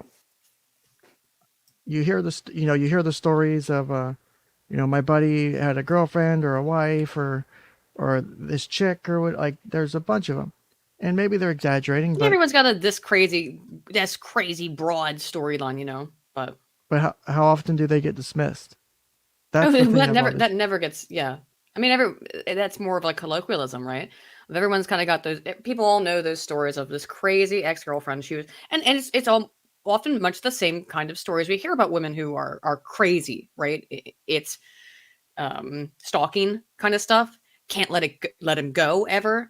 Incredibly emotionally, needy. In Wayne's World, it was a psycho hose beast was the clinical term used. So, I mean, everyone's known or knows about a psycho hose beast, and I would say that Amber Heard fits the definition of that quite well. So when you're saying like, well, that just doesn't exist, the women and the men involved know of a psycho hose beast. I'm being flippant in the terminology here, but that's. I think you're spot on. I mean, have you seen Wayne's World to get the reference I'm making? If I have, it's been so long, I don't remember off the top of my head. Wayne's ex-girlfriend is very Amber Heardy. She's, always needs to be the center of attention. She's always, very on, hot and cold emotionally. I'm making an analysis now of a character from Wayne's World, but I'm just saying, like, You're good. And in the You're end, good. she's like, oh, in the bad version, it's that she's pregnant and she's going to use that to basically trap him forever. It's in the fake bad end. But the point is that, like, they call her a psycho hose beast. I just really like that term. Yeah. And I think everybody knows of people. Most people know men who are abused, or know of a man who's an abuser, physically gets drunk, or knows of, Yeah. But most people, I think, also know or know of a woman who's crazy and does this kind of shit. That's abusive. So to say that Dr. Hughes destroyed her credibility, like, almost immediately by coming out and saying, yeah, well, men aren't victims. I mean, I'm being a little bit flippant, but that's more or less what she said. I mean, the easiest way you could have corrected that, and I think it would have stuck, is if you had done it a few times and go, let me fix something. I'm using these in this way. I'm not saying that's always the case. The proper way to do it's this. I just want to correct that. And it wouldn't be an issue. No one fucking care after you fixed it, And then as long as you didn't, like, revert to it. Well, but she used it over and over. I mean, I could have Yeah. let it go. Like, I could have let it go if she had started with the gendered language and then let it go and apologized and said, you kept doing it though. she's like, no, the correct way is abuser, victim. It's not the man, the woman. I get that she was in the mindset of the case, but you're not just talking to the attorney, you're talking to the jury. And I don't think the jury wants to hear that, because I think it's dismissive of the jury and their experiences. As a therapist, I don't want to dismiss anyone's experience, because no one deserves that. And when you're dismissive of someone who might have been a victim, and you're saying male abuser, male abuser, male abuser, that could technically be traumatizing or triggering for someone. Now, I would think they would, in jury questionnaires, try to remove anyone who has your previous history of trauma from the jury, but people lie. You don't know. They may have not thought it was a big deal, but something like that could be an issue. I think it's something to factor in. And someone said, could have sworn out Johnny's psych issues. Some of them were on record. His issues with his mom, I mean, I think those were well known. He definitely suffered trauma during childhood. It impacted the way he responded to relationship conflict. because the things you learn in childhood, unless you correct them, Of are course. similar ways. That's how you learn. What you learn is what you go with until you learn differently. And we are talking So, about two people with childhood trauma here. and that can obviously precipitate issues in a relationship if both parties or one party hasn't properly dealt with it. You'll see things come up. They might have, issues or depression or bipolar, and if it's untreated, that will definitely cause tension in the relationship if neither party recognizes what it is, and then it could become emotionally or verbally or physically or even sexually abusive, because Absolutely. it just causes anger and frustration, and you just don't want to deal with it anymore, and you want the person out of the room, whatever that may be. So, and like Swaggin said, she was using male female before talking, and I would assume Yeah, that's I did based notice on that. her where she works, and apparently she's only worked with male victims in the context of homosexual relationships, I think. It Is was what something like that. or I it don't was recall if that was true or not, but I think from her her background, almost all of experience is her, small. yeah, almost all of her clients have been female victims of DV. And again, that creates, well, On, when you hear hoofbeats, you think horses, not zebras, right? You know, so she sees horses all day, every day, and she sees Amber Heard comes in with these symptoms. That she's hearing the hoofbeats. She say, "Well, it's a horse," but I mean, maybe it was a zebra though, from her perspective, a zebra. let me go ahead and make the joke real quick and apologize for it ahead of time. If Amber Heard is walking in, she is definitely seeing a horse. I I know. wasn't even making I that. She's not I actually a had horse to. face though, but It it's was not. wide open. I couldn't help it. Yeah. So for the most part, she's worked, and from her research, she's mostly worked with female victims of interpersonal violence or interpartner violence or whatever, Yes. and sexual abuse. Her research backs it up, and so the section of the one book she wrote, I think, has to relate to that as well. You So become myopic, really, and again, I said this before, but just to reiterate, as a researcher in particular, it's very difficult not to become myopic. If this is your, you can look at it's something you kind of have to take as with a grain of salt whenever you're reading a particular scholar's body of literature. Is it like, well, here's the thing they focus on. They focus on it because they're an expert in it, so you can defer to them. But then if you want to ask them about something else, they might not be so good at identifying how that's a unique phenomenon. yeah, with and I pulled it up here. I think I had found the book, because she wrote it was in the Handbook of Forensic Assessment, Psychiatric and Psychological Perspectives. She co-authored the section Structured and Clinical Assessment of Risk of Violence. So, I mean, that's what she's that's the framework she's working in. Her other papers are Degrees of Memory of Childhood Sexual Abuse Among Women Survivors in Therapy. That was 1999. Memory for Childhood Sexual Abuse, Prevalence and Relationship to Abuse Characteristics and Psychological Effects, doctoral dissertation. Degrees of Repression of Sexual Abuse Memories, Rape and Sexual Assault Among Adult Women, Abuse Characteristics Among Childhood Sexual Abuse Survivors in Therapy, a Gender Comparison. I don't know if I found that paper, but I did want to read it. I think that's like the one thing that isn't specifically focused. And then the last one, here's another one from 96, Characteristics of Childhood Sexual Abuse Among Female Survivors in Therapy. So there's this a strong focus in her research. And that's Yes. nothing, let me preface, there's nothing wrong with that.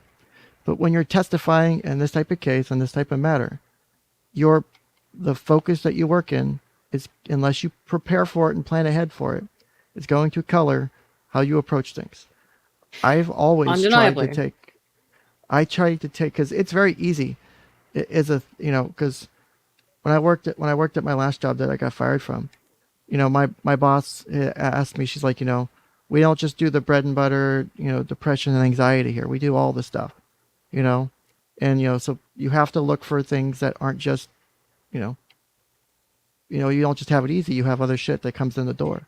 It's an unfortunate sort of catch-22 that you're going to find yourself in. Because like I said before, you want to have an expert who studies this stuff and has dealt with it extensively. But at the same time, if it's so limited in scope that they're seeing it when it's not there necessarily because they're looking for it preemptively, what do you do? You know, you want someone I think who's more well-rounded is the best case, but you also sometimes want an expert. Yeah, that's half a dozen of one, six of the other kind of scenario. Okay, I found the paper that on the gender differences, a gender comparison. The objective was so the objective. So here's the abstract basically. I think I don't know if this interests anyone, but the goal of this investigation was to examine similarities and differences in childhood sexual abuse (CSA) characteristics between men and women survivors in outpatient psychotherapy, utilizing a substantial sample of size of men, while examining an extensive range of abuse characteristics. Method: abuse characteristics of 48 men from an outpatient treatment program for adult survivors of CSA in a university-based community mental health center were compared to those of 257 women from the same program. Data on abuse history were collected at admission or as soon thereafter as possible using a structured clinical interview with established reliability. Results: women were significantly more likely to have been sexually abused by a family member. Men were significantly more likely to report having oral sex performed upon them. Otherwise, no significant gender differences not attributable to anatomical differences, example vaginal versus anal intercourse, were found. The conclusion was the findings suggest that very few differences exist in the nature and extent of child sexual abuse reported by men and women. Thus, CSA perpetrated on boys appears largely comparable in nature and extent to that committed against girls. So it's interesting she wrote a paper or co-authored a paper on this, and yet we see Yep. a bias on it. Like she knows, it's an old paper, but she knows this is the way it goes. And Yeah, obviously. Well, I wouldn't say that's any kind of evidence of malfeasance or malpractice, but she is clearly aware. it's not that she hasn't done research on it. Right. That would be my point. Like she's Yeah. legit co-authored scholarly work on it, which is not something that's just kind of cakewalk normally. Well, it shit takes months, like between preparing the research, going in front of the board. Proposal, submission to IRB. This shit then takes actually conducting time. The research, yeah. Yeah. You takes a long time. don't just. So I would be doubtful that she would forget I mean, if I did scholarly work, I would hope to remember the work I did because my goal was that it would be impactful. Yeah. And so but I think that was interesting to read. At least for me, it was. I don't know if anyone else thought it was interesting. Yeah. So, I think that was. but that is certainly interesting. Yeah. let's see. But I don't like that she has this. Because if for me, I'm seeing this as a man, right? Mm-hmm. And I have a history of that, and I'm thinking, that's a therapist that works with victims. Because I've heard so many stories about like male victims when they have been legitimate victims, the police refer them to batterers interventions programs and shit like that, Mm-hmm. which is for abusers. Imagine being a victim of abuse by your wife or girlfriend and being now mandated to go to a program with a bunch of men or women who have abused their spouses and rarely do women get sentenced to those programs. I think the amount of men that go to them is rare or is more than women. Oh, I'd yeah, have to remember for sure. But and I would don't know imagine if they so. I don't remember if they do mixed gender classes like that or not, or programs like that or not. But Yeah, I would imagine they're certainly less common. I would think so. But yeah, let's continue here. Let's see if we can get some more testimony out of Dr. Curry. Conclusion. So one of the strengths of this test, as I mentioned, the important thing about any test used when you're doing an evaluation in forensics is to make sure that the person is responding accurately. And this test does that by not just asking people here we whether go. they have a symptom, Mhm. but This will be asking interesting. follow-up questions that draw out very detailed accounts of every single symptom of PTSD. And when you're really familiar with this disorder, which you need to be to administer this test, there are nuances in the way a person will describe their symptoms that have been shown repeatedly to indicate exaggeration or faking. There are also indications when somebody is clearly giving you a genuine response. What, if any, symptoms of PTSD did you observe in Ms. Heard? So there are 20 kind of core symptoms that somebody can manifest with PTSD. You don't have to have all of them. Here we go with her experience with yes. PTSD. She So initially said that she had, in the first question, you say, do you ever have this? Before you get to the more nuanced follow-up questions. When I asked that first question on each item, she initially said, yes, I have that, to 19 of the 20 symptoms. That's not typical even of somebody with the most disabling Yep. form of PTSD. yeah, I forgot about that. Yes, I did as That's a well. big fucking deal. I totally forgot about that. And having symptoms of any disorder is common for all of us. Some of us struggle with sleep. Some of us get anxious. It could be several different disorders. It could just be that you have this struggle in your life. But she had 3 specific symptoms that I scored as present. Off the top of my head, I might miss one, but one was sleep disturbance. So That makes sense. she reported that she has frequent nightmares. Another one was that she said that she tends to have a startle response. So if she gets startled or surprised, she tends to stay in sort of a hyper startle mode for quite a while. And that's consistent with a couple of things. It can We be did see that later consistent with her PTSD and overreacting other to Johnny criteria met. walking It's in their also general consistent direction. with childhood Yeah, that fits too. complex trauma, It's also which if is she something that can if she occur truly when the brain believes is this is how it formed. happened, If you then she's constantly formed that say reaction your basically. parents are Precisely. abusive, or if they're not present, if you're neglected. And again, both of those, you yeah, develop reflective of childhood trauma. Certain physiological responses that can stay for a long That's true time as well. in your life. So I noted that seemed like a very genuine, accurate account where she stays in this state of kind of hyper arousal, has a hard time calming down if she gets surprised. You mentioned nightmares as well. Yes. Did she recount for you the nature of the nightmares? So they were vague.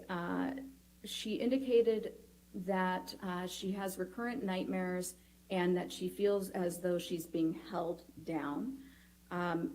And there was some conflict in that account because even though that could be a PTSD symptom, it is fairly vague, but I still scored it as present. And in her That was actually kind of initial generous. treatment with Yeah. with Dr. Bonnie. Remember, Jacobs, and the contention is which I she's believe she's started just so negative before towards Amber she Heard. began dating Mr. Depp. She had indicated to Dr. Jacobs, according to Dr. Jacobs's notes, that she was having repetitive nightmares back then, and that they were related to her childhood trauma. And so See, that came up that several right times there in helps Dr. distinguish Jacobs' childhood opinion. abuse PTSD Mm-hmm. versus IPV PTSD. Right. So that's one of those things that interview and other information helps distinguish when you're doing diagnostics. Feigning is essentially faking or exaggerating symptoms that aren't present. Does the She's writing hardcore right now. She's writing hardcore right now. She is It not doesn't happy with that for necessarily sure. Control for it, it can expose it by how drawing does Right. that- how does It- that She's writing, I'm going to murder Because you they're not all. just simply handing the person a checklist that says, here are all the symptoms of PTSD. Why don't just check off the ones you have, which clearly if you're trying to look like you have PTSD, you would just check them all. The CAPS-5 I love how she looks at the Yep. jury and talks. It's engaging the Yes. jury. How they experience the symptom, where it shows up, what it looks like, what sort of examples they can give you, how many. She's And talking that- about the CAPS-5 right now. That's the assessment we looked at last week. Yes, and it's So- important to just go through what that means is that, like, again, as she said, you're like, oh, do you have these symptoms that I'm sure? Oh my God, look at Amber's face right now. Like, she, Now, I gotta get another. I've got the best pause Yeah. game today, man. I don't know what I did, but I got the best fucking pause game today. It's amazing. That's- Because this yeah, this is that all feels like about she- the no, she's been kinda feigning his called symptoms, out. and that's like that. Kinda Those called out pause. there. I hate the whole I have my own criticisms of body language analysis, but Oh, yeah, me too. that quote that the quote unquote micro expressions or whatever. Mhm. Like That's that not quite pause. micro. That's That that I'm phase. giving her a benefit of the doubt that micro Sure. expression is a bit damning, just on its face. I'm just saying. That seems like that seems like a kid who's been caught. You know what I mean? Just again, Fuck, just my hands in the cookie jar. Damn it. right. So Just a little bit. Again, speculative, but so the thing over here is that it's not just asking you like, because a lot of times people too, they'll look up. It's so easy now. You can just look up what are the symptoms of PTSD. I want to be seen as having PTSD, then I would go look them up. But that's one thing that's easy enough for any individual person to kind of do in terms of trying to fool a test. But when you talk about these subscales that ask oh yeah. confirming questions of not just do you have this, do you have this, do you have this, but what are you being describe deceptive? Give more detail into it. Give more qualitative analysis or qualitative responses. And when the qualitative is not going to match up to the quantitative or the pure, yes, that's going to look like deception. I want to look like I have PTSD because of this reason or the other. And again, I do think not going too much into behavioral and body language stuff, but it's certainly interesting face she's making in response to that. So one thing I think is interesting in this too, because I've done, and Tim from 𝗦𝘂𝗽𝗍𝗿 podcast, he loves my streams on self-diagnosis, where I make fun of people on Tumblr self-diagnosing autism, and I'm trying to give legitimate advice to not do it, because here's why you fuck it up most of the time. But for example, with PTSD, people can go and look up. I type, for example, just now I typed in symptoms of PTSD DSM-5 because I'm trying to get more specific information available. Like the top one gives me the criterion in the criterion sections, like one required and all that stuff. And it says like direct exposure, witnessing the trauma. But what it's missing is all that extra shit that's in the paragraphs. That's the more descriptive stuff that helps you weed out what is. And right, like, the clinician's going to be looking for that she's not going to most likely. Yeah, that you don't know unless you're digging for it. I doubt Amber Heard's digging farther than page 1 if she's looking up symptoms of PTSD. Probably right? unlikely. Anyone. She's got a lot of $200 red wine to drink. Exactly. So you have someone who is, if they're doing that, and I'm not saying that's happening, but if they're doing that, they don't understand the core ways that these things work. And they take a long fucking time to understand. I still refer back to the DSM, and I have another thing called you Handbook have of Differential Diagnosis. That's basically decision trees on how to do diagnostics, because it helps me make sure I'm doing it right. Not so much that I don't trust myself, but it helps me verify my work. And I like to make sure I do that when I can. And so if someone is coming off the street thinking, I can fool this test, like 19 or 20 criteria, it doesn't fit. Because that would be such a broad spectrum. It's extreme PTSD, right? And I think if you have that, you're not leaving your house normally.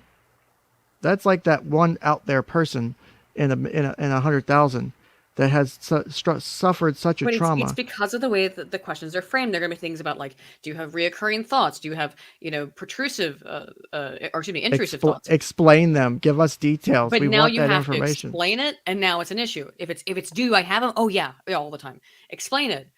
If you don't have them, if you have them, if you have them, it's not that big. It's like, right. Because normally what happens, depending on the type of trauma you suffered, right?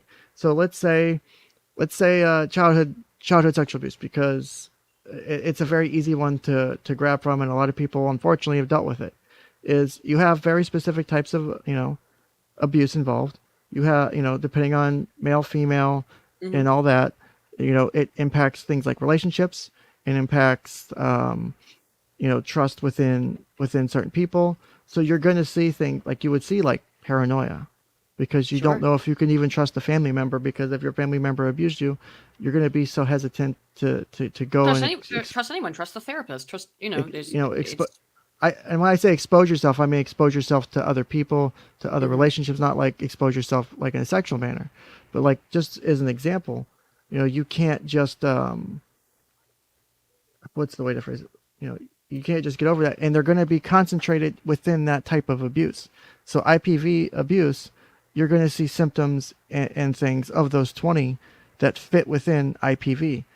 that's, and yeah, you could probably have a good handful of them, but 19, because a lot of that shit you're probably not going to see. You may have experienced once in the entire relationship, and is that really the thing? And it could, but is that really the thing that also gives you an extra traumatic symptom?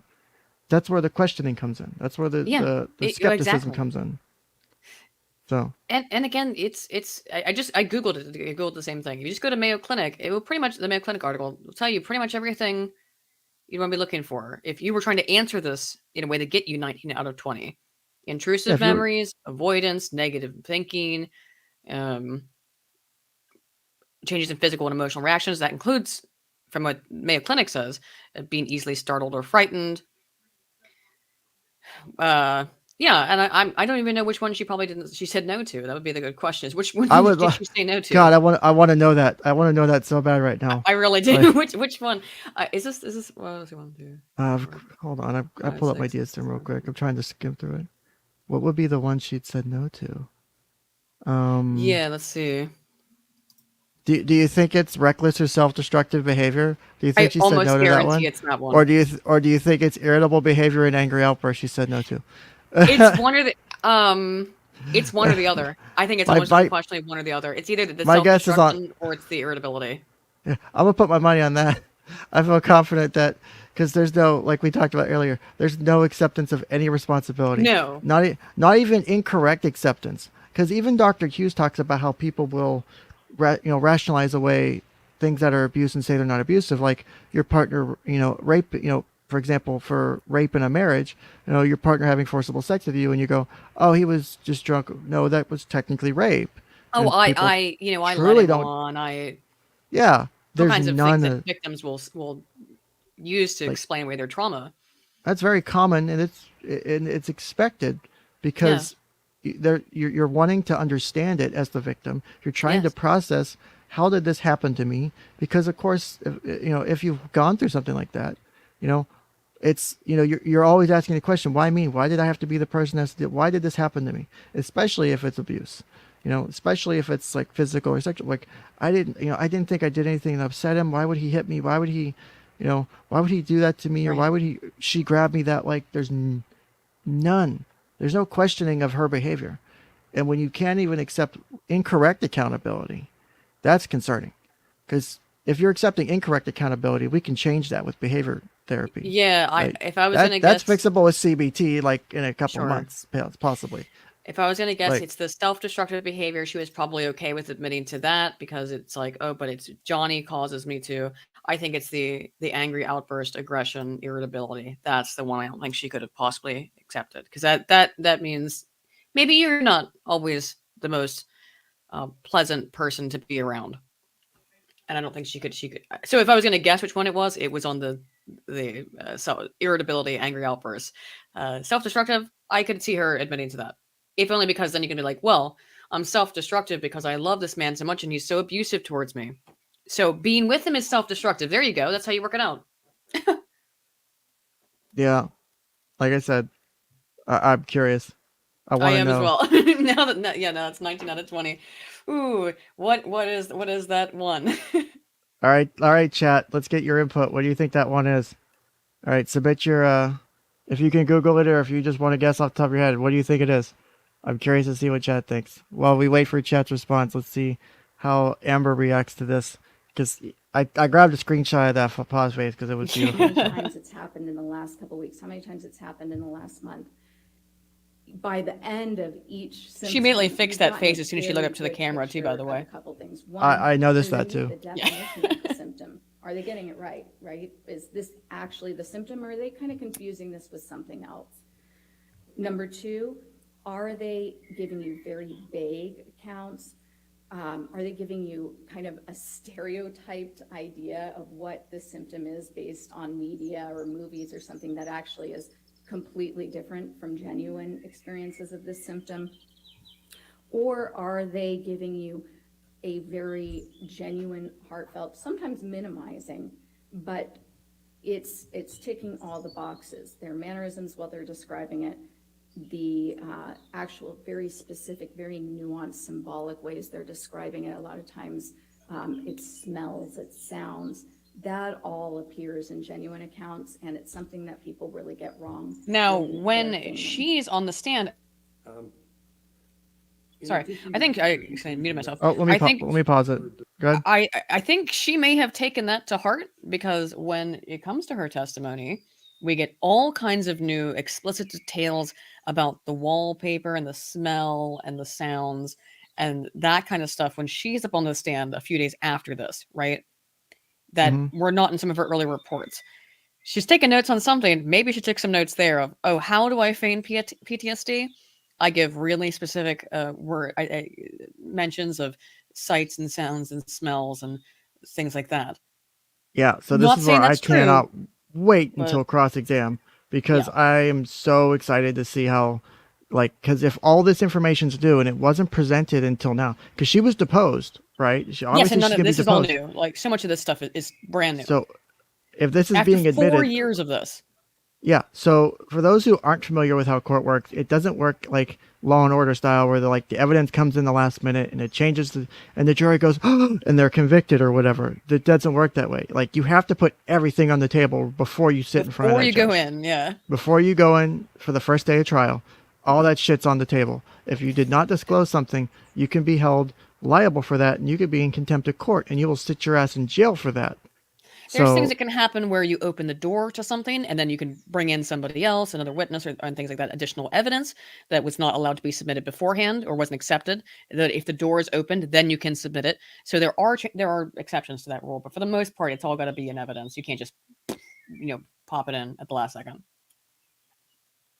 yeah, so I'm curious to see how that plays out, because I would be hoping they spent the last week rewatching and rewatching and rewatching and Oh, rewatching. I would certainly Someone's hope so. someone's last week was spent doing nothing but rewatching Amber Heard's testimony and taking notes. I guarantee it. With the amount of lawyers involved, with the amount of shit that this case rests on, I mean, you're talking $100 million verdict if the counterclaim wins.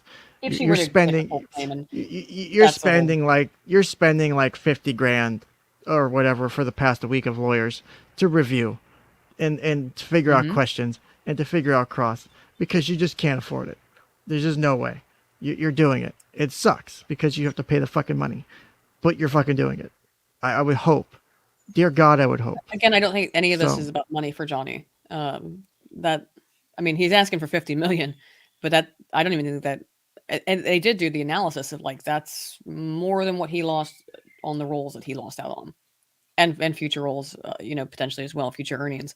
So, whereas 100 million on her part, I don't know. That's quite speculative, I'd say. I don't know how you've done that sort of analysis, but okay, because as far as I know, the only big movie she's been in is Aquaman, and clearly that's not happening anymore. Although she could say it's lost earnings, but is it 100 million for Amber Heard? I'm doubting. Yeah. So yeah, I don't think if the counter, it'd be funny if, and I think juries have done this before, where you have people like big companies or whatever, and they convict or whatever, or whatever, or rule them guilty, and they fine them like $1 because the conviction was more important than the money. And that if might that's happen the here. if that's the outcome of the case, I'd be fine with that. I think Johnny'd be fine with that. give me 1 second.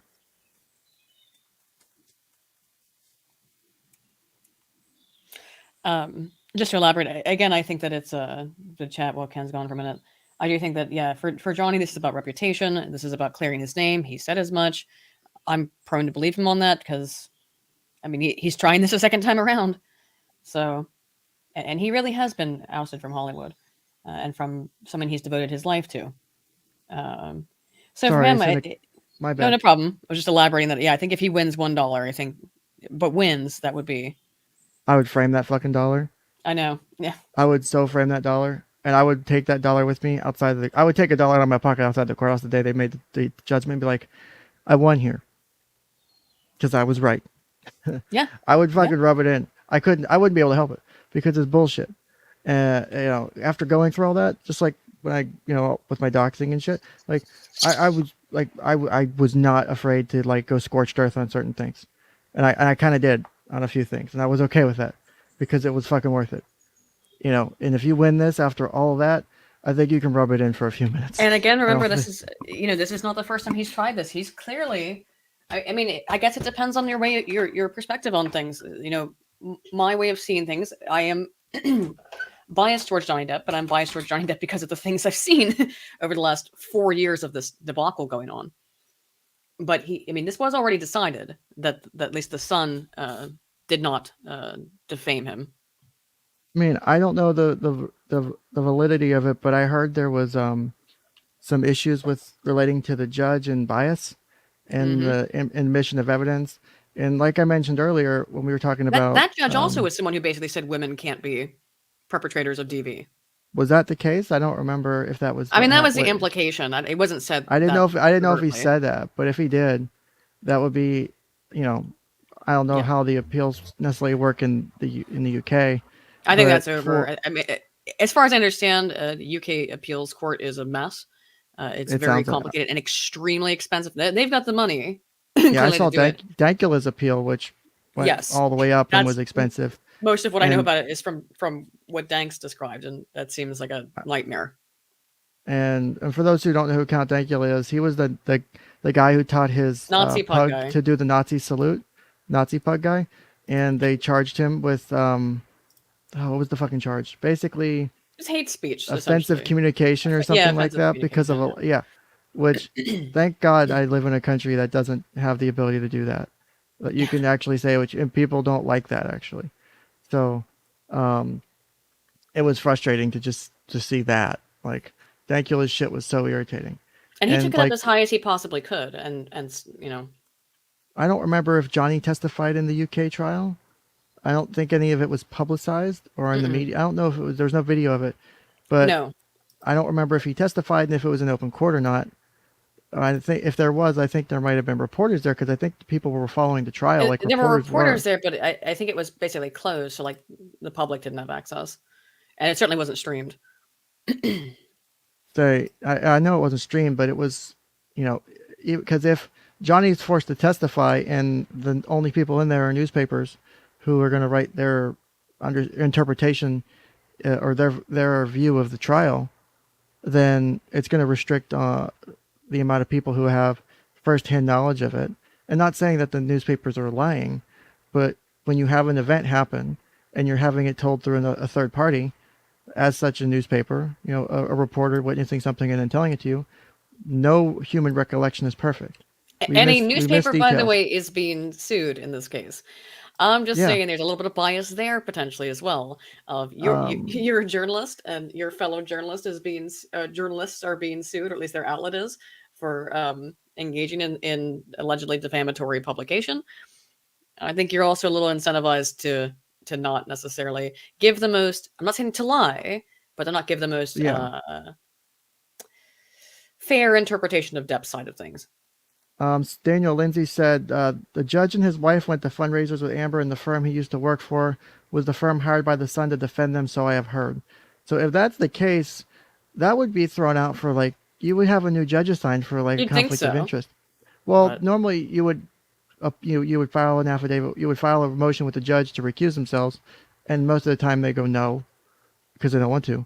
And then you have to appeal it, and then hopefully the appeals court orders the motion to recuse, and then you push it up. But I would think you would want to do that, but obviously they couldn't. But you know, the UK, the Sun trial, Amber didn't testify because, or she didn't testify publicly because they have, as I mentioned She did earlier, depots. or she did depots, but nothing was released. They have I think victim shield laws in the UK and in a lot of Europe I think has it as well. Canada has some, I think. I know some states tried passing certain ones, but they're very limited because you have to be able to face your accuser I in mean, the yeah. states. So I get the intention, but you're talking about someone's life.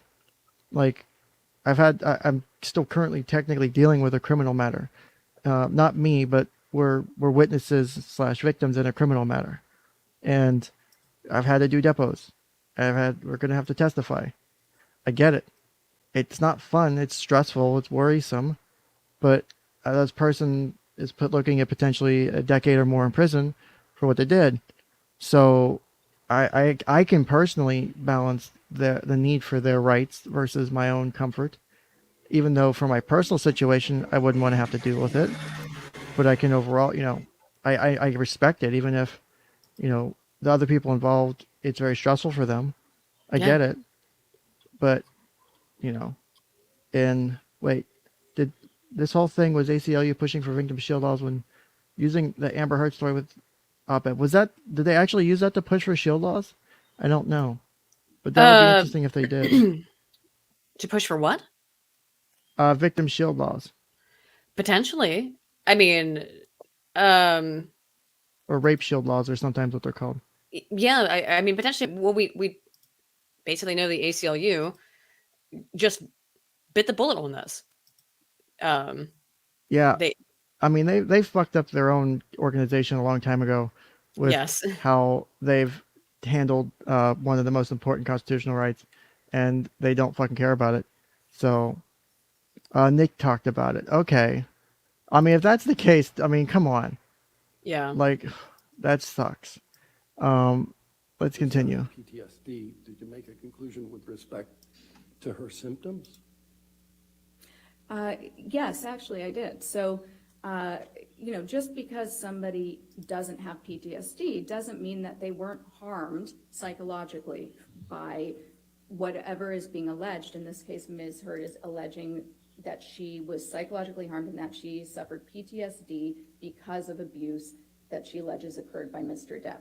So the MMPI-2 is helpful because it shows you kind of everything, any other symptoms. And then in Ms. Heard's own self-report and her prior treatment records, I knew that she had reported to me that she had had some other symptoms. So now what becomes really important is determining, and let me clarify one thing here, not so much a diagnosis, but did she start to experience symptoms during the relationship and after? Did they worsen after? Or could these types of symptoms or reports be explained by other factors? A, by feigning, B, by pre-existing conditions, or C, by other stressful life events that might have occurred. Exactly. Yeah. So the main Yeah, that's perfect symptoms explanation. that I was There's no looking better at way to say that. didn't meet criteria for PTSD, right? There was also, substantial evidence of this sort of emotional dysregulation, emotional disorganization, the shallowness, the dramatic affect. Now, when you have a lot of childhood trauma, you can actually have some similar type presentation in adulthood. There are some differences though, but also that's not something that would have occurred after this relationship. So now I was looking at, are there indications that these types of things that she's described, this transient anxiety, the issues with sleep, were these there prior? And sure enough, Ms. Heard, in her own self-report, stated to me that when she first got to LA, she was seeking treatment for, in her words, blanket anxiety and depression. She also reported that she was taking medications. In general, none of them were helpful. That's actually very typical of borderline personality disorder. Medications typically aren't Did you see her very face? helpful for Yep, somebody with yep. a disorder. They really need an intensive, lifelong type of therapy, which is not necessarily as relevant to this. But interestingly also, people with borderline personality disorder often respond really positively to stimulant medications that are given for ADD or ADHD. And in one of Nurse Falati's notes, she reported that Ms. Heard told her that none of the medications were working for her except for one Provigil, which is often prescribed as stimulant medication. And I just thought that was interesting and sort of consistent. I forgot about that with part. more of these Yeah, I forgot about that as well. lifelong personality disorders that aren't necessarily caused by a harm by any allegations, but have been there and will remain there typically. The other issue, so the anxiety, she had already indicated that had been there prior, but the form of the anxiety. So looking at Dr. Hughes's testing and then also looking at the scores on the MMPI, when you look at all these little combinations of the scores, you can actually learn a lot about, is the anxiety related to an event, or is this more a person who tends to be an anxious person regardless of what's going on in their life? And somebody might describe them as a worrywart. And the scores, the little combination of scores that she obtained actually indicated that it was the latter, that her anxiety tends to be separate from events and more just kind of a constant, and it comes and goes, but it's more of a trait. I have no further questions for this witness. All right. Okay, we're done with the rec. Here we go. Ms. Bray, go ahead and have our lunch What's that? break. It might be a good idea. I said, there we go. There's direct, yeah. Okay, So, I know. I can see do we you want to do jumping out. cross All or do we want to go to ladies and gentlemen, let's go ahead and Dr. take our lunch Hughes? recess. I mean, Just again, it's we're not doing whichever. Outside research, and don't discuss the case. What's that? It's whichever. I'm fine for either one.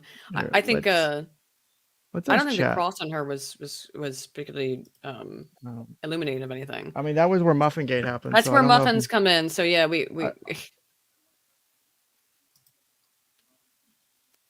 Hold on, let me do the poll. Cross exam of Curry or cross exam of Mommy Psych or direct of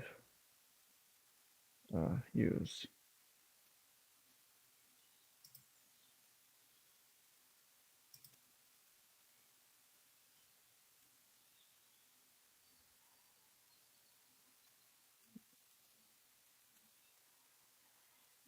All right, asking now.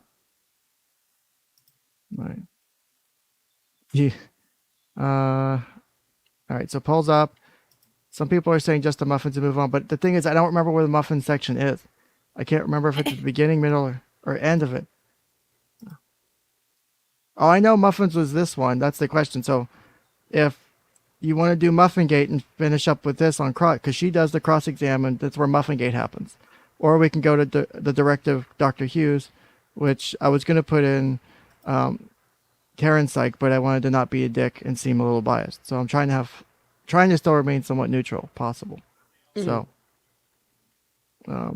we've got 10 votes in, we've got 30 people watching, so we got to get at least half before I close this poll. But I think it's going to weigh heavily in favor of one specific thing so far. Why are you abstaining, Lampy? Get your ass in the vote. You can't abstain. This is a mandatory voting country. mandatory voting. Oh no. Yeah, we have mandatory voting in this chat. Go now. Or you'll be punished on the casting couch later.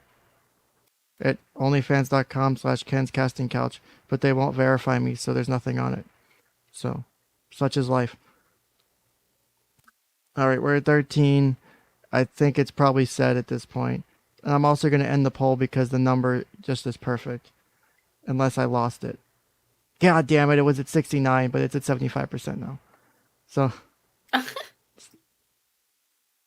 so you guys, Muffingate's happening. Congratulations. So, there's no Switzerland in this chat to take sides or pairs. Yeah, there's no Switzerland. Okay. We'll have you back All right, here. so let's skip forward. Jesus Christ, how long was this break? Or was this lunch? Oh, here we go. And okay. Clinical psychology, not All right, here we go. All right, Muffin Gate time. Let's go, baby. We need the appropriate banner, though. All right, you have your seats. All right, cross-examination. You can sit down, ma'am. Thank you, Your Honor.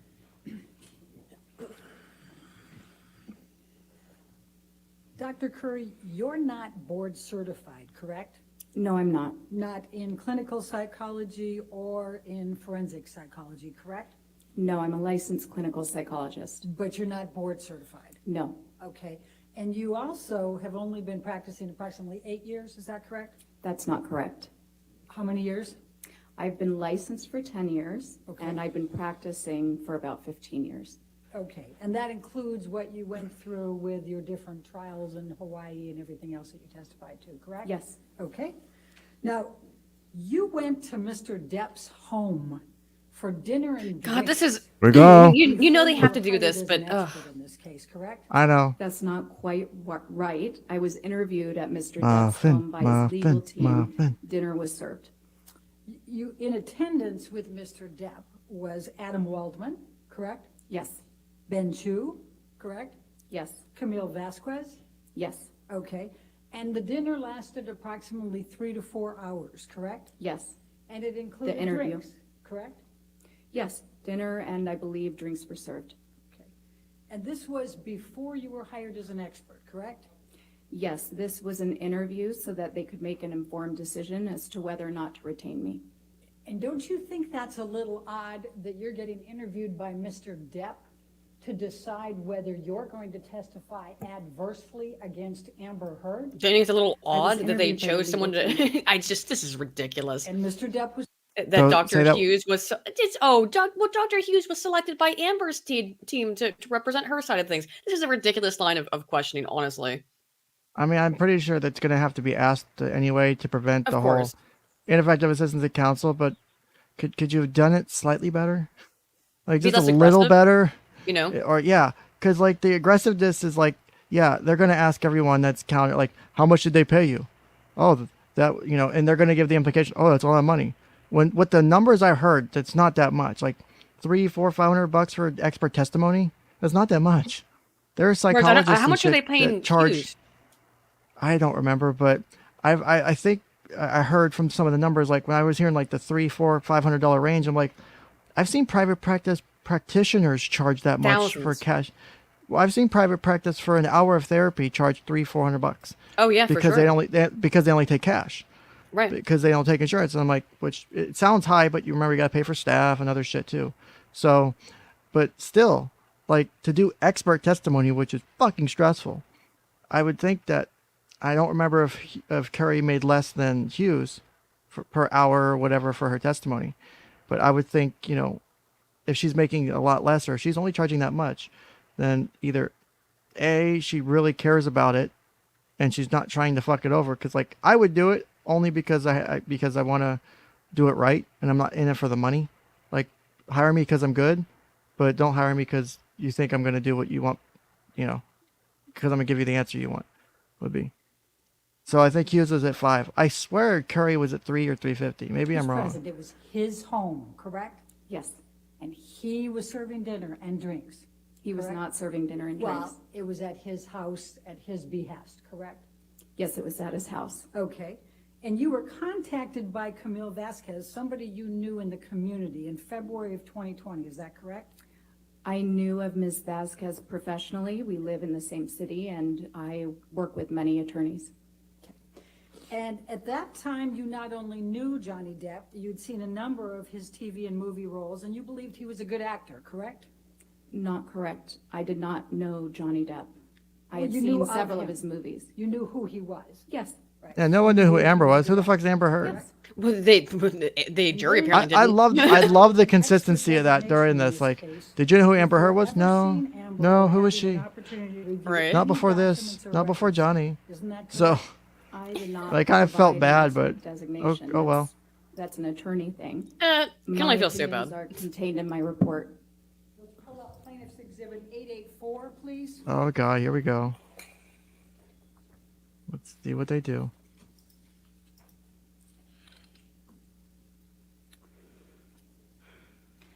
This was plaintiff's designation, identification of expert witnesses in this case.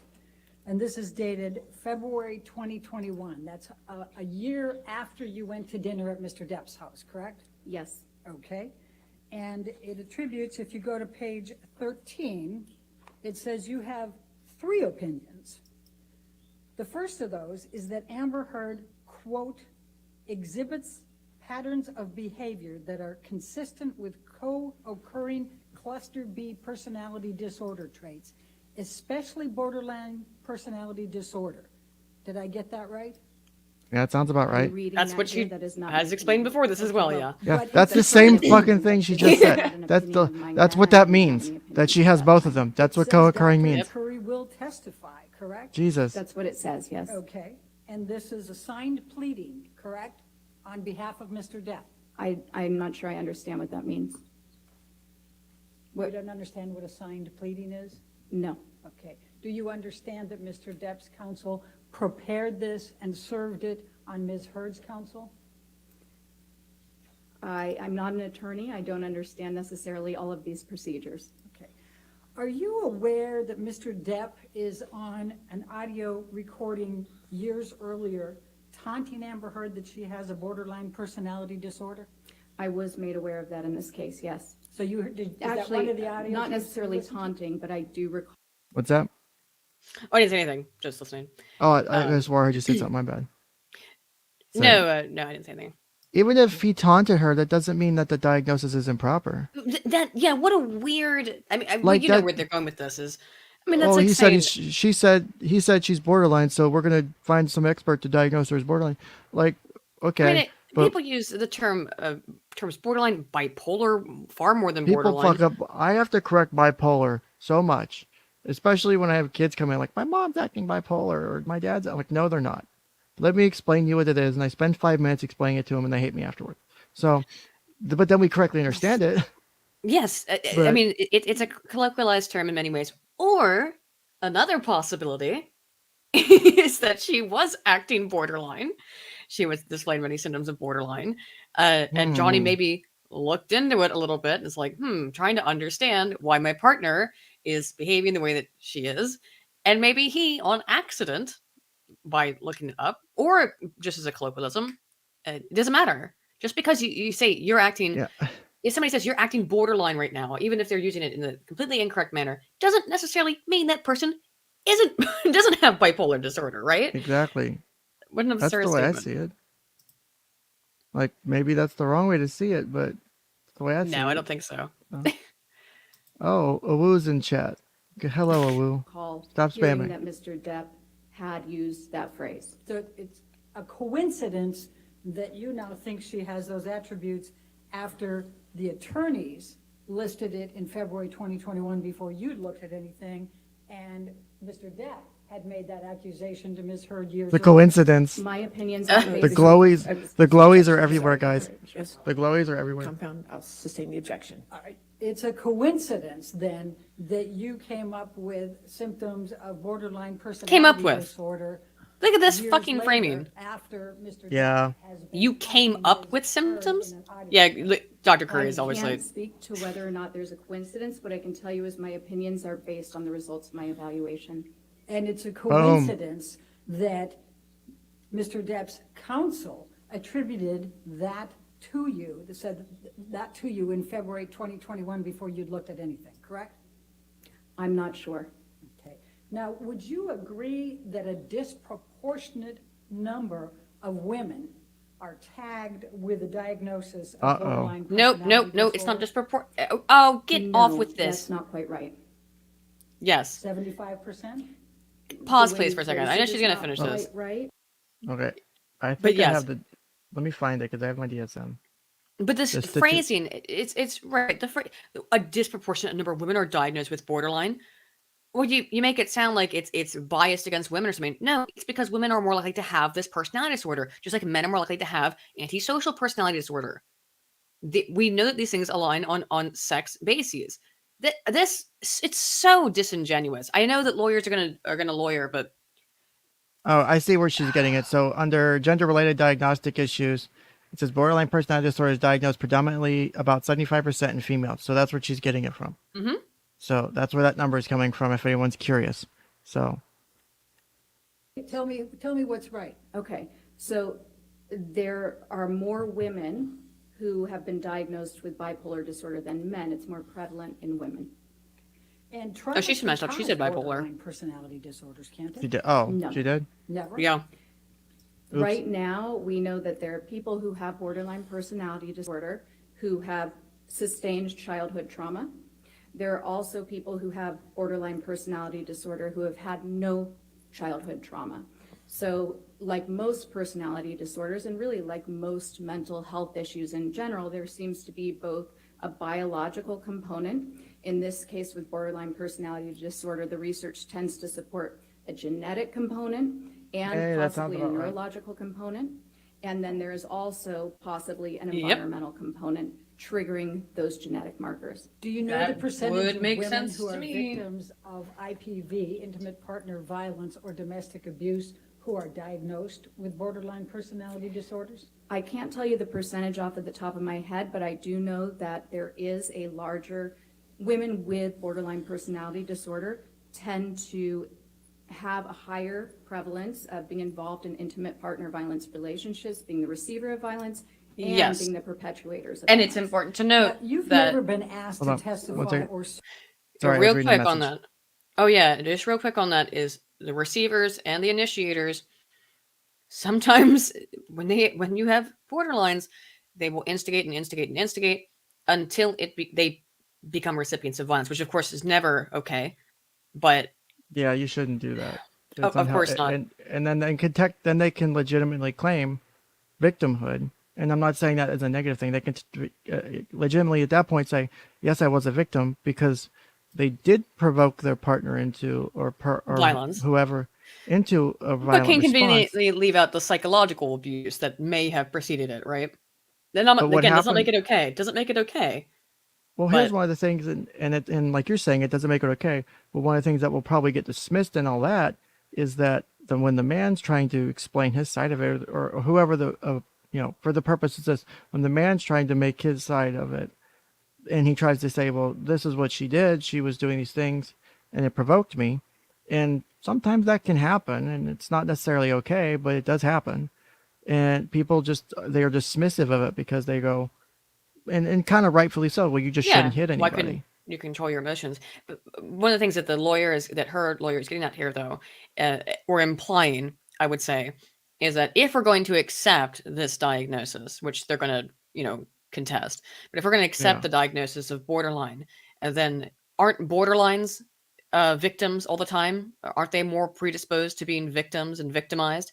That's the goal to Yeah, here. Just, kind of where she thinks she's heading is what we're getting is the point, right? the point is, though, that people with borderline often incite this stuff, and that's why the statistics are the way that they are. That there's an elevated rate of both victimization and enactment, and that's because of other behaviors. Again, not a justification, just why the rates are elevated.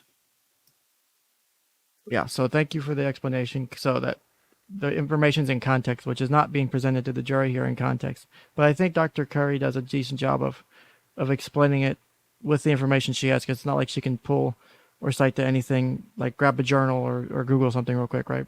serve as an expert with respect to whether someone has a bipolar disorder. Is that correct? A bipolar disorder? Yes. That's not correct. Okay.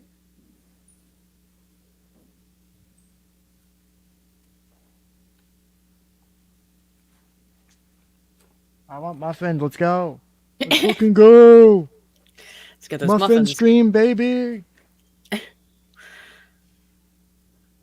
It's just the scene is just so hilarious.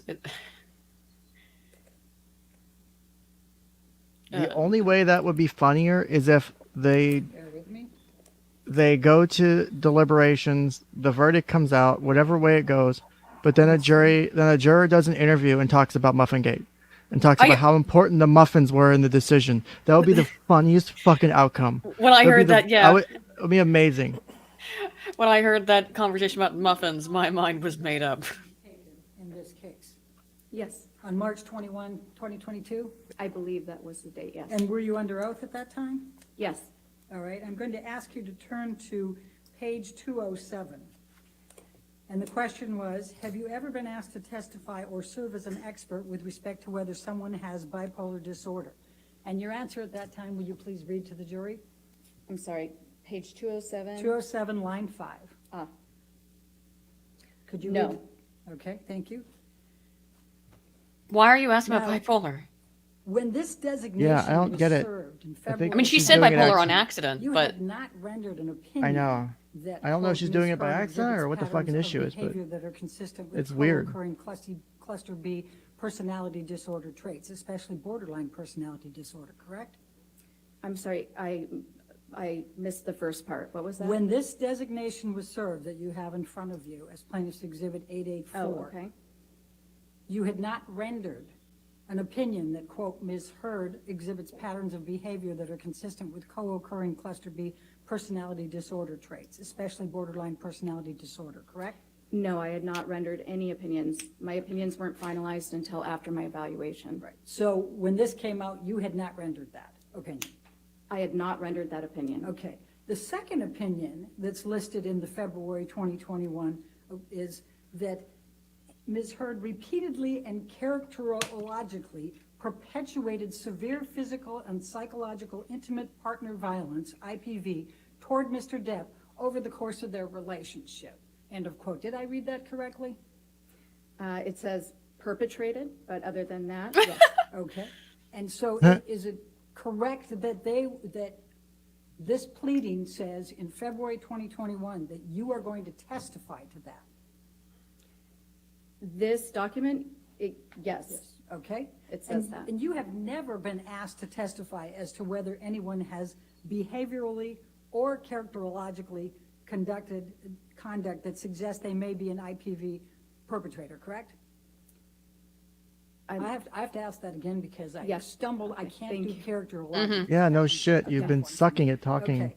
You have never been asked to testify as to whether anyone has behavioral or characterological conduct that suggests they may have been an IPV perpetrator, correct? No, I've never been asked to testify for that. Okay.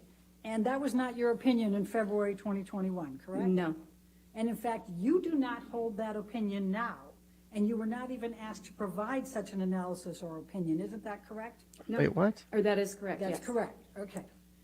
And you have She wasn't, never held that opinion, correct? Being asked, I think, to determine if Johnny or if Amber were specifically victims of IPV, she was conducting a psychological analysis on Amber, and would it Oh, okay. now if there was IPV, probably would have popped up not probably, may have popped up in PTSD if it was severe enough, may have popped up somewhere else. But in terms of her psychological assessment, she wasn't assessing for IPV, as far as I understand. I think that sounds all right. I don't think that was her job. I think her job was just Yeah. purely Amber. Yeah. So- So I think that included asking her if she was a victim of it, although that may have shown up in one of the assessments. So I don't think she did. Whereas Dr. Hughes, that's pretty much all she did. So Okay. Yeah, let's see what. This No, this that lawyer is just correct, yes. irritates the shit out of me. yes. And your third opinion, if we can go to page 14, was that Ms. Heard exhibits patterns of behavior that suggest her allegations of abuse against Mr. Depp are false. End of quote. Do you see that? I see that. You said it's my third opinion. That is not my opinion. All right. Earn. But in this pleading, it says that you will testify to that, correct? Yes, that's what this says. Okay. And that was not your opinion in February 2021, was it? No, as I said, I had not formed any opinions at that time. I had just been retained.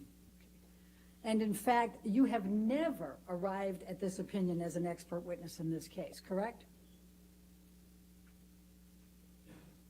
In terms, no, the opinions that I've rendered are provided in my report. And And they're what I'm testifying to today. And you have never arrived at this opinion as an expert witness in this case, correct? Which opinion? It's a vague opinion. It's a vague Yeah. question. Sustained. You have never arrived at the opinion that Ms. Heard exhibits patterns of behavior that suggest her allegations of abuse against Mr. Depp are false, correct? That's correct. Okay. And in fact, you've said that has never been my opinion, correct? What I'm Because it saying wasn't is her that job. this, Yeah, the opinions not what she was in here- That's not her job. These are No, not my no one can opinions. make that My assessment, opinions are provided in my report. or at least not Can her, you please turn to Yeah. page or at least not in any 255? reasonable light that wouldn't No, be it's like not what she was torn doing. apart not in what she court. was- Exactly. Yeah. This is Deposition. it's a poor attempt at being like, well. And So if we you're can saying start on 254 that, to give uh, I don't have context. that page. I'm you have no sorry. idea then. You 254, can't say that it was 11. fabricated. Oh, okay. It's not her job. It's Yeah. not what she was doing. Come on now. But again, I mean, The question this now is the their next this is one the lawyer's quote, job Ms. is to Heard exhibits patterns of behavior that try suggest and her allegations impugn of her abuse against credentials Mr. Depp and are analysis. false, Yeah. end of quote. Was that your opinion in February 2021? And you answered at that time, no, correct? That is correct. And then I asked, have you ever arrived at that opinion in the time that you have served as an expert witness in this case? And your answer was, could you read that to the jury, please? Yes. So no, it's not the task. I was cut off, or essentially what I said then was, no, Dr. that's not Curry, the okay. task of Dash. That was never my task to determine. Can I say what that means? No, and then the question is, There's a fair reason. to say So Can I say that what was done on means? purpose. No. No. Oh, I know. Because you don't want to correct it. You don't want it actually explained properly. That would be. But that that irritates comes the shit out off of me. so bitchy. Like, again, I don't. It I mean, does. I'm biased. All you have to obviously, do but is. Can I All you explain? have to do is please let me ask my next question. It would be the easiest way to do that. Right. And don't let her finish, but you say, please let me finish my next question. If she continues, then you can object to non-responsive. Right. It's easy. Right. And I'm not a fucking lawyer, and I know this. Right. Like, it's not hard to not seem like a bitch. As but the she attorney doing can't- cross. can't help herself. It's just like, and she's like, all right, can I elaborate? Instead of just saying no, find some other No. way to move on. Just no, and in the tone too. No, okay. Not a good look. I mean, at least Amber hired lawyers that reflect her own kind of level of personality. So good for her on that one. Yeah, I think so. I mean, it was good that the expert was trying to say, no, quit fucking misquoting me, was what she was trying to correct. Because she knows what's going on. She's not stupid. Oh, it's obvious. It's overtly obvious. I love the look on mommy psychologist's face right Yeah. now. She's like, I got you, bitch. That you have It's never great. arrived at an It's opinion beautiful. that, quote, Ms. Heard exhibits patterns of behavior that suggest allegations of abuse against Mr. Depp are false, end of quote. And what was your answer? Well, there was an objection. All right, I'll read it for you if you're having difficulty. no, Your I- answer Oh my was, God, under oath, you're being correct. such That is not my bitch. opinion. That has never. I love the been smile on her my face right now. opinion. It's beautiful. Isn't that It's what so it said subtle. under It's so oath? I mean, subtle. this is destroying. I gotta say, like, this woman, her cross, Oh it's man, so aggressive. It's so mean and it petty.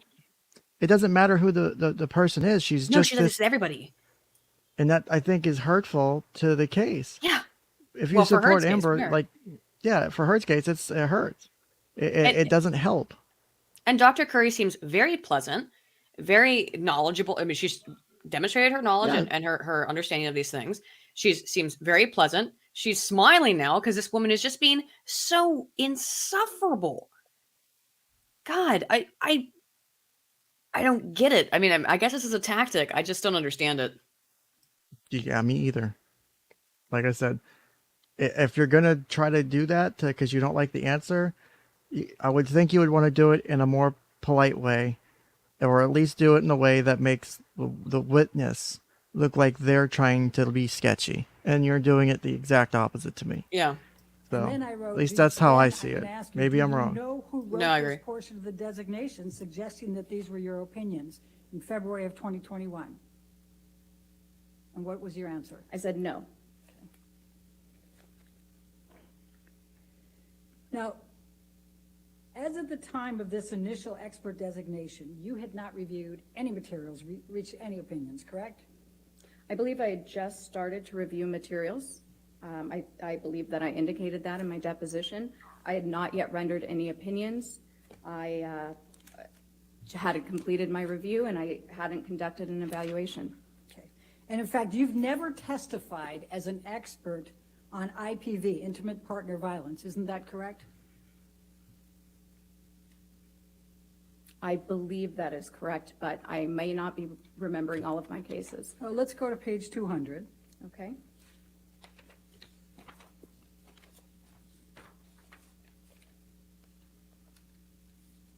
Line 17. My question was, have you ever testified as an expert on IPV? And your answer under oath then at line 22 was what? Oh, gosh, let me catch up. Line 22. No. And you've never testified as an expert on emotional distress damages associated with IPV, is that correct? That's correct. Okay. And you've never been asked to testify with respect to emotional damages associated with domestic violence or abuse, isn't that correct? Again, I'm reluctant to say that's correct because with 15 years of experience, a lot of my cases have been complex, and that may have been a component, but I don't remember explicitly a case being just about that. Let's go Correct. to page 199, line 20. My question to you was, have you ever been asked to testify with respect to emotional damages associated with domestic violence or abuse? And your answer I find this all at that time was, pointless. No. I mean, like, she's not here to assess. Like, that what she did was not do assessments for IPV. We've been over this. She was there to do psychological assessments on Amber Heard. Yeah, I don't know if they're doing it as a way to just clarify it, maybe. Oh And no, say this is an attack on her credentials, saying she doesn't know what she's doing. She's never dealt with this. Because again, remember the Heard side, the only diagnosis that they will accept as valid is PTSD as a result of IPV. So this woman does not have a background in that. Dr. Hughes, that's her most of her resume. So it's to impugn Dr. Curry's professional expertise because she doesn't have this specialization in IPV. You don't need Not what she tested background for. you don't need a background in IPV to diagnose PTSD. In fact, nope. Yeah, I don't think that makes a good argument to me. So. Well, it's to confuse the jury because then they're going to bring out our psychologist and she has a whole ton of history in interpartner violence. She's the shit. You should see all the cool stuff she's done. Like precisely. This is that's exactly why they're doing all this, in my opinion. Yeah. Yeah, a little frustrating, but let's continue. I've not, right? Sorry, I hadn't found the page in time. Okay. You said, no, I've not. But I have not. Okay. Now, you also have never been asked to testify on whether an individual is being truthful in saying that they are a survivor of IPV. Is that correct? That's correct. Okay. And you have never qualified as an expert to speak to whether a person suffered from IPV, intimate partner violence, or was a victim or survivor of IPV. Is that correct? That's outside the task of a psychologist to determine whether an event occurred. We assess behavior. We assess mental status. That's perfect explanation. Yeah, exactly. So you have not been asked to testify to that, correct? It's not something that occurs, so no, I have not. And you were not ultimately asked to provide any opinions on that, correct? No, I was not. Okay. Now, you did not disclose in any of the designations or your report that you had met with and had dinner and drinks with Mr. Depp, did you? I'm sorry. Muffin Gate? Can you repeat that one? Yeah, well, we're getting there, yeah. Disclose in any of Muffin the Gate? designations or in your report that you had dinner and drinks with Mr. Depp, correct? I did not disclose that I was interviewed by the legal team, no. Could have kind of Good answer. guessed she was, but great answer. That was Are you beautiful. trying to resist that you didn't have dinner with Mr. Depp? And drinks? Resist. I'm not trying to resist that, but it's not quite right. You what did you're have dinner stating. with Mr. Depp, did you not? I did, with And you his had legal drinks team with and Mr. Depp, Depp. did you not? And what? You had drinks with Mr. Depp, did you not? Her Drinks were confusion served. is I like know. interesting. This was It seems very over 2 genuine, years ago. too. I may have Yeah, had that's a the drink thing. with dinner, yes, In fact, you thought you had a mule something, right? possibly. Yes, okay. And you didn't disclose that you had met with Mr. Depp, Mr. Walton? I love the Mr. attorney Cheney, sitting next to Johnny right now. He's just I kind know. of like, he hates his life right now. He's like, this bitch is retarded. he's been that way I the did entire not trial. disclose that. I It's know. not significant to the report. You don't think that's significant, correct? I don't. Okay, but you've never been asked to meet with a client in his counsel before being retained as an expert, either before or after, have you? No. And you justified that it was okay in this case because it was a high-profile case. That's not quite right. I justified it in this case. Actually, I sought consultation about it. First Boom. of all, the Yep. That's person who exactly had how you would do retained it. That's his exactly how you attorneys would do was it. unable to come to my office with his attorneys. And yes, this is a very visible case. Yeah, It's he been going probably on a can't very come to our long office time, 'cause he's and I fucking understood Johnny that there Depp. would be a need to Yeah, that might interview have me something to and do with it. make an informed decision about my qualifications.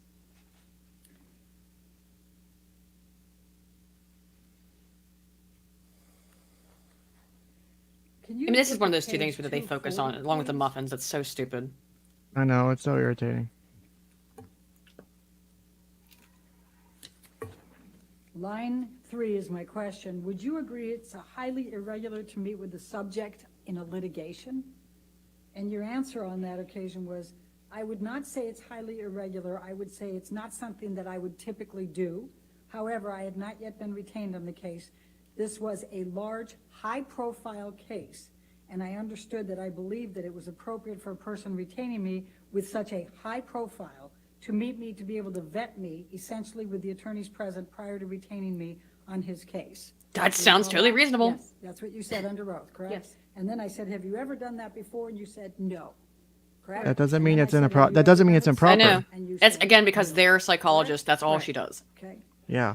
It's Now, high profile cases. I don't, by the way, think that that's a good look on her part either, Would considering you her agree? track Oh record. no, I wouldn't do it that myself. if No. I mean, I would you need very good did reason. not find Yeah.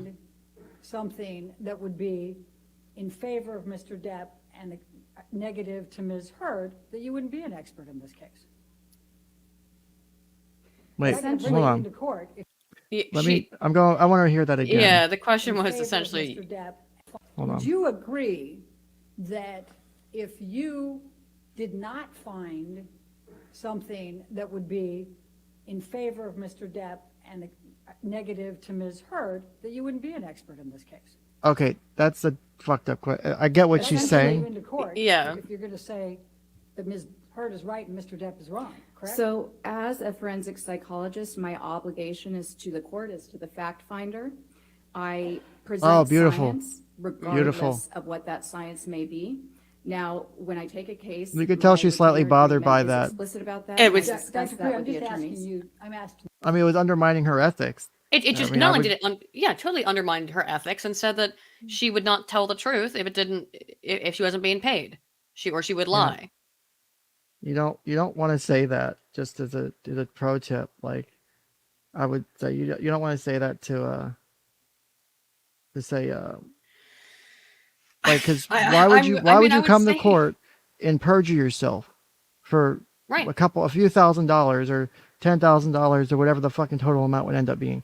And Why would also you it do is that and ruin your interesting. career and Yeah. get your license removed just She because doesn't do this. Johnny Depp? Like, That's the thing too. She does not normally do this. She does testify in cases, but she doesn't do these big high profile cases. That's the main thing that Dr. Hughes does.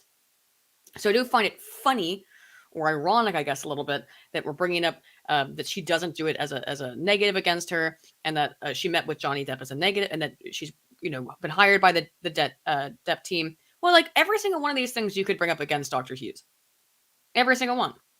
I don't really remember Depp's team doing that on her in her cross.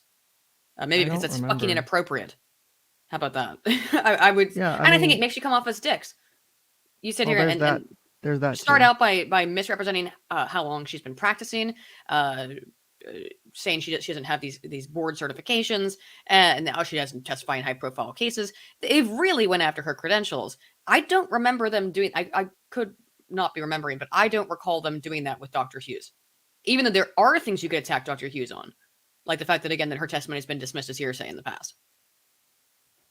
Yeah, and someone here in the chat said the attorney next to Depp is Ben Chu, who was at this quote dinner, so she's trying to claim he was involved in something improper as well.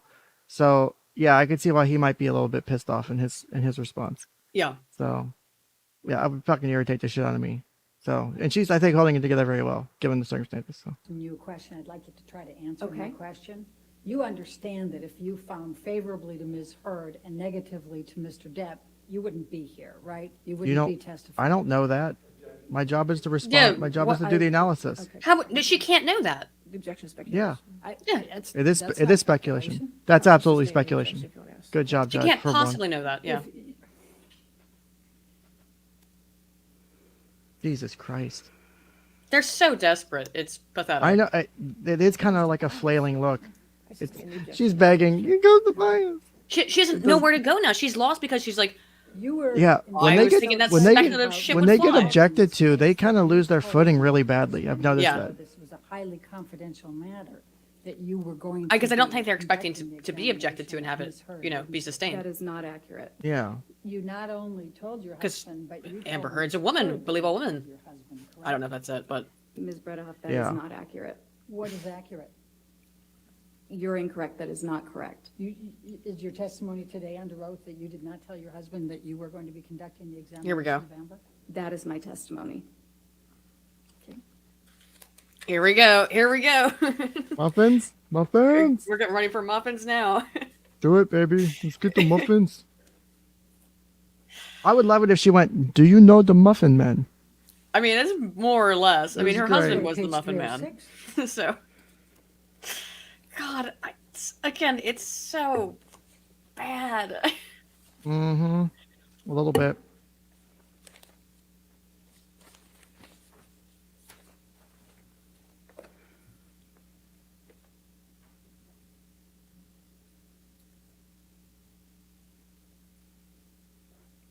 So the question that was asked was because you brought muffins, you said from your husband, right? You gave those to Ms. Heard, correct?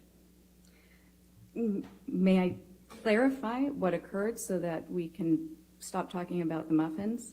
I love that. Was that It's so I was good. getting ready that morning. I frequently bring muffins. I love to the how she did office. that. My husband Yeah. did happen to know that there was going to be a Muffin celebrity gate, client baby. coming in because on the mornings that occurs, which often occurs, we have to actually clear the office and move the staff to the other office. So yes, on the one hand, he was aware of that. I was getting ready. I asked him to go to the bakery near our house and pick up the muffins for me because I was running late. He often has to do that Muffin because gate. I often do run Muffin late. gate. He Here brought the here it muffins is. back to the house. I brought them into the office.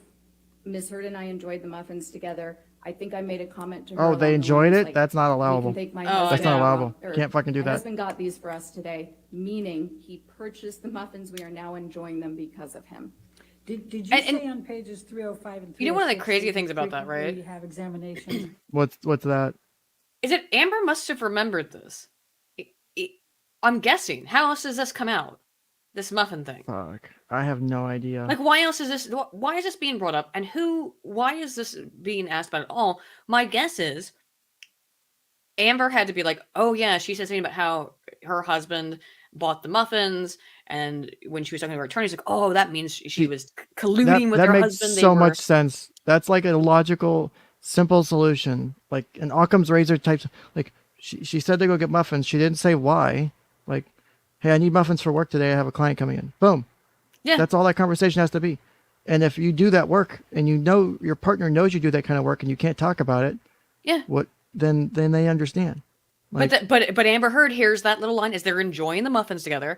Amber Heard hears that line about how, oh yeah, and I'm sure it was said, like, you know how human beings communicate, of like, oh yeah, like my husband stopped by the bakery near my house and got us these muffins since I was running late or whatever. He dropped them off. I'm sure they came in a little late, probably after they got there. He dropped them off or get a knock or whatever at the door. And we're like, well, hang on, go out, get the muffins. I'm just imagining what a likely scenario would have been. So yeah. but then Amber remembers that line, holds on to it, as she seems to want to hold on to all kinds of little bits of information. And that comes out in the interview with her, or the discussions with her attorneys Yeah. I think 2 years later or whatever. Crazy Oh shit, yeah, her man. husband. And they probably did prompt her and be like, well, did she tell you that she told anyone about this? Oh yeah, her husband. Yeah, she did say that. But because how else does anyone know or care about the muffins? They don't. Like, No, it's pointless. it's so fucking stupid.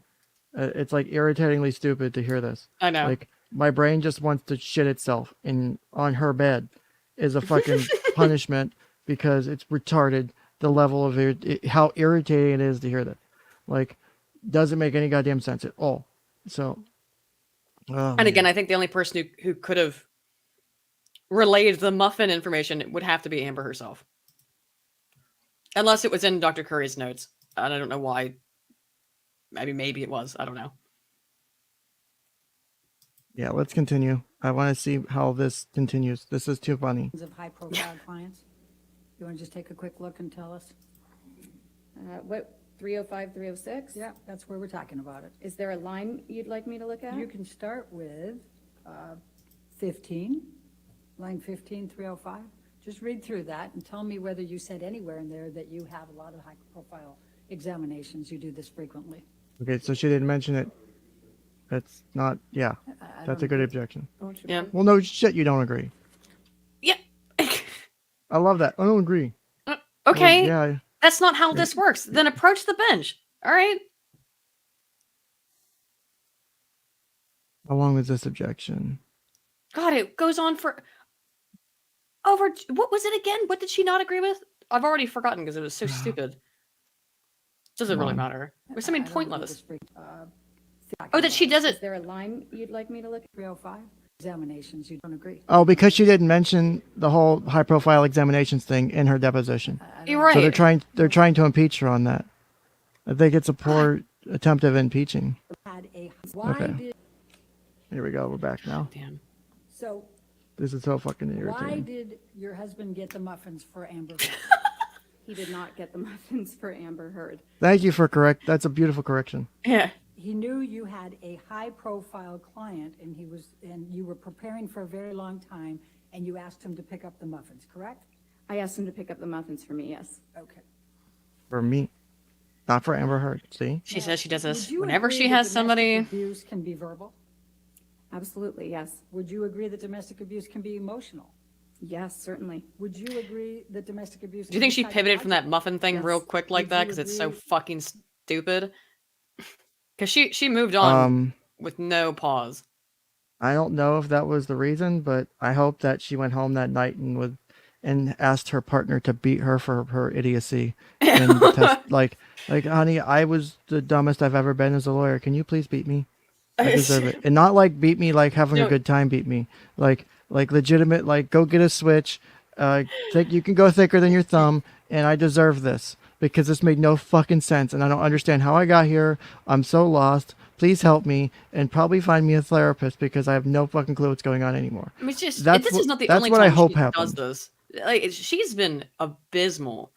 Yes. And I think maybe the thing is, across this entire trial, I think maybe the thing is that they're hoping with her is that she's like, I'm a strong woman. I'm standing up for women. Except you're against another woman here right now, and you're having the same level of aggression, and it just comes off as catty. Which, to be fair, is difficult because you have to stand up for a woman while also shitting on another woman, which is Yep. difficult. Sure. So, okay, makes it hard, but I'm sure there's ways to do it. Come on. Probably not I'm like asking this. so much, buddy. Come on, it's not that much. Alyssa says, "What do you mean, Ken? That sounds like a great time." Go to onlyfans.com/Ken's Casting Couch to see some examples of that. Now, you indicated, and I believe you testified in your direct, that it's very important to review the treatment records before forming opinions. Is that correct? Yeah, Okay, in fact, that's the first thing you would do, correct? not necessarily. Not necessarily the first. but Oh, it's look, part of I didn't There you even, go. I didn't even, I didn't even remember she said that, but I would have said Yeah. the same exact thing. Page 261. Depends on, I mean, you're gonna do it. Yeah. Beat me, Muffin Daddy. Later. Y'all know the wait afterwards. You guys know after the Let's go to stream. 260, because that's where I start. You know the rules by now. The question I asked was, and do you recall whether you'd review any of these by the designation on February 19, 2021? And you said, okay, I can't say for certain. What I can tell you is that knowing my normal procedure, I would have reviewed the treatment records first. Did you testify to that under oath then? Yes. Okay. Now, before we start getting into the ones that you testified about, I just want to be really clear about what you actually have as an opinion with respect to the borderline personality disorder. And Oh, the God. histrionics. You didn't diagnose, you didn't actually have a DSM-5 diagnosis that Amber Heard suffers from either borderline personality disorder or histrionic personality disorder, correct? That's not correct. Ooh. In fact, your report says Ms. Heard demonstrates psychological symptoms of a combined That's borderline how you- and that's how histrionic you That's how fucking do you write it. how do you think it come to a diagnosis, lady? That's how you Yes, write I it. did say that. That's literally how you write it. So what designation was that? I believe January 18th, Oh my God. that report was included? Yes. Her husband used to beat her And harder. that's what you said at that time, correct? Yes. Okay. Alleged, I said hypothetically in allegedly. Minecraft. Sorry, let me correct myself. My bad. He needs to not You bring her any said- more muffins. She doesn't And I'll deserve No it. more fuck. She I'll does quote not deserve any muffins Quote, at this Based point. on the combined results of my Fuck no. interview with Ms. Heard, behavioral observations, psychometric test data, and review of the available records, Ms. Heard demonstrates psychological symptoms Yep. of a combined borderline and Keep histrionic going. personality disorder, BHPD. That's Yes. what you Yeah. wrote in your report as one of your conclusions, correct? And that's I a still don't- DSM-5 diagnosis. And it Yeah. did not say that you were diagnosing with a Oh my DSM-5 God, this Jesus pedantry. Christ. personality It is so disorder or yeah. histrionic personality disorder, did it? That's what it says in different semantics. So So Like, what you this is meant just- to It did say- not use the word. Can I just Dude. highlight how beautiful this is? Can I just It's highlight? been what, like a week and a half since this happened, 2 weeks now, and I don't it's even know. rewind. I mean, I listened to it with Nick, and I was doing other shit, but re-listening to it, it's like, oh my god, it's just what a catastrophe. Yeah, I rewinded That it is just what to do you it wrote in again your because report it's worth it. As one of your conclusions. And correct? that's a DSM-5 diagnosis. And it did not say that you. Just were the way diagnosing that's a with DSM-5 diagnosis. I mean, you know, DSM-5 maybe for the thing is that borderline you and I are both familiar with personality the, No. the jargon and lingo here, Yeah, and maybe the jury's not. yeah. So to us, it's like, what a dumb fuck thing to say. You know, like, I mean, just how Maybe that is ill-informed and stupid the- the lawyer comes off as. But No, I'm diagnosing with green eggs and ham. exactly, yeah, that- symptoms what- have you nothing don't- to do with a who the f- diagnosis. What? It would have been funny if she had like, see, this is where, like, if I was an expert witness, I'd probably get fired because I would take the opportunity in a Be sarcastic manner to go, yeah. what's the DSM-5? To shit the fuck around and be like, well, no, I did use a DSM, like, just to shit, because I couldn't help but shit post in real life, basically. And I would probably get me fired and probably get me under perjury, Yeah. but I wouldn't be able to help it when you have something like this. When you have a situation like this where you can't fucking help yourself, where that no matter how hard you want, you just like, God, I need to do it. Like, I mean, that- clearly the intent is to make the jury think that she didn't diagnose her by playing word games. no, And it's yeah, like, what clearly, you know, Dr. Muffin's not going to let you get away with playing the word game. She called out for what it is. It's semantics. like, if I were to pull up an old client record and redact the names, it would have, like, if I did a diagnosis on it or whatever, it would have like their name. It would have, say it's their say it's like their second session or whatever, and I finally get to a diagnosis. Have their name or whatever. There's normally a section that, like, at least from the note system we used, like, where you would put in the primary and then secondary diagnoses. You would put in the codes or whatever, and Yeah. then you would have your, like, text box, and then you would put in there, discussed history of client, blah, blah, blah. Client presents with symptoms of X, Y, or Z. So client presents with these types of symptoms consistent with or in alignment with X, Y, Z diagnosis. That's like fucking standard phrasing. Right. So- And diagnoses are open for that. That's why it's not just, I mean, psychology is far more open to this, but even in medicine, if you don't like it, get a second opinion. That's why Yeah. it's symptoms consistent with. So you don't just, what she's getting at here is she doesn't write down on the paper, Dr. Muffins hereby diagnose Amber Heard with borderline personality disorder. That's not how that works. You know? Yeah. I diagnosed with the BDSM-5. I don't know what the DSM-5 is. Thank you, Shadefire, for that. I'm so fucking stealing that. Thank you. That's my new thing. I'm gonna call it that from now on. And I'm probably gonna call it that by accident in like a professional meeting or something.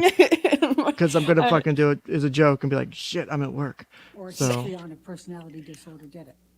That's what it says in different semantics. That's what it says. I love that. Well, That's the fucking I mean, best. CBT is part of the It did BDSM-5. not use the Yes, words you definitely just is. That one I can say is for a fact there. Oh my God. You said that you reviewed, but I'm going to start with Rocky Pennington. Your testimony was that out of the blue, Amber hit Rocky Pennington, correct? I can't remember exactly what I said, but I did reference Ms. Pennington's deposition that Ms. Heard struck Ms. Pennington in the face. In Yes. fact, Ms. Pennington testified that she hit Ms. Heard. And in response to that, she can't recall, but Ms. Heard either pushed or slapped her, correct? I don't recall. That's a pretty important distinction, don't you think? My recollection is that there was some sort of violence both ways in the relationship. How would she? Either way, it seemed Also, that both this of is them not might have her been job unstable. either. Oh, I'm no, only What's that? This is- To To know what happened between two people, like, you're asking her for her opinion on hearsay. yeah, that would be the kind of shit that Dr. Hughes got an appeal filed for. Sure. Is testifying for here. Like, the most She you can can't do is have any fucking clue what happened in private. She can only report on what they told her yeah, she can say so and so told me this or that. in a That's as far professional as you setting. know. Yeah. And you don't know if that's you can't stand by it because you're being told it after the fact. You weren't there. But by You saying can't- so and so told me this, that is hearsay. So absurd. Yeah, like It doesn't like, oh, these questions don't make sense to me. Only evaluating No. Ms. Heard. So now we have an evaluation of Rocky Pennington No, from- I just said, but that was not relevant to my opinion because I'm only evaluating Ms. Heard. But you testified to that on direct, that was a factor, right? Yes, Okay, well, wouldn't it make a big difference if Amber struck first or just responded back? given the dynamic, not necessarily. No, it would not have. So now you're an expert on Rocky Pennington and her dynamics with. Oh my God. God. I know. Look, her face Okay, just so a now let's slow talk blink. about Dr. Cowan. I love that You look. not only Like, reviewed his I'll for a brief treatment moment and slightly his simp for text mommy messages and psychologist just for that look. But you also attended his deposition. I mean, it did takes you the not? patience of a saint to sit Yes. here and listen to this Okay. bullshit. Oh my God. Do you recall Your Dr. military Cowan bearing effectively has to be testifying on that point, Amber man. told him about Depp physically abusing her contemporaneous with the events? I don't recall specifically his words, but I remember him recalling that she had disclosed abuse in their treatment, yes. And do you recall Dr. Cowan testifying that he received a text message contemporaneous that Johnny did a number on me tonight. I'm safe in my support tonight, but I need some real help. Do you remember him testifying to that? I don't remember the testimony, but I do remember seeing that text message as one of the exhibits. And do you remember Dr. Cowan testifying that on another occasion, Amber sent him a text, "Johnny beat me up pretty good last night," end of quote. Again, I, Not in this instance, she can rely on it, she testified. Overruled. Thank you, thank you, Your Honor. I didn't need to argue that far. Do you hear how giddy Do she you recall gets? that? Oh, I know. again, I, Because she knows Yeah, she just got she's- away with some shit she really shouldn't have gotten away with. That's Yeah, why. that's the kind of laugh where I got away with something. That's that fucking laugh. That's the I actually got to say it. They let me say it because they know they've been playing the judge. I think both sides at this point know. Yeah. But Jesus Christ, it's so annoying. Like, just you could hear like she did that more than just this one. She did it during other ones yeah. too. Like, she gets giddy when she wins an objection, and then she's so out of place when she loses more than one in a row. Yeah. Like if she gets a couple back to back, it loses her because I'm sure she's got shit laid out. Her momentum's And- completely deflated when she doesn't get one. She She can't find does her place. not know how to pick back up. And in a trial like this, you don't want to do that. Yeah, this is like, oh my God, I actually want. That's exactly what that look is. don't And recall the that testimony, voice. To but I me, do it's also remember just that being again. I just find her approach bizarre, because yeah. if you're portraying Amber as this victim, but you're being so aggressive, I don't know if that's the right look. Is to come off as an asshole, but I don't know. I don't know how the jury interprets it.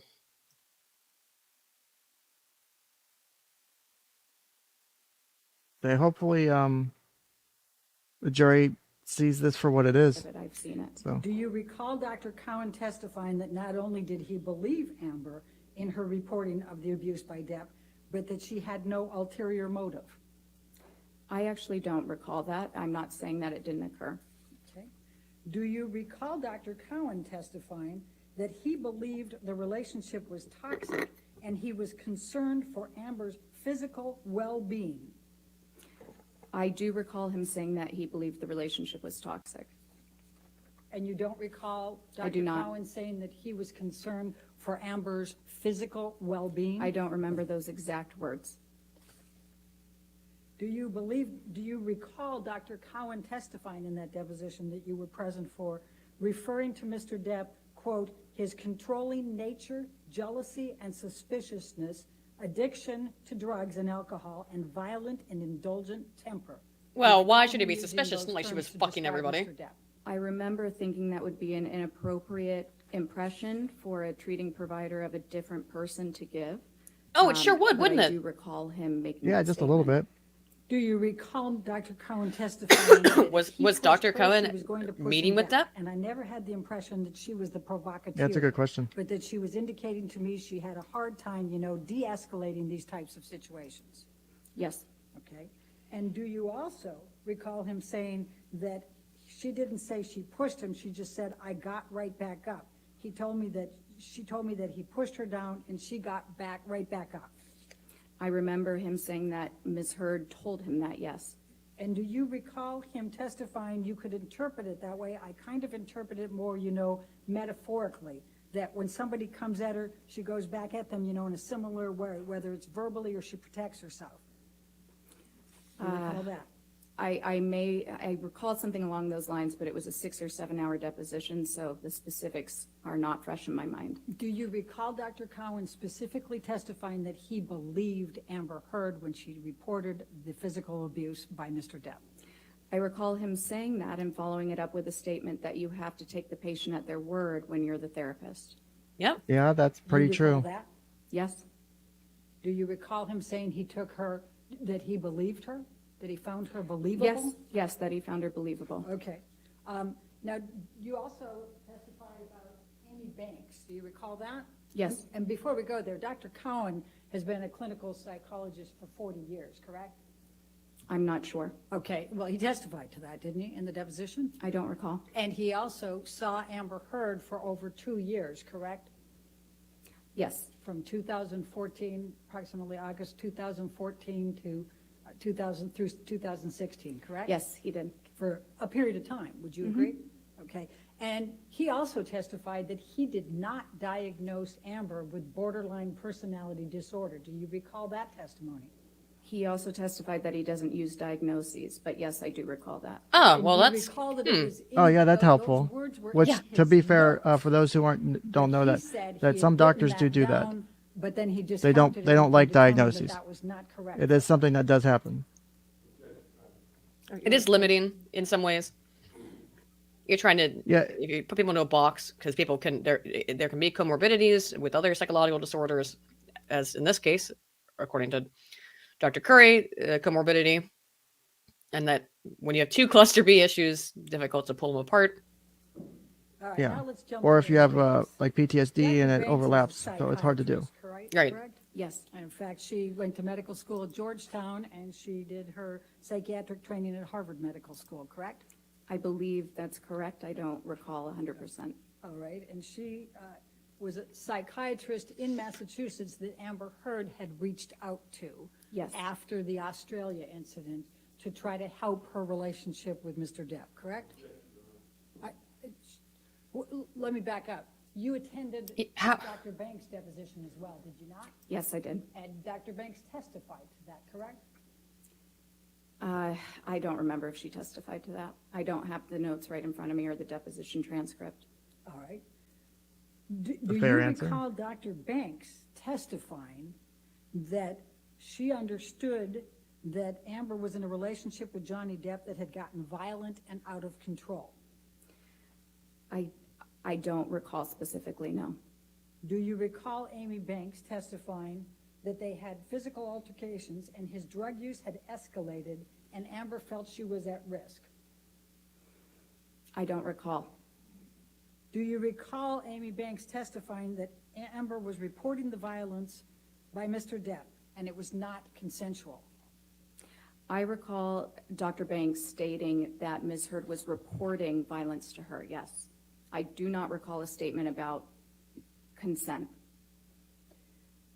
Do you recall Dr. Banks testifying that there was discussion about Mr. Depp cutting off his finger, and she said only that it was a middle of one of these very kind of out-of-control escalated fights, and that did make a fairly big impact on me? I remember something like that. All right. And do you recall Dr. Banks saying it was a whole other level? As I remember, it told to me he actually cut off a part of his finger during one of these altercations, meaning, to me, the way I digested that, if you will, was that things had gotten particularly out of control. I do not recall that exact statement. I'm not saying it didn't occur, I just can't recall it. All right. And you recall that Mr. Depp was in sessions with Ms. Heard with Dr. Banks, correct? Yes. My Okay. understanding, however, is that they met with Dr. Banks, and then it was primarily Ms. Heard meeting with Dr. Banks for treatment after prescriptions and therapy. All right. And do you recall Dr. Banks saying that she was not surprised that Amber was seeking a restraining order because of the violence that she knew existed in the relationship? I do recall that, and it would be impossible to know that violence exists as a treating therapist or as a psychologist. Again, we're not Good point. investigators. However, I do Good recall point. that she said that because I remember having that thought. And do you recall Amy, and she's a psychiatrist, right? Psychiatrist. Okay. And do you recall Amy Banks saying that it was clear to her that Mr. Depp was the one who initiated the violence? I don't recall that. All right? But Do again, you did recall either of these people meet with Depp? that What's that? Did either of these people, Cohen or Banks, did they meet with Depp? I actually don't know. That's a good question. Someone had asked, I told them, wait till we spoke again. They asked that you have to take the client at their word. Thing has come up a few times. How do you walk that line between believing them and treating their real issues in therapy? So the way the premise works is you have to take the person at their word. And I tell my clients this pretty much the first session is I'll take you at your word unless I have evidence to believe otherwise. So like if maybe they're, for example, say they're telling me they're fine, but I see signs or there's things that are suspicious about maybe them wanting to harm themselves. And so then I might question it and ask them further. But you can't just assume that they're lying out the gate or assume they're lying about something. So like if someone comes in and tells me they're raped, I'm going to assume they've been raped. Right. I don't have any, at that point, I don't have any evidence to believe otherwise. And then it's up to them if they want to go to the authorities. There's sometimes, if they're under 18, I have to make a DCF report. I'm Right. required by law. Outside of that, if they're over 18, it's up to them. I cannot force them to call the police. I cannot force them to do anything with it. Now this is where, the whole being able to separate your professional life and personal life, this is a job where that can be difficult because my personal opinions might be different than how I deal with it professionally. How I deal with it professionally is my job is to be there to be supportive, to help them with the things they need to get through the situation. Now, if over time, like they were to come in, initially present with, it being a viable thing, being a legitimate thing, but over time it evolved and maybe they started having other signs or symptoms of maybe a personality disorder coming up, or there's signs of deceit and other things and activities that's going on, then I might start to question it and see whether or not maybe that's probably where, any good therapist would probably seek counsel from another coworker or from a right. supervisor. Because you can't just, it's before you go And and, now say you're lying you're to me. invested in it as well, and you've gotten to know this person, so You you can want to. destroy people by doing stuff like that. You have to, Yes. because you have a good rapport and relationship at this point. You can't just call them a liar suddenly and not expect it to have a major impact on them. Right.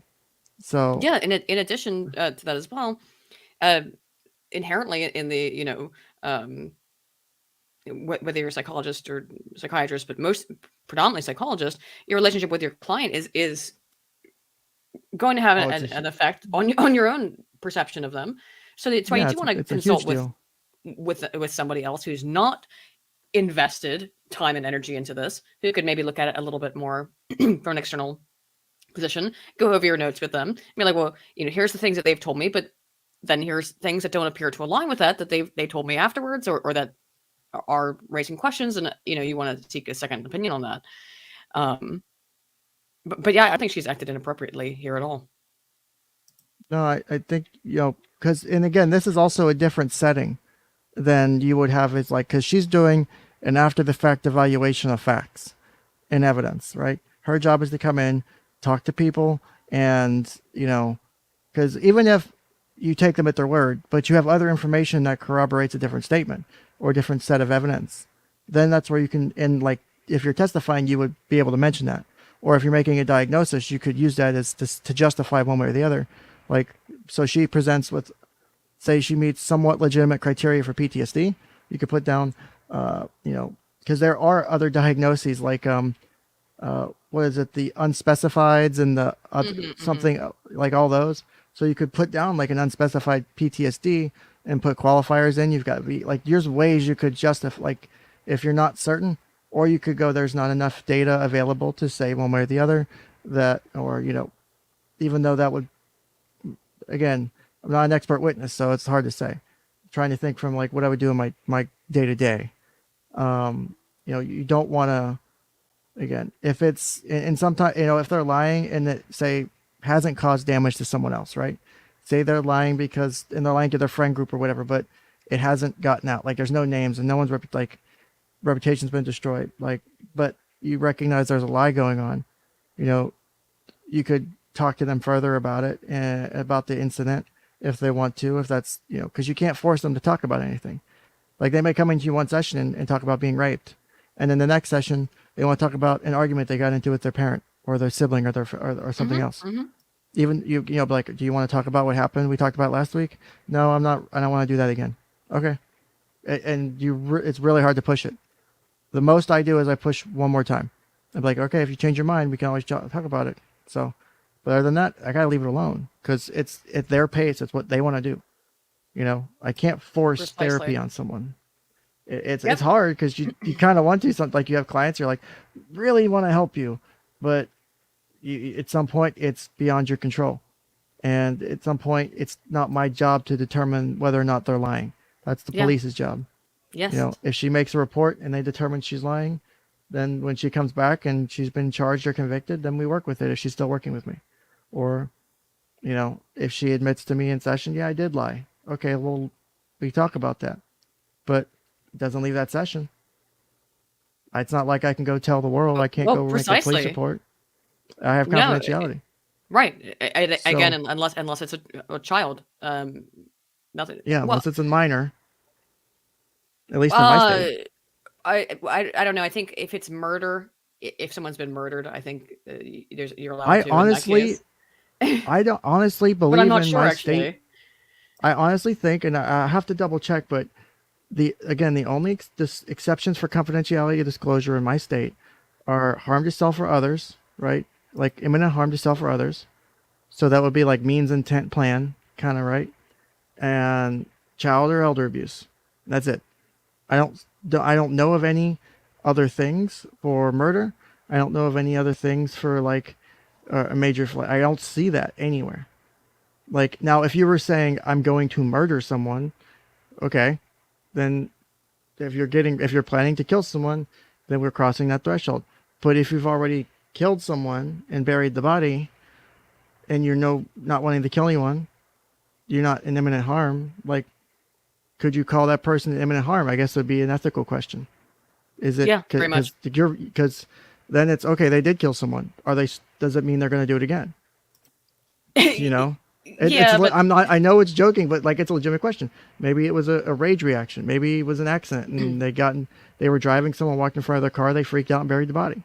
Yeah, I think that one you might. I don't know if you have an ethical duty to report a murder or a serious crime, because I don't know, because I actually don't think that like priests are required to.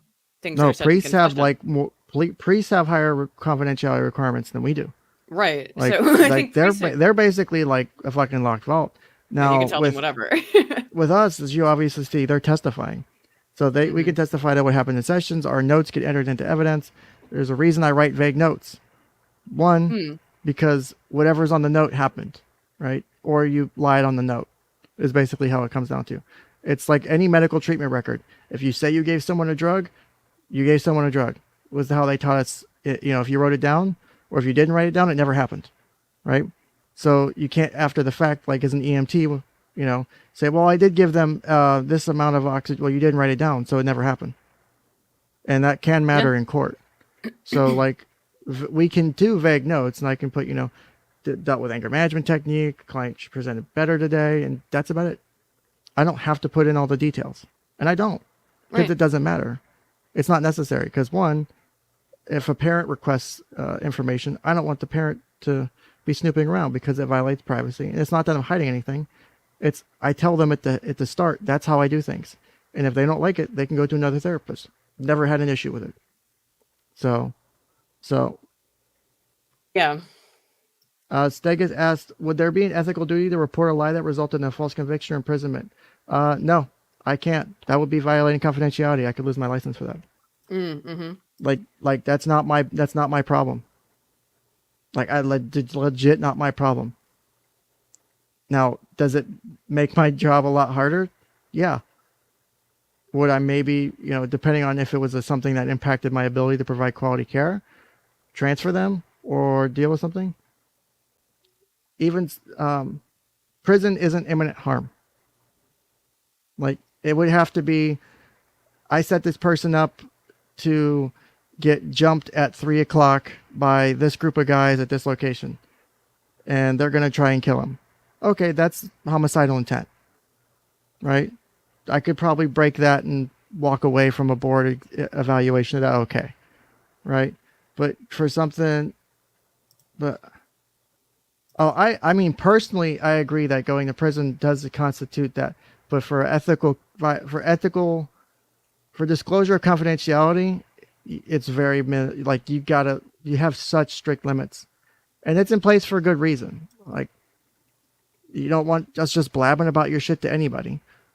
I mean, if people, because some people do come and report crimes to their therapist or their pastor or their priest. And again, it's not my job to pursue that, like, it's, like, if some, and as horrible as it might be, if someone came to me and said, like last year, when I was doing something, and this is where it will start to get really complex. They say, I would probably seek supervision on this one and insight, because I don't know necessarily the right answer to it. But they said, like, if an adult came in and said, so-and-so year, like last year when I was on a trip, maybe out of state or whatever, I sexually assaulted a minor. Right? Right. Yeah. Here's the thing is, I've done something similar, not for a sexual assault, but for an abuse and neglect call. I've called and said, this is the information I have. And then they'll either accept the report or not. If they don't accept the report, that's as far as it goes. You tell them, this is the information I have. I don't have a name of a child. I don't know the location. Yeah. And they'll tell you, okay, we deny the report. And that's as far as it goes. Yeah. And sometimes it sucks, because you have a situation where it's like, I would hope that they would investigate. Yeah. So, but those do happen, and it's not fun. But yeah, that's definitely a good question.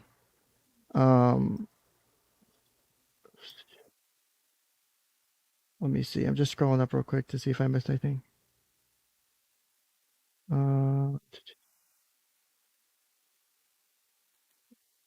Okay. Yeah, that violating confidentiality, like, when you have to break confidentiality, you better have a good reason. You better be able to back it up, because if someone files an a board complaint to your licensing board or to your state agency, get so easily fucked. You better be able to justify the shit out of it. It is no fucking joke. They do not fuck around, and there's good reason. But holy shit, yeah, you don't fuck around with that shit. I would not, like if I got into a situation where, and then you have someone who is telling you they did this and say they were trying to own up for it and try and get treatment. You have no information to make the report, right? You pretty much know the report's going to get denied. You have an ethical obligation to make the report. You can make the report without giving the name of the person. And if they deny it, then you can still protect their confidentiality, or not, depending on what information they ask. Or they take the report and nothing happens with it, but yeah, there's not, you're really put between a rock and a hard place on that kind of stuff of not wanting to betray your ethical duties, and knowing that the incredible, this is one of the harder parts of the job. Right. Ethics and confidentiality are such a hard part. Like, you're doing it day to day, and it's you not have to juggle it day to day at all. In many cases of. So, like, your ethical, because of course you like, I have a personal ethical duty if this person's telling me this thing to be truthful about it, a crime, but you can't, because of the professional ethical duty. So. Oh yeah. So, like, my personal ethics, I have to, you have to be able to separate them. See Goodies for $10 super chat said, I don't think the board is approving you getting your client jumped at 3 a.m. The reporting of a crime is at least to your worries in that regard. Now, the fact you're the main conspirator. No, I said that I would probably have to, if they're saying that they're trying to get the person jumped for, like, a homicidal reason, like to try and get them killed. Mm-hmm. Now, if they say, I'm just getting these people beat up, there's not enough information there for me to know that there's imminent harm, right? I wouldn't be a co-conspirator in that because of confidentiality. That would probably protect me in any kind of thing like that. Now, would it be a bit of a pain in the ass? Yes, but unless the person said, "Oh, I told you that," yeah, you can call the police and tell them they're going to get jumped. You know, I would still probably seek supervision or counseling from a coworker, but I'm pretty sure that I don't know if that would be able to break confidentiality. I don't think you could for that because there's no risk of imminent harm or imminent because Yeah. again, it's worded specifically for suicidal or homicidal ideation. Right. So basically killing yourself or another person. Because So that is yeah. If you say I'm gonna kill somebody or I'm gonna kill myself, now there is it's a serious and you have to believe also it's a serious statement, not something said off the cuff, because that's going to be grounds for in the case of suicide of institutionalization, and in the case of homicide of contacting the police. But well, I tell my clients because I want them to be open with me, and it's worked for me for the most part. right, Is if there's a you're careful thing about the suicide thing. well, is I tell them, I'm like, if you're suicidal, I want you to tell me. right. If you're telling me, and I had a client the other day tell me this. I'm like, if you're having if you've have thoughts about wanting to harm yourself, but you don't actually really want to do it, or you don't have a plan or anything, or you don't have a way to go through with it, it doesn't mean you're going to get Baker acted or 5150'd or we're going to send you to this agency because of the name of the local agency that we send people for that. My goal is to help you, and that wouldn't help you. We only do that if it's like an imminent need, or if you've thought of plans but you don't really want to go through it, or if you don't have a way to actually do your plan. Let's talk about it so we can get past those feelings. I don't want you to not open up to me, but do know that if it crosses the boundary, then I have to. I'm obligated. Well, right, and that So- it is a constant struggle on the suicide thing in particular, because a lot of times people will have suicidal thoughts and they'll be afraid to talk to a therapist out of fear that they'll be institutionalized. And That's why I clarify it so much. well, I mean, like I've been institutionalized for suicide. Yep. Really, really not fun. Oh no, it sucks. It's not fun at all. Losing all of your agency is kind of fucking terrible. This was many years ago at this point.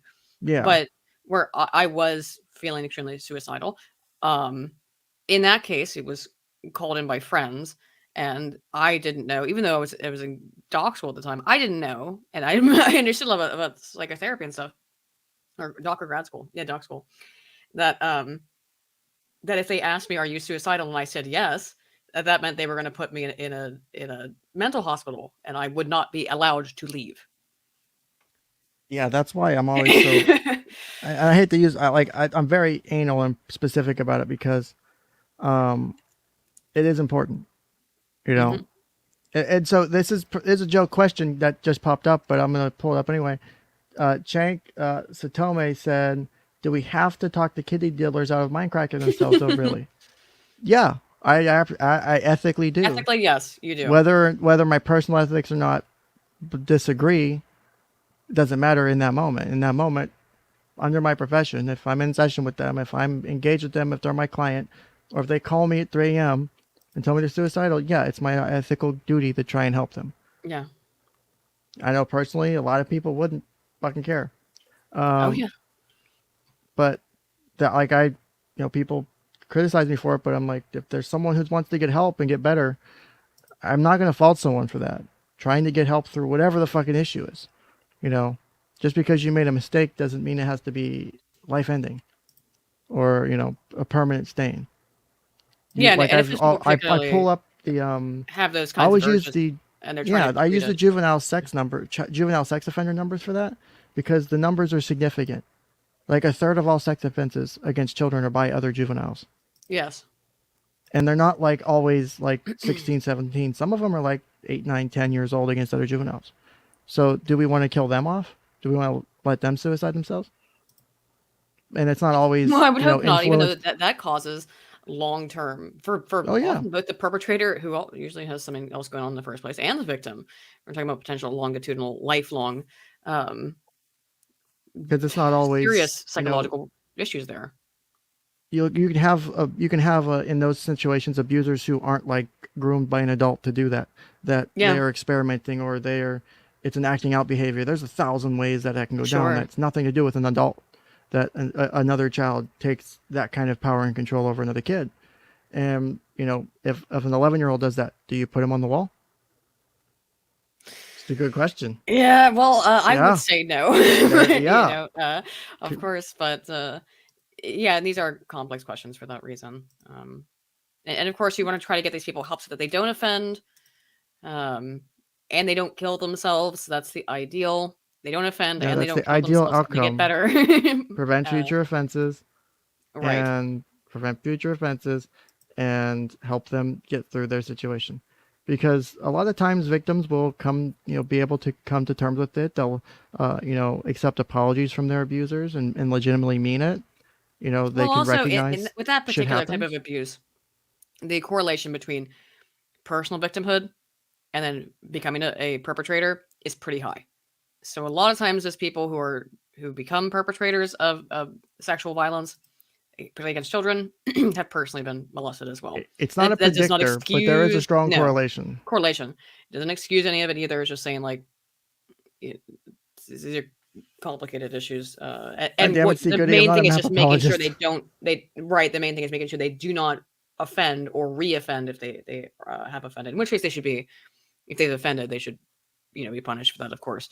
But if they're going to reintegrate into society, at some But point. like I point out, those same numbers, even though that's a third of all offenses like that, numbers are surprisingly high. The reoffense rate being so low that it never happens again. Like low single digits. Does another minor ever do it again as a child or an adult? Like really, really good. Like the results can be amazing, which shows the effectiveness of the therapies. It's about implementing them. So that's a whole nother fucking rant. I have a fucking PowerPoint I did in grad school. I should fucking find and pull up. Dr. Banks But said that say, I love you, my gay wrench 𝗬𝗬𝗍𝗬𝗍. that Mr. Depp was the one who had committed the violence because Ms. Heard reported it in the presence of Mr. Depp, and he did not contradict. I do not recall that. Okay. And do you recall that Dr. Banks ultimately concluded that it was her belief that Amber was a victim of domestic violence at the hands of Mr. Depp? Here, you want to approach this?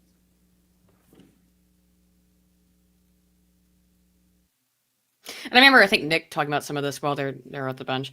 That because people in the chat were, I recall, screaming. Oh, chat! about, I love chat so much. I love know. being a mod. Being a mod in Nick's chat's one of the best things. They were furious about Amber's lawyer, of course, and the way she had acted here. But there is also legal strategy that Nick, of course, knows better than you or I would. That maybe you don't object too much. Let her keep digging her grave. If she's going to be, let her. Let her be a bitch. Yeah. For the lack of better terms, let her be a bitch.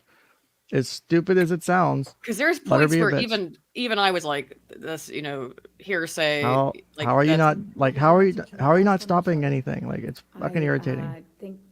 I think if they were going to really be stringent, they could have objected to her about every 5 freaking seconds. But you don't want to do that, from my understanding. And that can look bad to the jury, like Nick said. Right. I don't recall that. Okay. Now, you also reviewed the records of Laurel Anderson, and you reviewed her deposition. Is that correct? Let me refresh my memory for a moment. Oh, look, that's how you properly do it. Did you see that? Like, I can, let me refresh my recollection. Then you get permission, and you would look down, or you would stop and think, and not just fucking read from the thing. That was so fucking irritating. How is Dr. Hughes done, apparently dozens and dozens of and many high-profile trials and can't figure this out? But Curry doesn't seem to have an issue. And don't get me wrong, I get remembering the dozen things you administer is difficult. And I think maybe they went a little too strict on telling her she can't read off for that. But there were other things where she was trying to read directly from her notes too. So, if it was me, I'd have been like, these are the tests I administered for. I would ask, for accuracy, may I read from my notes, or may I refresh my recollection, and continuously do so, while I read this section or something, just to clarify, or at least get some sort of But you agreement. can't read verbatim from the notes. How many times Yeah. did they have to tell her that? It had to have been Yeah. like 10. It was a good handful of times, man. It was frustrating. Stega says it's to the legal strategy. I think if the law tubers actually get in tomorrow and see the jury, we'll get a much better view on how that's working. I That will cannot be wait. amazing. I didn't know about that until you I told me about it am earlier going to be today. waiting with dick in hand for that shit. For them to come out onto the stream afterwards and be like, the jury fucking hates her, or Johnny's fucked, and I can't wait because it's going to be like I'm hoping I'm hoping they just don't believe her. Their faces are blank. There's no, or whatever the hell it is. And like, tomorrow's going to be I think the most operative day to be able to do it, because it's going to be after the week of, don't look anything up, but they totally did. everyone looks shit up. Come on. Everyone knows they Even if they did. didn't Come on. look it up, they're going to come across it because it's one of the hottest topics in world news, in the West, at least right now, in pop culture. So you're going to someone's going to be talking about it. You're going to see it, even if you try to avoid it, which you're probably not, but even if you try the best to obey the instructions, you're going to hear some about it. And as far as I understand, and from what I've seen on Twitter from everybody, is that nobody likes Amber Heard right now. It seems to be a strong hate for Amber Heard, and it's interesting. I've not seen much simpery for her left. Like I said, even on Reddit, which is, that's where you're going to find simps. If you're going to find simps anywhere on the internet, Reddit's probably a place to start. Yeah, a good place to start. That's a good point. Ignoring the Justice for Johnny sub, which is of course biased, but outside of that sub, I did not see, and I scrolled through a couple pages of just top posts on Amber Heard, recent posts that were from the site wide, and they were not. I can't think I saw a single thing that was positive over the last week when I checked. So I think they'll be hearing that, and when you come back, it will be interesting to see the law panel see their faces when Amber's. Are they starting with cross, or did they finish her direct? I think they're still direct. I don't think they're done. Yeah, I think they are still on direct. But either one, if they go into cross, on Monday and they finish direct, I mean, I'm sure they're going to want to drag it out as much as they can. The trial's only got so much time left on it. So cross is going to be, I think, no matter what, is going to be amazing. Complete. It's going to be a nightmare for her. Can we say shit show for? And I'm guaranteeing that if she's angry from the shit that came out the last week, it's going to reflect poorly. Stewing on it, unless she's been able to testimony. Unless she's been able to calm herself, and I'm sure she's been reading all this stuff. I think she's been sitting and stewing, and she's got rumination issues, clearly rumination issues, and as they relate to anger specifically. So I think she's been sitting and ruminating and building up rage. And according to Dr. Curry said, that's gonna build up. She's already been sitting there and raging for weeks, and now it's gonna get worse because it seems that the tone has shifted publicly. I think it's gonna be really hard for her to control that anger, particularly when she's on cross. She can keep crying without any tears and pausing for photo shoots or photo ops, but once she's on cross, I don't know what's going to happen. But you have to be careful about it. Again, the way this woman does it is abysmal, in my opinion. Mm-hmm. And I think I would feel this way even if I didn't agree with Dr. Curry. Just it's so curt and rude. Don't like it. Anyway, sorry. Oh no, you're fine. Someone said they still direct and she still has a story to tell. So I'm assuming it'll be interesting. Someone said, as Ken's counseling couch knows, I'm a contractor at a big tech company in Seattle. All my lefty coworkers are pro-Dep. Wow. Well, that's telling. That's, yeah. Then you know. The people who are still bought in are either, I don't want to let go, or... They've My guess is they've got some The psychological gamblers, what is it? reactions. The gambler's fallacy or whatever the fuck it's called. It's where you just- cognitive dissonance, right? So like Yeah, there's three ways that people cope with cognitive dissonance. Cognitive dissonance is, of course, when your beliefs don't align with behaviors, and that causes psychological discomfort. There's three ways that people can. So your behavior is, I have publicly supported Amber Heard. Now you're being faced with information that goes, maybe Amber Heard is kind of a garbage person, maybe a how liar. dare you? You know what I mean? Well, now you've got information that's incongruent with your beliefs and your behaviors. So what do? There's three ways of dealing with dissonance. One, you can ignore the new information and just say, that's not real. That's fake news, whatever. You can't, or ignore it by just not paying any attention at all. There's rejecting, which is to say it's fake news. It's all, no, that's wrong. That's false. Or you can accept the new information. That one almost never happens because it causes psychological pain. In that it activates the same areas of the brain as physical pain to admit I was wrong. Astonishing as much as that is to think about, but admitting that you were wrong about something, and particularly if it's tied to any kind of identity. So if it's like, I'm a woman, I support Amber Heard. My identity as a woman is tied to my support of Amber Heard because believe all victims, women are victims. If you've got social and personal identities tied up into it, oh, that's very, very painful. You can't admit you're wrong on that because then it's an affront and attack on your sense of self. That's not good. That's really hard for people to do. So I think what's happening is the people who are very invested in Amber Heard are now ignoring and rejecting, but they're not talking and they're not probably doing much interacting with the media and with Twitter and social media because they want to avoid exposure to avoid that dissonance. Some people will accept the new information. Most are probably going to try to out of sight, out of mind, I would imagine. That's the I most think that common makes the most sense. way of dealing with it. Just pretend you never believed her in the first place. I didn't side with that. Fuck. That's what most people. That's what people deal with it. It's because it's easier to say no, whatever. Put that behind you than to accept accountability. In this case, regular people have helped spread all this information. I'm not saying if it's misinformation or information, whichever. And to be fair to the argument, it is actually difficult for a lot of people to own up to making mistakes. Like even for something as stupid as siding with one side or the other, because it does have fallback in your social relationships at this point. Sure. It activates the same part of your brain as physical pain.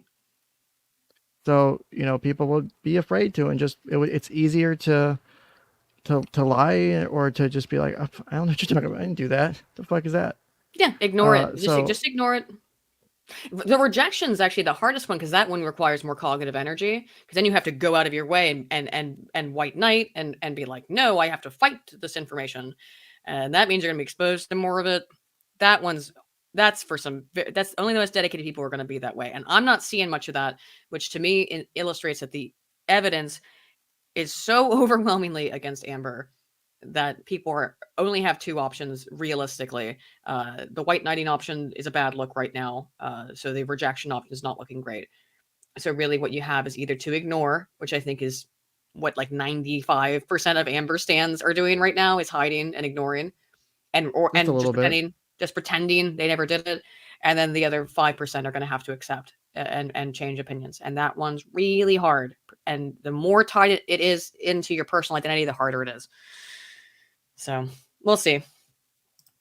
Yeah, I'm legitimately curious to see what happens next because, this could go so many ways. So let's continue this. I think we're going to be done soon. Dr. Anderson's deposition, yes. Okay, and do you recall that she reported that Amber Heard had reported physical violence by Mr. Depp to her? I recall that she said that Ms. Heard had reported that, yes. Okay, and do you recall that she said that it changed over time? I don't recall that specifically.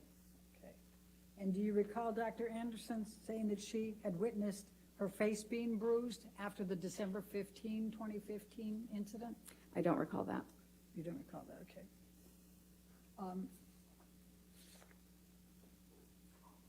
And do you recall that Dr. Anderson said that Amber had reported that he had pulled out her hair, bruised her face, kicked her leg, and hit her in the head? Yes, Ms. Heard did report that to her according to her testimony. Okay. And do you recall that Amber Heard said that Mr. Depp was scaring her? I don't recall that specifically. Okay. And do you recall that Dr. Anderson said she believed that Amber Heard was a victim of domestic abuse at the hands of Mr. Depp? I recall, no, I don't recall that statement. All right, let's go to Bonnie Jacobs.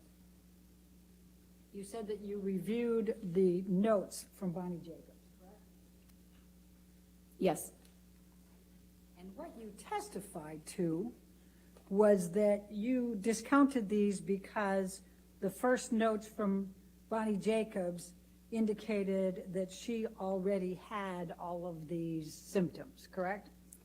I'm sorry, I don't understand what you're saying. I discounted. Tell me why you discounted Bonnie Jacobs' notes. I did not discount Bonnie Jacobs' notes.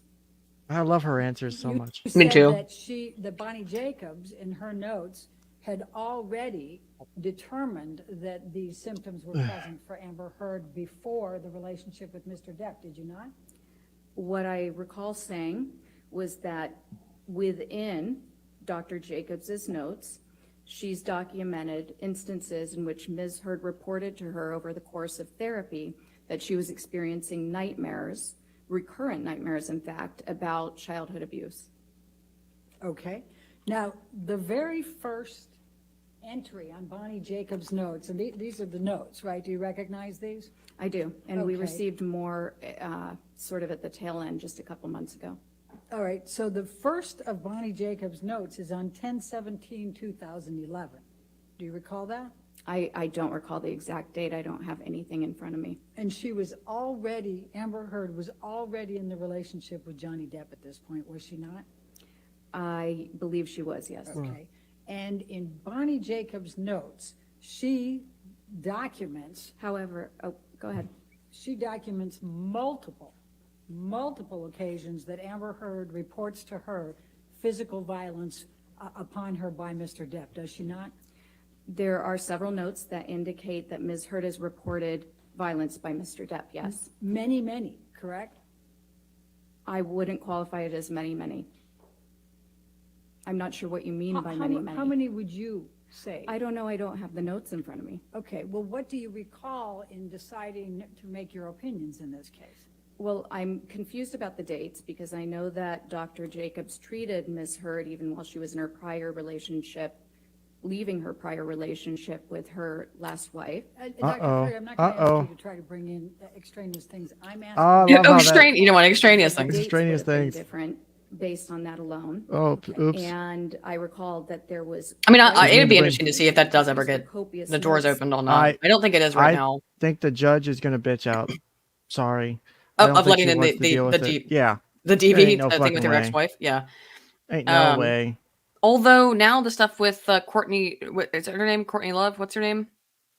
Who is Shit, that? I don't Is that not remember. her? Am I getting her confused with some other? The other woman that Amber said that Johnny pushed down the stairs. Hmm, Is that not Courtney Love? What's her name? I don't remember. That she could come in. It was some other woman that Johnny had dated. Chat will probably know. Or was it Kate Moss? I don't know why I thought it was Courtney Love. Yeah, Kate Moss. Thank you Help, guys. chat. We need help. It was Kate Moss. One of those pretty blonde ladies. Sorry. In Hollywood, I can't keep them straight. ladies. But yeah, where Amber talked about him assaulting Kate Moss, and I don't think it's possible Kate Moss could now come in and testify in some way. That would be interesting. Because I don't think Kate Moss has any issues with Johnny Depp. And I don't think that she would confirm the abuse that was alleged. Yeah, So I that'd be don't interesting as think well. she did. So that would definitely damage the claim a bit too. So Well, it hurts her, I- her credibility. yeah, that definitely as well. Yeah, this isn't extraneous. Saying Oh, that we in know. time We from know. the relationship Yeah. with So Tasha. Dr. Curry, please answer my question. How many occasions do you recall I don't know. Dr. Jacobs documenting Amber reporting physical abuse?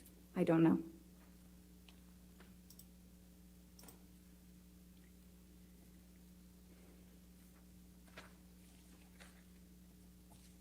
Now, So- you also said that you So apparently some Kathy in the chat is saying, so Heard's new PR team manager was caught hurting women. The guy shut down his PR site and Twitter account. The Quartering and Tug talked about it in their videos. Oh, really? you I did fucking not hear about serious? that. No Are you way. fucking kidding me? There's no way. This is how this is how we know the dimensional merge is happening, and that this is the best anime time And this happens crossover so of all quickly, time. I can't even keep up. Wait. Well, she just Quartering- changed PR teams, and then this happens. She already changed the PR team. It's like 2 weeks ago. So apparently that Not happened even. since then. That's a great. She does the best job of picking things, My God. or her team does. Yeah, this is the kind of shit you can't make up. Like no one would buy that book. No one would buy that book. Like, ain't no fucking way. No one will believe that. You can't make that kind of shit up and write that. No one will buy I that know. fiction. Like that's the 𝐓𝐢𝐻𝐬𝐵𝗵𝗁. I can't pronounce it. Whatever. That's how you. That's the kind of Ding the dong, yeah. and yeah, the 𝐓𝐬𝐵𝗵𝗁. That's the kind of twist that only he can write, and no one else would fucking believe. I mean, Like, I that's- haven't seen anything about that, but He was taking David it Shane. that he was taking advantage of women on high-end dating sites, if they remember correctly. Oh, Shane. it took him a week to collapse my from being God. hired. God damn. Well, this Acknowledged does not and look like a self-proclaimed credible site. creeper. Oh dear God. Yeah, apparently from the courting, Amber's PR team just got busted. So yeah, that's gonna be great. That's you can't make Wow. this up. That's great. I mean, it's horrible, but it's great. Amber's PR guy needs a PR guy. Sounds like it. Yeah, soon, yesterday, or they just need to not abuse women. Why is this so hard? 2 audio tapes in this. The only case, one that correct? doesn't abuse women Yes. is Did Johnny, you hear Mr. Sort of. Depp admitting to Allegedly, headbutting Ms. allegedly. That is not what I heard. You didn't hear that? I heard a conversation about headbutting. I did not hear him, as you said, admit to headbutting Ms. Heard. Okay, that's your characterization of it, correct? Yes, Okay. Did you see the videotape of Mr. Depp in the kitchen? yes. Okay, did Ms. Heard imagine that or create that, or was she responsible for that somehow? I'll sustain the objection. Next question. Okay. What, if any, Objections. impact did that have on your opinions, watching Mr. Depp in that video? I'm not sure it was one of many pieces of the exhibits and other collateral data that I considered. I'm not sure what the direct impact was or if that could be measured. All right. Now, counsel asked you whether you had conducted any type of examination on Mr. Depp, and I believe your answer was no, correct? No, You did not review any medical records or psychological records from Mr. Depp either, did you? Have the other I therapists done reviewed that? all of the For both of records them? that were available. What was the question? just pondering if if Hughes again has done that for both Depp and Heard, because I don't recall what she had. Oh, someone did send me the document for Johnny's thing. Let's see. So I don't know if it was says a here- document for his thing, but yeah. or it was the that you gotta see those pictures. Defendant's memorandum in support of her rule for an independent mental examination of plaintiff. They argued that Mr. Depp's mental condition is controversy and good cause. Supports the IME, which I don't remember what IME means. Independent mental examination. Okay, so they're trying to argue that his mental condition is a controversy and supports getting the exam. That was one of the headings. Ms. Heard satisfied all other elements under Rule 410A. Dr. Spiegel is qualified to conduct the IME and his selection is appropriate. What else is here? Conclusion. We request it to be granted. Service. Exhibit 1. What else is in here? Let's see. Declaration. Exhibit 2. Is there another document here? So, and they put his resume in. So they were going to have a different doctor do that. But yeah, that's interesting. So I don't know if I don't think that was a good argument personally, but I'm not the. Let's see. I'm trying to see if I don't think I can find There's a bunch of videos on this court website for exhibits, but I'll have to look for it later. I don't want to spend a bunch of time here. But yeah, they tried to get it done. They tried to argue his mental health condition was in controversy, so they should get him to have a mental exam. So it was denied by the judge. So interesting. Medical and psychological records on Mr. Depp. Yes. Do you recall Dr. Blaustein referring to Mr. Depp having rage? No, I actually recall him referring to Miss Heard in that note. That's amazing. That's beautiful. Because it tripped her up. Mm-hmm. I transcribed several of the notes, and I may be missing a time when I said that about Mr. Depp. The handwriting was very difficult to transcribe, but there was one instance in which I recall transcribing him stating. You see Johnny's that face Mr. right Depp there? reported There's a that little Miss small Heard smile had real rage. quick. Dr. It was Blaustein's nice. deposition was taken, was it not? I Oh, don't this is recall. great. Do you recall, so I take it then you don't recall him testifying that Mr. Depp told him he had rage and demons? I don't recall.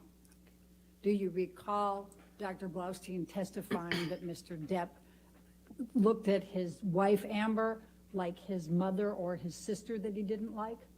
I haven't seen his deposition. I don't recall that. Okay.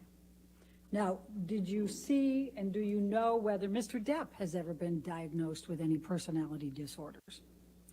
That's not relevant to my task to conduct an evaluation of Ms. Heard. So So would it I be- do not know that he has had one. It was not in the records that he did. All right, so one way or the other, you don't know whether Mr. Depp suffers from any personality disorders. Again, that's not her job. It's That's not my task. yep. Let me go to IPV perpetrators. Would you agree that accusations of infidelity can be considered one of the characteristics of a personality perpetrator of IPV? It can be a characteristic of a lot of things. It is something that can be weaponized if somebody is trying to or is having rage toward their partner. Let's go to page 270. I love the little attitude, like go to page so and so. Yeah, I don't know. Maybe it's just her personality, but it comes off very. No, it's definitely her personality. Yeah. I'll give you that one. It just does not come off as The likable. question was, are accusations of Not at all. infidelity considered one of the characteristics of a perpetrator, a personality perpetrator of IPV? The objection. The question is vague and ultimately ambiguous. I don't understand the objection. I'll overrule. Okay. Of course you don't. And your answer under oath Can at you that remind me time, of the page? I thought page 270, line 3 was where my question was, Okay. and your answer's at line 8. You said it can be, correct? Yes. Okay. And interrogating your partner about unfounded accusations of infidelity can be abusive. Would you agree? Here we go. But they're not Can unfounded. be if they're unfounded, yes. Yes, they Yeah. are, obviously. And psychological consequences for a victim of IPV can include diminished self-esteem, correct? Yes. Depressed mood, Yes. anxiety, Yes. fearfulness, Certainly. diminished self-agency, Yes. feeling powerless, Yes. loss of sleep. Yes. An IPV is a traumatic stressor, would you agree? It is. All right. An IPV is capable of resulting in PTSD, is it not? It is. Okay. An IPV is capable of resulting in other trauma-based disorders, correct? But I mean, she did the PTSD scan. They're setting up for Dr. Hughes, of Now, course. I would think so at this point, Amber's yeah. medical examination, she was cooperative, correct? Her psychological, yes. She was cooperative and polite. And in the 2 full days of examination, you felt she was polite and answered all your questions, except in one instance where she furrowed her brow when you were asking about friendships in high school, correct? That's not correct. That's interesting to me, Let's go to actually. Page Yeah. 275. I would want to know what caused her to furrow her brow Right. Same. and to have it be written down or mentioned in deposition. Yeah. And what is it in high school? But yeah, we'll see. Yeah, that something mattered or something stood out to Dr. Curry. Well, Curry apparently doesn't recall this one in particular, but the defense is bringing it up, I think, for a So we reason. start on 274 with the, was she polite? You said yes. Was she cooperative? Yes. Did she answer your questions? For the most part, yes. This is, now we're on page 275, lines 4 and 5. And then my question was, did she at any time become combative or unfriendly with you or angry? And your answer was, there was one instance in which she appeared annoyed and the posturing forward a bit, more assertive tone, furrowed brow, when I was questioning something, following up on data that had been inconsistent about friendships in high school. Other than that, she was very polite. Is that your answer at that time? That was my answer at that time, and it's inconsistent with the question you had just asked me. And would you agree Oh. that appearing for this examination with an expert who had been retained by Mr. Depp more than a year earlier might be a little stressful? Yes, Okay. And in fact, not only had you been retained by Mr. Depp, but what had been communicated by Mr. Depp's team was that you had called Amber Heard a liar and a perpetrator of abuse, correct? first of all, I'd like to clarify that I was not retained by Mr. Depp. I was retained by Mr. Depp's counsel. And Good clarification. what I can say that, yes, any examinee in a forensic context, you would consider that they're probably stressed. Yeah, All reasonable. right, would you agree? Yep.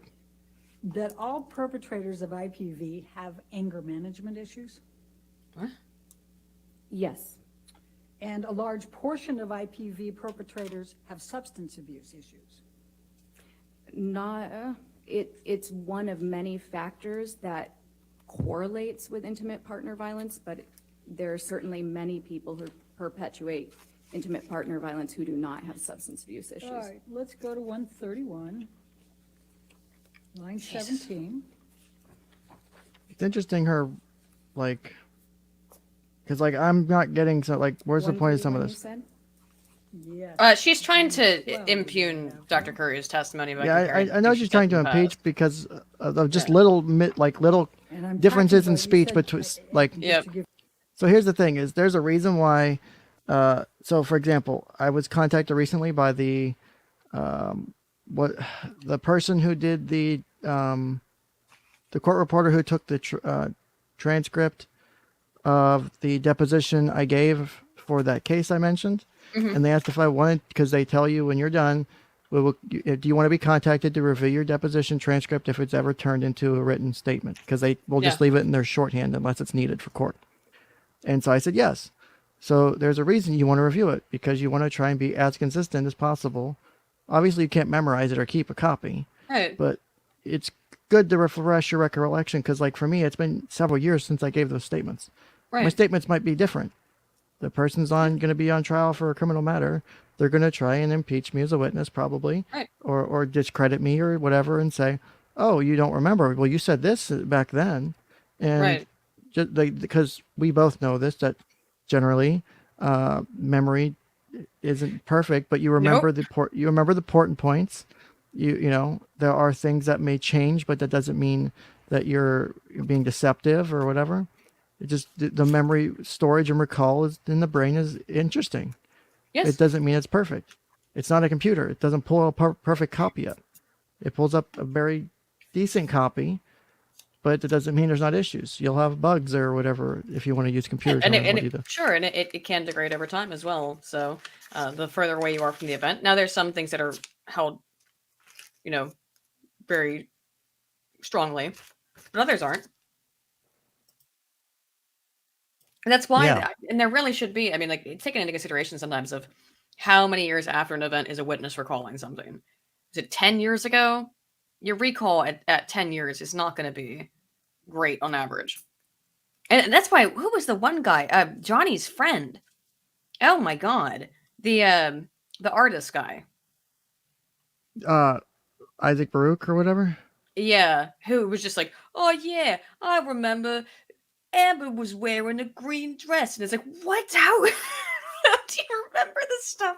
Like, I mean, I don't know how realistic it was, but that was bizarre to me. I mean, personally, just that he had, maybe just his personality, this way he is, that he had a very concise memory of things that seemed difficult to assail. Oh yeah, I loved his, because he had perfect Yeah. memory. Right. Like my wife's like that. Like she can remember. Like, we have, in the past, my wife was really into like breeding budgies or whatever, and there's like 100 and something mutations of color and patterns you can get. And she could go into like a pet store and be like, this is that and that kind of mutation, and this is that, and I'm like, how the fuck do you remember that? I don't even remember what I ate for breakfast half the time, if I even ate breakfast. So like, now I have good spatial recall. Like I still remember the layout of my first girlfriend's parents' house from high school. Like my first serious relationship. I could probably draw you the exact layout of her house, and it's been a long fucking time, and it doesn't matter, but I still remember it, which is surprisingly a useful skill for being a firefighter. Because if I had been to a building before to do like an inspection or something, I could have a rough layout in my mind of where things were. So yeah, it's not perfect eidetic memory. It's just, I'm pretty good about remembering, like locate, like if my wallet gets left laying around the house, I know where it is. Or like my wife leaves her wallet laying around the house, she cannot fucking find it, but I can. Well, I can't And find like she'll shit. forget where she said it like 10 minutes ago, and I'll be like, it'll be like tomorrow or whatever, and she'll be like, I'm running late, I gotta get my wallet, and I don't know where it's at. I'm like, no, it's over here. And like 90% of the time I'm fucking right. So it's nice to be right occasionally. So I like that one. So let's see here, let's continue. I think we'll be done soon. I know it's running really long. Oh my god, how much longer does this go? People you treat that are perpetrators, and you'd said I think 15 there's- minutes. Do you recall that Oh. for substance? I see. We're at Okay. 4:58 right said, now. It goes of the to 5% like that are allegedly perpetrators 5:15 that or you've treated over the 5:16. last Yeah. 8 years, About how 15 many minutes. of I think these we'd make it. perpetrators have substance I am abuse starting to issues? flag, but I'll be all And your right. answer was? Yeah, I'm fucking hungry. I forgot to eat I see breakfast. that I answered So- with a figure of speech. And I need to I take. ate in And the I'm, middle of this, so I'm due for meds, And it's so I gotta common take for the meds when we're done. perpetrator to Or essentially overdue. I gaslight don't remember. the It's victim, wonderful. accuse them of being the So. perpetrator. Are Would you you in agree? a different area, or are you asking me a separate I'm asking question? you a question. Oh. And it's Sorry, common. can you please repeat it? Yes, and it's common for the perpetrator to essentially gaslight the victim, accuse them of being the perpetrator. Would you agree? That's exactly how it was asked in the deposition. So I'm I trying to be understand it perfect. is a compound question. I'll Okay. sustain the objection. And it's common for the perpetrator to essentially gaslight, I don't think that's, Your Honor, it's just, I think it's just one question. Let me try it. To gaslight the victim, isn't it? That's a characteristic of psychological abuse, yes. Okay, and it's common then for them to accuse them of being the perpetrator, the victim. That's a characteristic of abuse from women perpetrated against men. It's actually very, very common.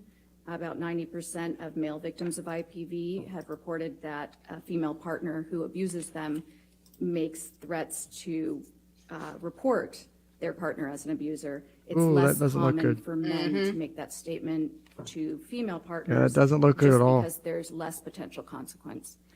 Isn't it true, though, Facts. that some form of gaslighting is often present in these personality-based IPV scenarios? Yes, Okay. And it's distressing for the victim to be accused, is it not? absolutely. It causes Are them you a talking lot of about fear, Johnny? and it causes Yeah, them a I lot think of it's like, is distress. this about Johnny now, or what's going Absolutely, yes. on? I don't And in remember. fact, Kinda sounds like because it, right? they're falsely accused. Yeah. Correct? Yes, And they feel paranoid, yes, and they feel frightened, yes, afraid that everyone's going to believe the perpetrator, correct? yes. Yeah. And in fact, Yeah, they're afraid huh. they're Thank going you to for, lose thank their you. security. Look at attorney, Johnny's for reaction. He's just testifying. like, Can you clarify Yeah, what you mean it's by great. security? Well, that's the next one, and they're afraid they're going to lose their reputation, Yes. correct? Okay. Thank you for clarifying for me. yep. Now, let's talk about the testing for a moment. You talked about the MMPI-2, but that's not the most recent MMPI, is it? No, it's the most researched. No. I love that answer. That was It's that's so a great good. answer. That's not the most recent. Yeah, well, we have more data. Like, on where this you? one. I grabbed this one off the You have shelf. an Elevated. It was is- dusty and MMPI, shit. There was only one section that. This is had evidence of this. elevated, These people did elevated. basic research on how Yeah. to, like, I gotta stump you. I don't And think maybe they if she did a good wasn't, job. and if she wasn't so well prepared and didn't have such good comebacks of, yeah, it's not the most recent, it's the most researched. If it was someone else, they might have been able to catch them a little bit and have them go like, well, no, it's not. But no, her response was completely correct, and she's been so good on these. It's like, yeah, well, it's the most researched. So Yeah, and you would want for something like this, that's something you want. You don't want to be able to have them to call in the controversy of a new assessment that hasn't been fully vetted, because that's right. just And you're going to want more external validity because you're looking at normative sort of scales. So we're trying to see, well, how are other people who have been diagnosed with this disorder, how are they measuring up on the MMPI? And when you have a more tested instrument, then you have more data to go off of for conferring external validity. yeah, I don't think you can just ignore, like, because I wouldn't want to be like bringing in like the MMPI 69 and it's like Yeah. out last year and like 3 people have researched it, and they're like, well, this has only been validated by 3 different studies. Yeah, Yeah, that would Point. be I'd be like, your point. Well, then right. there's a better, the argument would be, well, there's a better one that has more research. That's literally what the argument would be. Like, Yes. why wouldn't you use the MMPI 2, which has, that literally would be the Precisely. answer. If she had used the other And one, it so- would have been the same thing. Yep. Yeah, that's why this shit can be fucking frustrating to watch, because Yes. what would have happened if they had done something different. They would have said, why didn't you use this then? It's the most researched. And again, So- they're hired to win, so Yeah, Went and to their I get it, but it doesn't mean it's not irritating because No, of that's not bitch correct. lawyer. It was the Yeah. Bitch lawyer case makes it so section, much correct? worse. I know. That's not correct. Okay. And was there any elevated score over 65 on the MMPI? I would need to take a look at it. If, I provided a 25-page interpretation outline. If you're able to pull that up, I'd be happy to go over any of the individual scores for you. Can you recall? Good answer. any Yep. clinical scales for the MMPI-2 for Amber Heard that were above 65 as you sit there today? Again, there are multiple scales on this test, 25 pages worth listed. So if you can pull it up, then I can review and give you a confident answer. What can you recall? That's what you would want. Yeah. I'm hesitant to do that because I don't want to make an error by ignoring That's a hundreds of scales. perfect Perfect. answer. And would Yeah. you agree that You can't answer that make better. a pathological determination or Why don't they wanna bring it up diagnosis then? If the scales are There's a not reason they don't elevated wanna on bring the it up. No MMPI-2? shit. I would not agree with that. Okay, so I'm gonna pull that one back real quick because I think it's a good answer. So By ignoring hundreds of scale scores. And would you agree that you can't make a pathological determination or diagnosis if the scales are not elevated on the MMPI-2? we talked I about would that not earlier. agree Yep. with that. Now, one of The other answers doctor's that gonna Amber disagree with that. gave, Which Or is agree with that. ridiculous. hard for her to feel yeah. safe, correct? There's no way that would be the case. You would What are- sometimes are you miss talking important about the diagnoses. MMPI too? Yes. Again, I don't recall. There are 567 items on that. I would need to see her results. Well, it's a common trauma symptom, isn't it, to not feel safe? Sure. And safety concerns are common among women who have been victimized, correct? Some of these questions are Women and so men, yes. irritating. Okay, and Yeah. common. The tone the doesn't help. point. Especially for sexually Yeah. No. victimized people. Would you agree? Any Here's type the of sexual yes. victimization being brought up all of a sudden. And I think it was according to brought up trust, here at some. I don't know if it was That's a brought up before common this or not, after effect of interpersonal violence-related trauma, correct? Sure. because this And was early memory on. Difficulties. Amber said she felt she had holes. Do you recall that? I do. And her account was different than typical memory difficulties with trauma. It is Ooh. common for individuals who have experienced. And it's actually not Good common. question. No, it's a symptom, but it's the least common. Oh, ho, ho. Yep. In fact, Good point. a Good point. DSM-5 diagnosis for PTSD includes a, quote, inability to remember an important aspect of the traumatic event, end of quote. Am I correct? Yes. Okay. And memory difficulties are a symptom of PTSD, correct? Usually Certain surrounding types the of memory event. difficulties, Yeah. yes. Okay. Or things related Now, to the Do you event. recall Yeah. when Amber says the first incident of abuse took place? I believe it was. And on that point, real quick, first incident in which Amber we- does not appear to have any freaking memory issues regarding the Oh event. no, Based on her there is testimony, no that's fucking clear as day. memory. No, it's Where's it's, the memory holes, guys? Can you guys point them out? Because I sure fucking can't see them. Well, this is what we're But- being told is this is her major symptom of PTSD that Dr. Curry was not assessing correctly. is not looking for, because it's, again, not the most common symptom of PTSD, and it's the one that she claims to have. But yet, when she's Listen, recalling, I'm not I've got, seeing any yeah. I've got any 19 of memory the 20, recall. guys. I got 19 of the 20. 19 of the I got, 20, and I only got one, 95. only one on the PTSD, but that's all right. I got a 95 on that test. Quit judging me. Quit asking Yes, questions. so Stop she asking questions. stated that it was early on in their relationship. Do you recall it I involving? don't recall the exact date off the top of my head. Do you recall it being a tattoo, something related to a tattoo? I do. Okay. Now, if someone had been subjected to a 4-year relationship characterized by repeated Oh, here IPV, we go. they can have symptoms, correct? Yes, Intense anxiety, yes, certainly. depressed or irritable states, Actually, it's not so much states. When you're looking at a real trauma reaction, it's pretty persistent. It's less of these transient states. intimate problems, Yes, relationship difficulties. yes, And these are symptoms you're also attributing to the personality disorder, correct? yes, there are some key differences. Okay. Now, let's talk for a moment specifically about a couple of. Can't mention the, those key differences. Profiles on the No. MPI. Nope. This is What not are those? an They're- exaggerated we don't talk about those. profile for her. Those are super secret. No, actually, that was something unique. When she completed objective broadband measures, where the questions, you don't know what the questions are getting at, they seem completely random. She raised scores that indicated that she was trying to minimize any mental issues and appear completely free of pathology. When she Yeah. took tests that asked questions that were specific to trauma, that's when you'd see these extreme exaggerations. All right, let's go to page 337. So, do you want to clarify that, or should I? So that way, because I think I could break it down. I don't know. Yeah, I mean, I'm not as familiar with these specific tests as you are, but my guess as to So- how that operates. But go ahead and continue because you know better than I do. I'm because I know a little bit about the MMPI, but what I'm thinking is my understanding of it from my recollection of taking it is, so the broadband measures, like she was saying, it's questions all over the board, and so it's not like one specific subset, not like trauma or depression or anxiety. So they're asking you very just like anything basically, or it's Yeah, a and then you mix have or subset. subscales. Like, Sure, yeah. so in that in that set of questions, she was trying to make it out like she didn't have anything going on.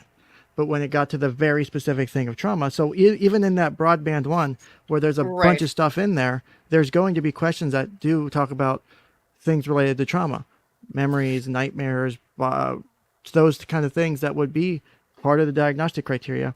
And so she's minimizing it in the in the broadband part, but in the specific part, she's maximizing it. She's trying to knock the score up, And and why- basically say, I have all these things. Yes, and the reason why that's going to show up really quickly is because, again, when you pop these data into an analysis program, it's going to immediately find interreaders, like you're expecting two items to be, not interrater, intercorrelate, to have inter-item correlations, right?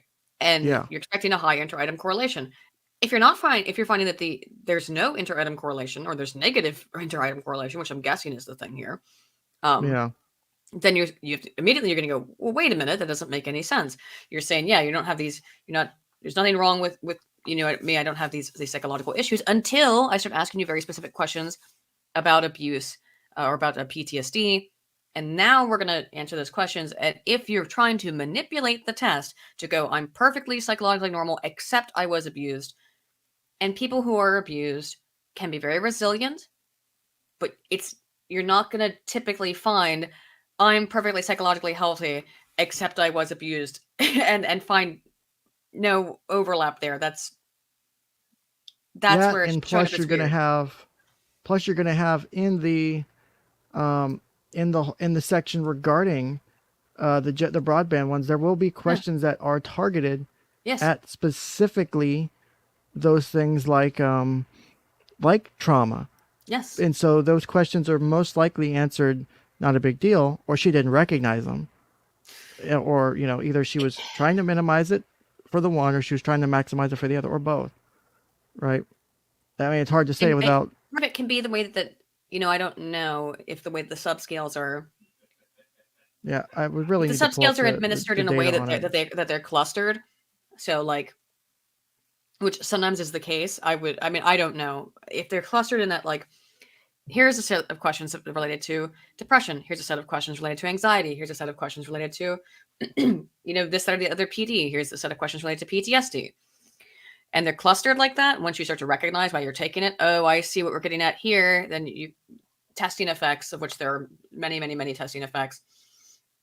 She could go, oh, I see. Now we're asking about PTSD, because if she's now I probably need looked to it up, answer it a certain way. now I know the questions that I need to be hyper vigilant about, because I'm trying to get a certain, I'm trying to, minimize saying that I'm fine. There's something wrong with me in terms of nothing that I could possibly be, there's no way I could be doing anything wrong. I don't have anything wrong with me, but I'm just perfect victim. Amber Heard has portrayed herself continually as this perfect victim. She has done no wrong. And there is no ever. perfect victim. That's the problem. No, but that's how she wants to be seen. She has done absolutely nothing ever wrong, and she's also so resilient. She's so strong, but she's also been a victim of these indescribably awful domestic abuse incidences. That is going to look weird on the instrument. And if that's and that's why when we talk about why the other doctor didn't administer the assessment, is because you're probably going to, unless they prepped her for it and told her, hey, don't do the same stupid shit, assuming they had the test results by then or had known this information by then, right? Or had done the deposition before the other doctor got involved, that she was doing this behavior, then they would administer the test and it would come back her doing the same thing. So that's where you would probably want to avoid taking the same test again. So well, there's also a problem with retest effects, and that people get better at taking them the more times they take them. So if you're trying to trick the test, the next time you take it, you will be better at tricking it, potentially. These tests are very hard to trick. They're really hard to trick, in part because they're so long, in part because it's really hard for people to keep their stories straight when they're reading 500 designed questions. very well. Yes. Too. There's a lot of effort that goes into just designing and legitimately spending time, hours sometimes, writing one question. Yes, or just days, one figuring out question. the perfect question, because and you then need you to have do to it. Send it to people who suffer from these things, who are diagnosed, and make sure that it has validity, that it's aligning with what you're trying to measure. And you do all that It's before both it goes on reliable the and final valid. assessment. Like, Yes. it's so fucking complicated to design these things. I've looked into it. I did. I schooling. love instrument design. It's one of my fun. favorite things. I'd love to do it. It's just so fucking like in depth. Like, there's just no way that like you can just fucking go in your first try and pull it off unless you know the instrument. And I don't think she knows the instrument or had access to one. Would be my best best guess. Again, I don't think she was that concerned with that kind of stuff. She probably did a cursory sort of Google search, If that. And that's being generous. Well, if you want to present and you're manipulative as having PTSD. My question on line 7, this is not an exaggerated profile, is it, for her? And your answer under oath at that time was no, it is not an exaggerated.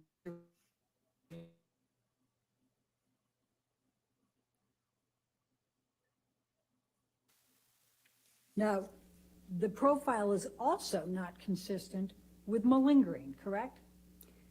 The MMPI-2 profile, it's specific to how she approached this test, and you're correct. For this test, it was a defensive profile, not an exaggerated profile. So my question on line 10 was, this is not a profile. I love how she re-asks the question and just ignores the answer. And your answer under oath at that time was correct. On this test, it is not consistent with malingering, period, right? Yes. That was your full answer. Okay. Now, is it your testimony under oath today that you have not been asked to testify concerning Ms. Heard's behavior in the context of her relationship with Mr. Depp, including any abuse? That's correct. Okay. And you have not made any determinations, including any of opinions that Ms. Heard abused Mr. Depp or Mr. Depp abused Ms. Heard, correct? Correct, that's outside of the scope of psychology. She keeps And saying she this. answers these so well. Amber Heard I know, suffered any she does a great emotional job. distress as a She's result they of any of she the they earned defamatory she earned her comments paycheck, that she in had my Yes. opinion. Mr. Waldman made through Mr. Depp made through Mr. Waldman, correct? What I can testify is that there was no indication of a decline in psychological functioning showing any injury since she's been with Mr. Depp. You cannot testify one way or the other on that, correct? Your Honor, may we approach? Okay. I mean, did she have existing scales beforehand?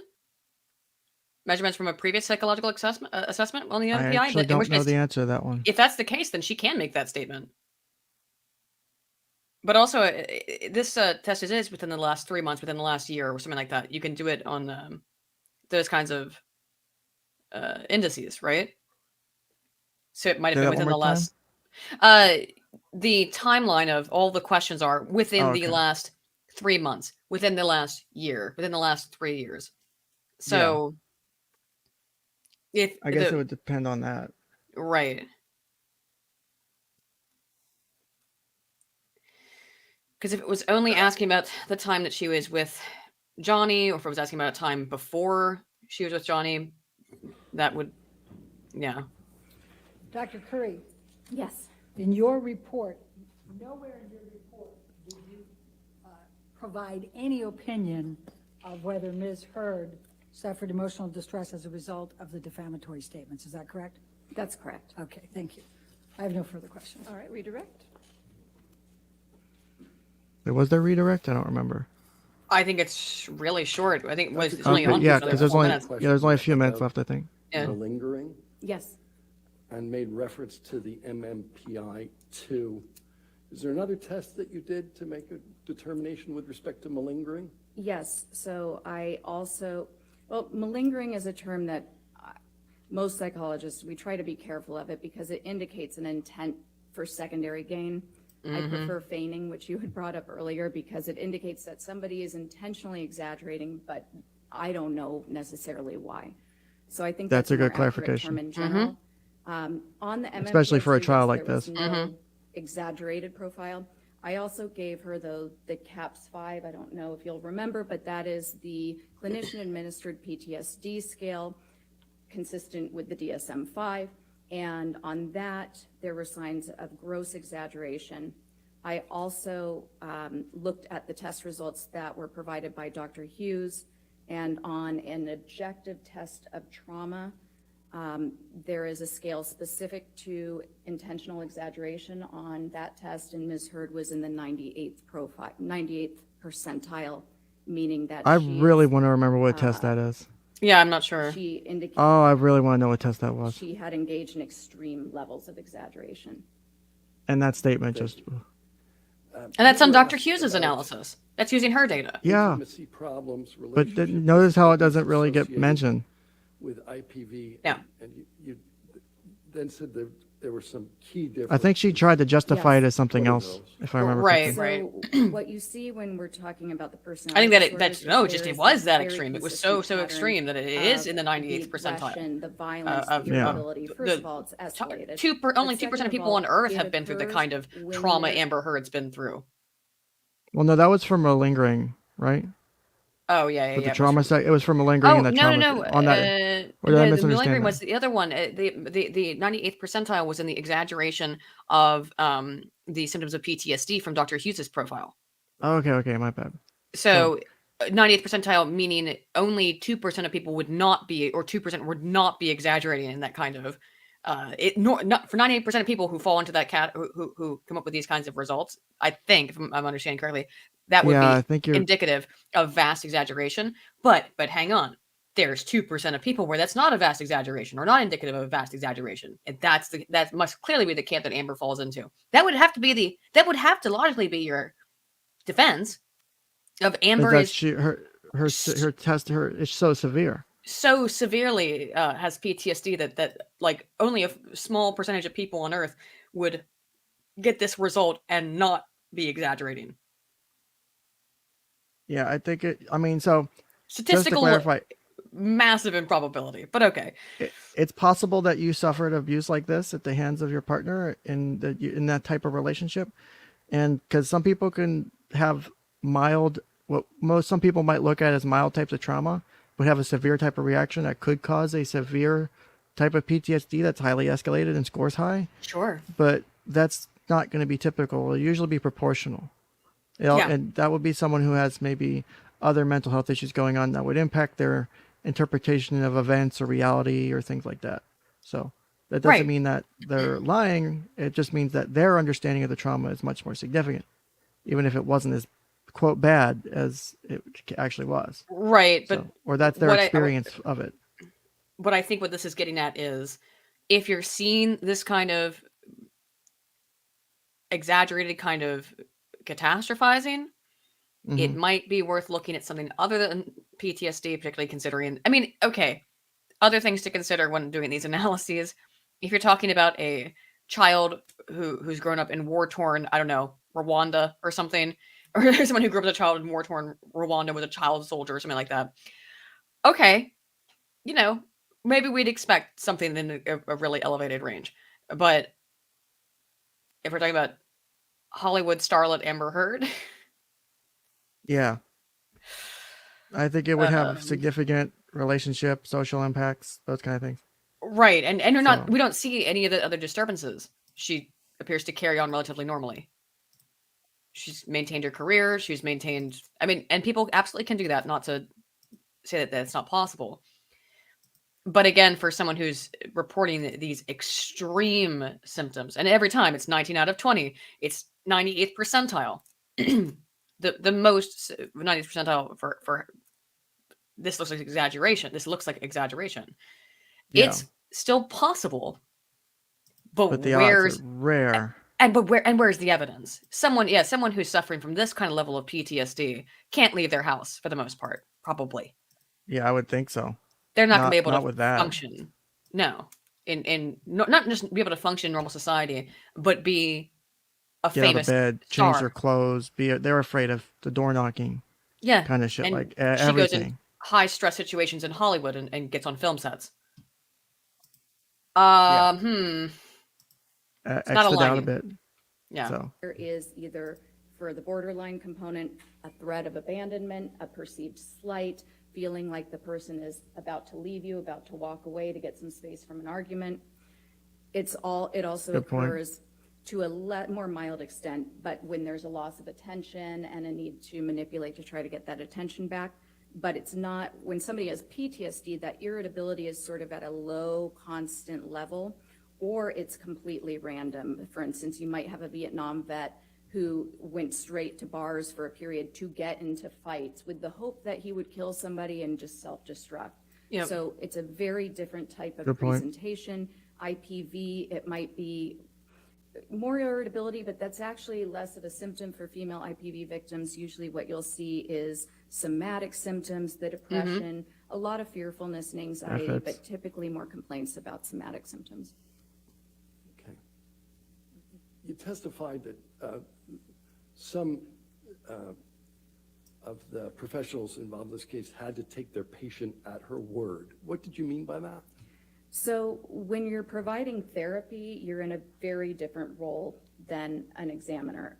When you're the forensic examiner, you're just really looking at data to make a decision. When you're a therapist, you're an advocate for your client's well-being. And in fact, it's considered extremely unethical for a treating provider to ever Good point. provide opinion testimony like I'm providing, because it's so well known in our field that you're going to have an automatic bias for your client. It's almost Perfect. We went over a- this. a Yep, sense of exactly. protection, advocacy. you couldn't say that wanting any the better. best, which is why we also know that 1 it's very second. inappropriate to convey any sort of opinion about whether a crime occurred, whether abuse occurred.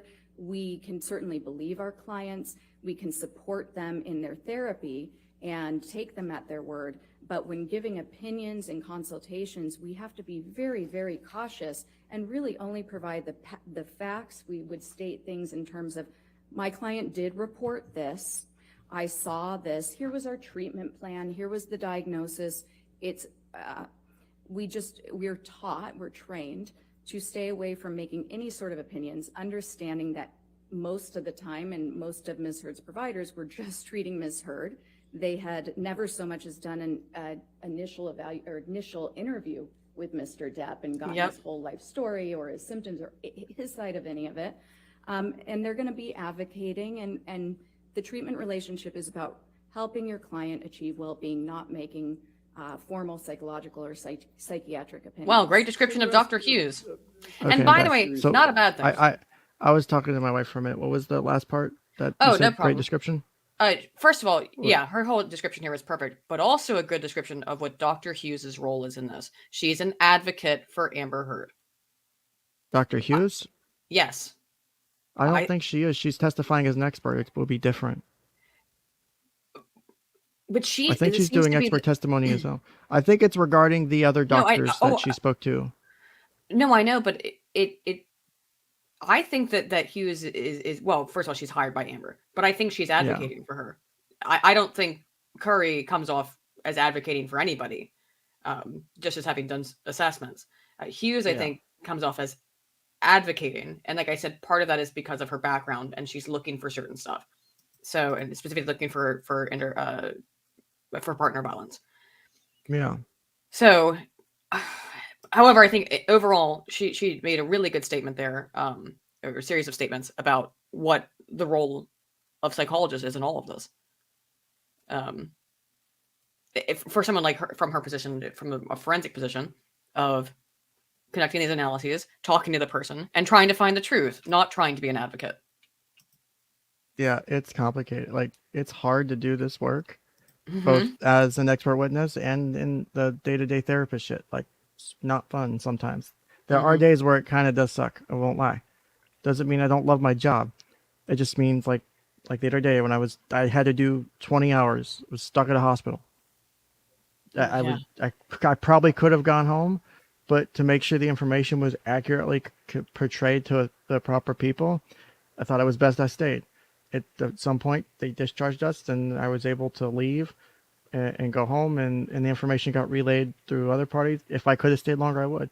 But at that point, I didn't feel I'd be able to drive home safely if I stayed for another hour. Yeah. So I had to make, I went as long as I could, basically. So, which sucked. So, because I wanted to stay longer. I would have stayed longer if I could have. But I don't think I could have safely driven home if I had stayed. And then it's not safe for other people on the road, and that kind of balance. So, but yeah, this is, I think Dr. Hughes does present with a little bit more than an expert testimony appearance.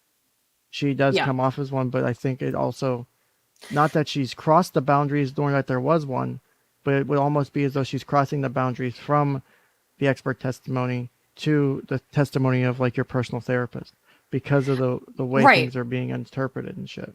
So the way she presents things and the fact that she has been pretty explicitly dismissive of male victims of DV. That makes it look like she's advocating for a position. I really can't believe the stuff that she said there.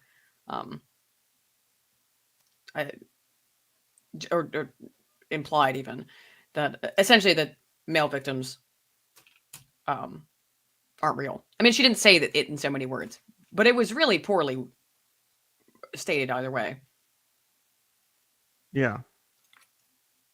I love that Dr. Curry's testimony is it seems to be very clear and thorough, even and she's able to do it, sometimes humorous, and explains things to kind of help the understanding that the layperson is trying to understand it.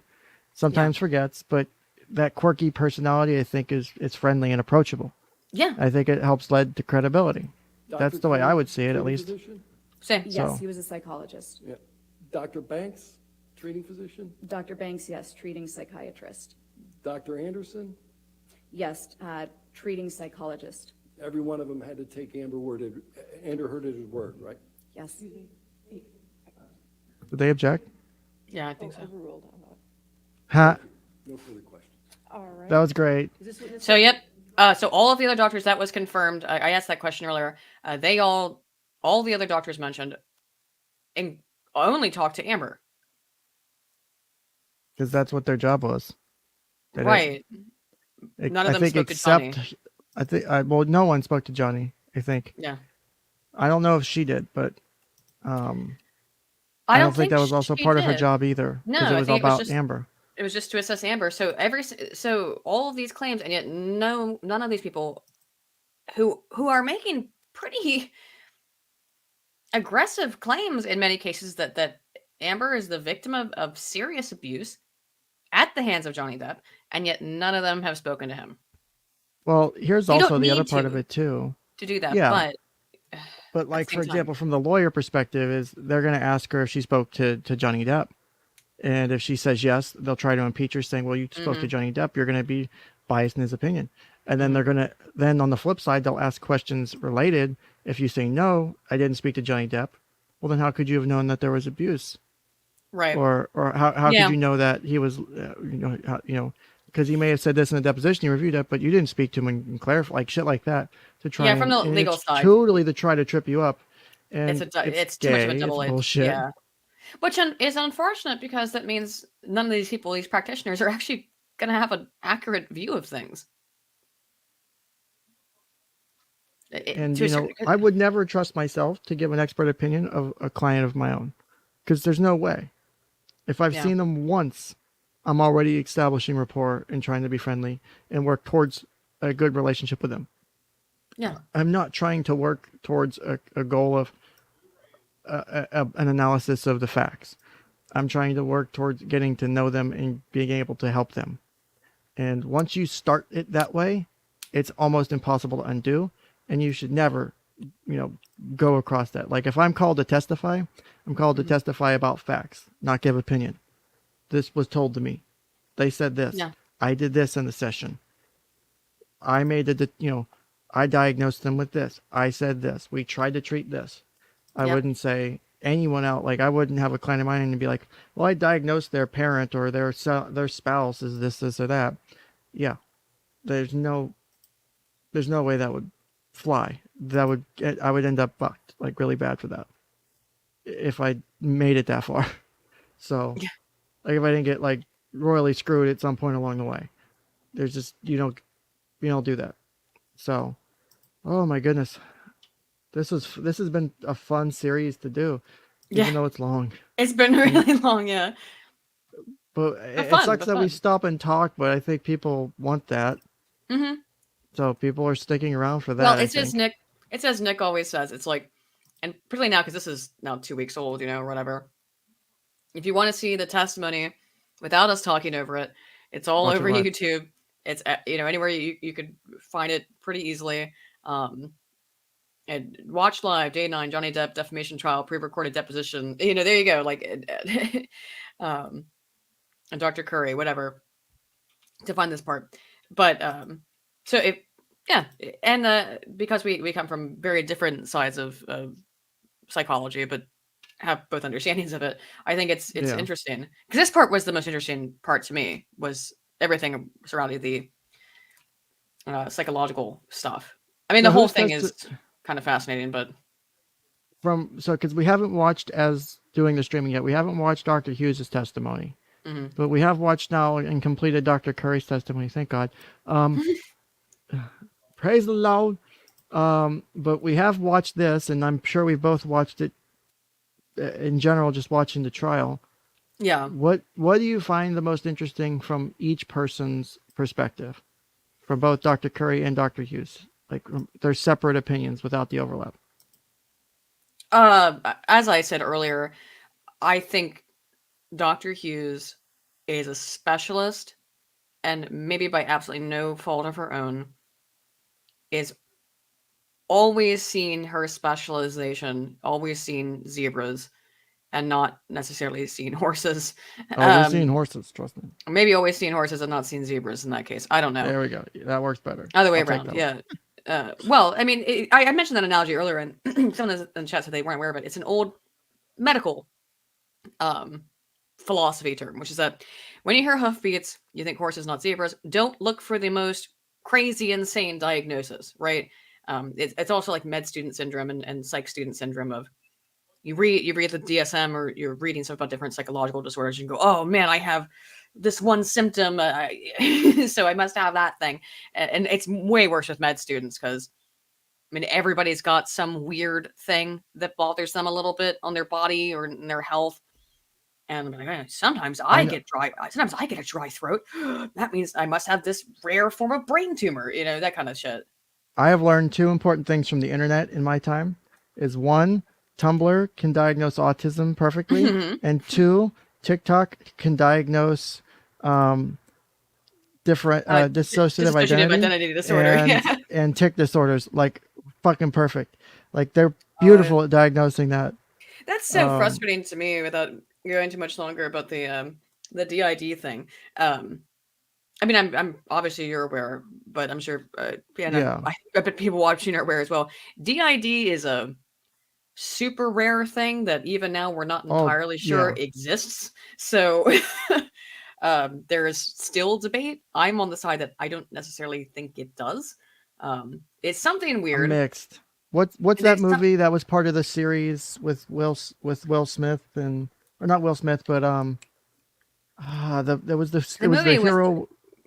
The guy had multiple personalities. Sybil was the classic movie about it. God damn it! I have it on my fucking DVD shelf. Hold on. Someone's gonna say it in chat while I'm looking it up. Someone with MPD. Yeah, it was like a split.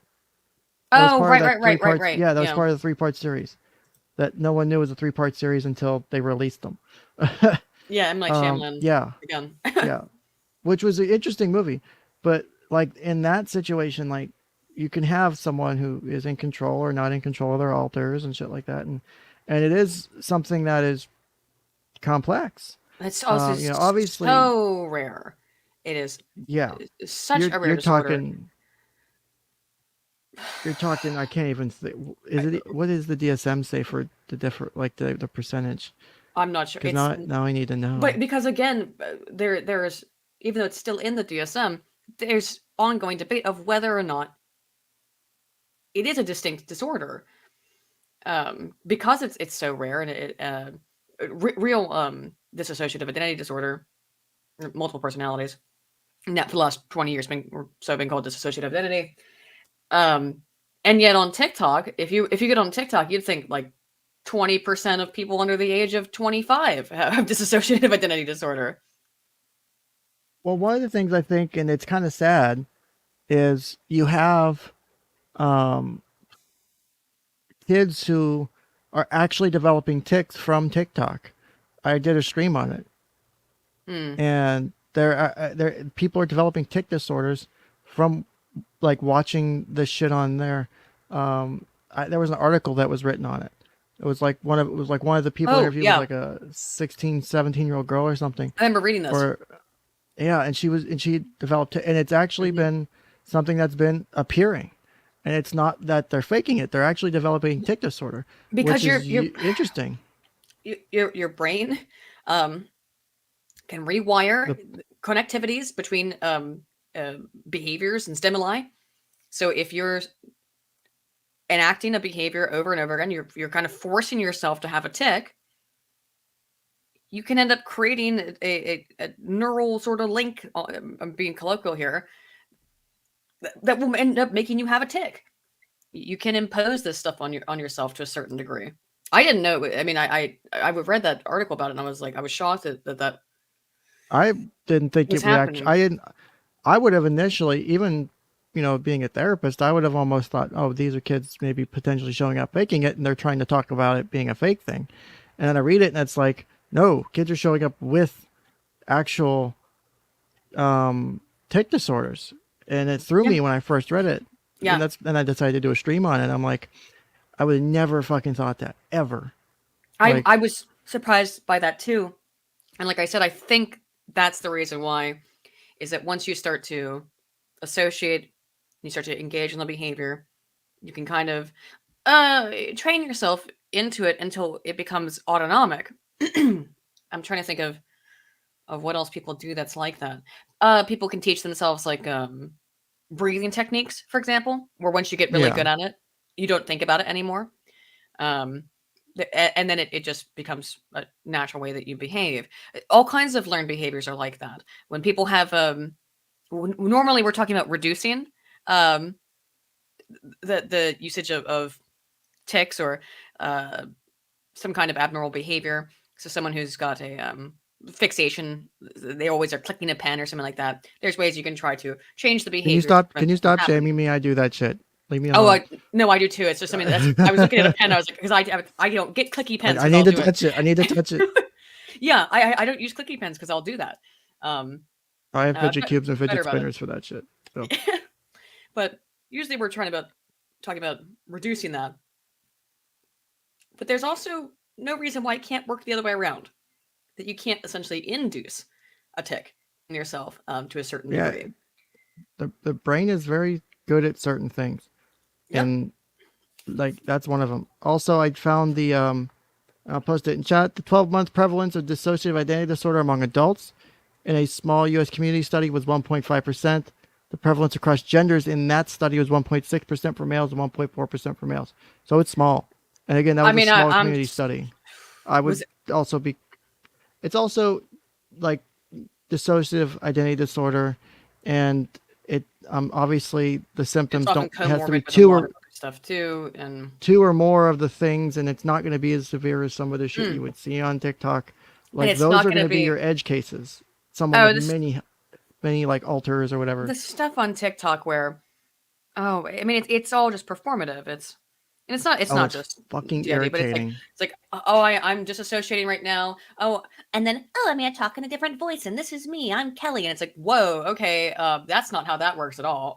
I know, it's so fucking frustrating. It's irritating. That one's bad. The Tourette's one, I don't know which one's worse because Tourette's is far more prevalent. Oh God. And there are real people who struggle and suffer and excel in life and overcome Tourette's. Have you seen the fake disorder cringe subreddit? Oh, it's one of my favorites. Because it's been blowing up. I mean, the one woman, like she said her life was ruined and stuff. She did the shipping company. I don't know. I'm sure you've seen it. She's like a chubby lady and she's like screaming into it or like going, oh yeah. Her sister went on that subreddit and called her out and was like, "This was not present in her childhood." No, she got mad at her sister. She disowned her sister and said like, "Yeah, I hate that bitch" or whatever. Like she's awful to me. She doesn't understand me. All kinds of shit. And it's like, she doesn't understand my disorder. No, you don't have. What are you doing? I mean, that was pure peak cringe because like that's not even the slightest what Tourette's looks like. Not even a little bit. Think about it this way, though. She could make money off of doing that without having to show tits. I mean, if you could make good money off of it and not have to show tits. You've seen the lady. Did you want to see them? I don't care. People will still want to see tits. And they'll pay for it. That's why we have OnlyFans.com/KensCastingCouch. That's true. You pay to see that chick because you want to see it. You don't care. And there's no kink shaming here. So people of all body types, we don't. God damn it. That's true. No kink shaming. That's right. Sorry, my bad. So, yeah. Don't you know the rules? That kind of stuff is really that's one of those things again where like nobody wins. Because the outcome of that is that everyone in society loses by this. Because it's a good thing that people are bringing awareness to mental health issues. It's a really bad thing that now it's cool to have a mental health disorder or whatever. What the hell? As long as it's a quirky, weird, fun one like Tourette's. Yeah, we don't shame, but we do grade. So, which, by the way, I'm saying that sarcastically. Tourette's is a horrible disease that can be debilitating. So, and it's not always cussing or the weird tics and shit. No, it can be physical convulsions. People can hurt themselves very seriously with physical tics. So no, it's not quirky and weird and fun. But hopefully y'all enjoyed this stream. At some point, I don't know when. I tried last week to do it during the week. That didn't fucking work. We're gonna get to Dr. I have I think 7 hours to get through this tomorrow. God, I know. This is like, I don't know if this is considered self-harm yet or if we're getting close. but maybe because of how much I it'll have work. fun. It's Oh, my, I'm it's having like my, fun. Just yeah.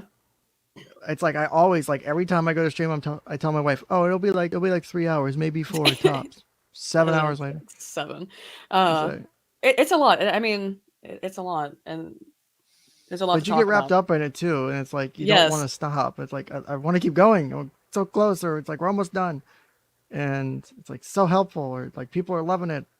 So, but yeah, it's whew, I can't believe we're actually done with the first part. I wasn't sure if we would get through it today. I was actually thinking we might have to put it off and Well, finish it another we time. got we got through Muffin Gate.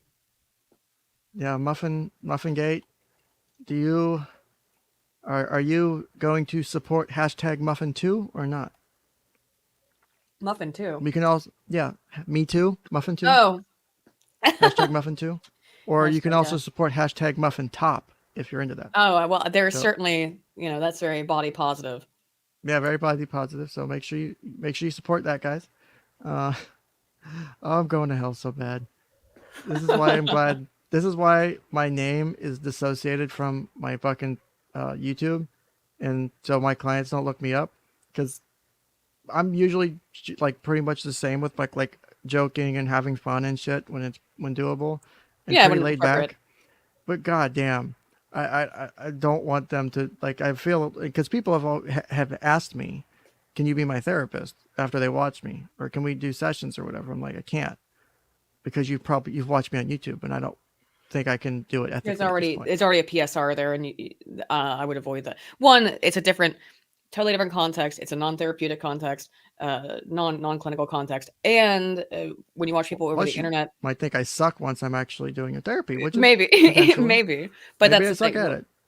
Well, almost inherently, people form parasocial relationships with people they watch on the internet to greater or lesser degrees. They kind of form an opinion of you in their head that they've already got. Whereas with a therapist, you're meeting them kind of, um, out of the blue. Usually, you don't have besides. I mean, you don't know their credentials. You can find out their credentials. They have a blurb about themselves or something, but Yeah, you don't get to hated the spend Psychology 7 Today hours. page. It was so shitty. You don't get to spend And 7 it was hours $30 listening to a them. month. Yeah. Wow. Yeah, you don't. Yeah, that shit was expensive, but it's like the best reaching to get clients when you're in private practice. So, Yeah, I'm sure. someone said my takeaway from this stream is muffins. That if you did that, then you learn. Kathy said, well, Ken, join in on Rakida's late night shenanigans, diagnosed a big nose drunken lawyer with issues. If we can ever do the local stream where I'm going to be his pretend therapist, we'll do that. Because that was supposed to be something we were going to do is a locals only thing. Oh, that would be fun. We talked about it a long time ago. Yeah, I don't know. Nick So. seems very well adjusted. Like, surprisingly well adjusted. I jokingly will in chat diagnose him with the alcohol use disorder just for fun. Like he'll be like wasted, and I'll be like, "Here's the alcohol use disorder right here. Here Like it you have a is." problem. Like you need help, Nick." Like I'll just do it to fuck with him, or whatever. And then he always pokes fun at me in chat for shit. Like Yeah. like I'll do something and he'll be like, "Yeah, Ken," or whatever. Yeah. Like, "Yeah, you think you know? Like you think you can do this, or like." It's always funny when he does that shit, because I'm a mod and I'll tag him in the occasional thing. And so, but yeah, Rakida's a good guy. I accidentally somehow stumbled into all this shit, and it is what it is. But it's been fun. It's been fun to be able to do this. Like doing this, even though I haven't ate today and I'm overdue for my meds by like 2 hours. I'm having fun, and you can't beat that. Like my job. Yeah. Even though sometimes it sucks to wake up for work, I don't hate going to my job. That's the best I thing. like going to work. That's the best thing anyone can hope for is like enjoying going to yeah. work. If you can do that, you'll generally be okay. Don't get me wrong, the paperwork is atrocious sometimes. I hate it. It's overwhelming, and I have thought about looking elsewhere because I just don't want to deal with that long term. Just because of the state regulations with operating in a place like that, or whatever. So, but in general, I like working with the clients. I like trying to help make it. I mean, I have a short time period to do it, but I like working with the clients. I like trying to do what I can. And like I said, usually have a good rapport. So That's what makes it worthwhile, is they'll talk to me. They don't look at me as like some, guy with a lab coat on trying to pick out all the problems with them. Whereas I tend to be more the Which, lab coaty kind of person. That's why I did not go into the clinical side of psychology. I like having the nice glass wall, plexiglass right in between, or one-way mirror. You know, um, I really would like to do research too, like I was talking to you about. It's just I haven't, I'm obviously at the master's level, not at the doctorate level. But there's a bunch of shit I'd love to try. And a lot of shit I'd like to try and do research in. It's just doing it at the master's level, I think, is a little bit harder than trying to do it at the doctorate level. It Plus, trying to depends. do it outside of an institution is also hard too. That's the hard part. If you're at the master's level and you're in a research field, you're expected to do research. At least a research heavy institution, research heavy field. I mean, I was at a God, it's been so many years. What do they call it? A1 school or whatever. So we massive research production for Yeah. graduate. You're doing that regardless at that You're, point, you, right? you're going to be involved in research. Where and if you're going into that as a PhD, not as clinical, but as PhD, yeah, you're in my field. You're doing research. That's what you're going to be doing all the time. Is a lot of research and a lot of teaching. Yeah, that's my. I like I said, there's a few things I definitely would love to research. I'm pretty sure they might end up being worthless at the end of the day, or they might have no validity. But I think it would be worth giving it a shot. So. And as I've told you before, if you ever any questions about getting into the statistical research, I'm more the stats nerd. I like running statistical analyses. I like doing stats. Oh, I've got plenty of questions. I don't know. Like, I just would like to, and as difficult as it would be to do on my own, I would like to be able to pull off a project like that on my own and be able to just have my name on it. And yeah, I don't know if it would matter much, if it would get very far, but it would be nice to be able to say, it's a great feeling. I did it. Yeah. I funded it. I did the research. I developed it all myself, period. No one else. Yep. Not that I'm not against teamwork, but not having to need an institution, not needing to have to be part of a school or program or have restrictions. And I can work on what I want and get the accuracy and the results I want because I'm not afraid of where it'll take me. Because I'm not afraid of going to the places and asking the questions that need asked. Which I think people would be unfortunately doing some of the stuff, lacking. Oh, it is. I mean, I've brought this up before, but it was the case with the rapid onset gender dysphoria thing. The people who were involved with that got completely ostracized. Were there methodological errors in that study? Yeah. It was self-report by the children, or not by the children, by the parents about their children. That's going to be an error. You're going to want to, ideally, but if you're doing in that case, that was a feeler kind of study of, well, let's see what's out there so we can do more. And then we can't do more because people got mad at the study. Great. Because if parents are reporting it, it's kind of hard to ask because the research requirements to talk to parents is a lot different than the research requirements to do parents and talk to kids. Because then you have a whole nother IRB requirement. Oh, once you involve kids, the IRB is extremely stringent. Yeah. Like there's so much shit about informed consent and about protocols because we may have had, as a field, had some issues with research on unethical ways and with kids and other things and medical, not necessarily psychology, but there have been medical experimentation on things like pregnant women and children in the past, and not necessarily the not too distant past either. Well, the main reasons that IRB, as far as I understand, there's many reasons, but in the social sciences came about was things like the Milgram experiment and things like Zimbardo. Oh, I love the Milgram experiment. Yeah, I love the Milgram experiment.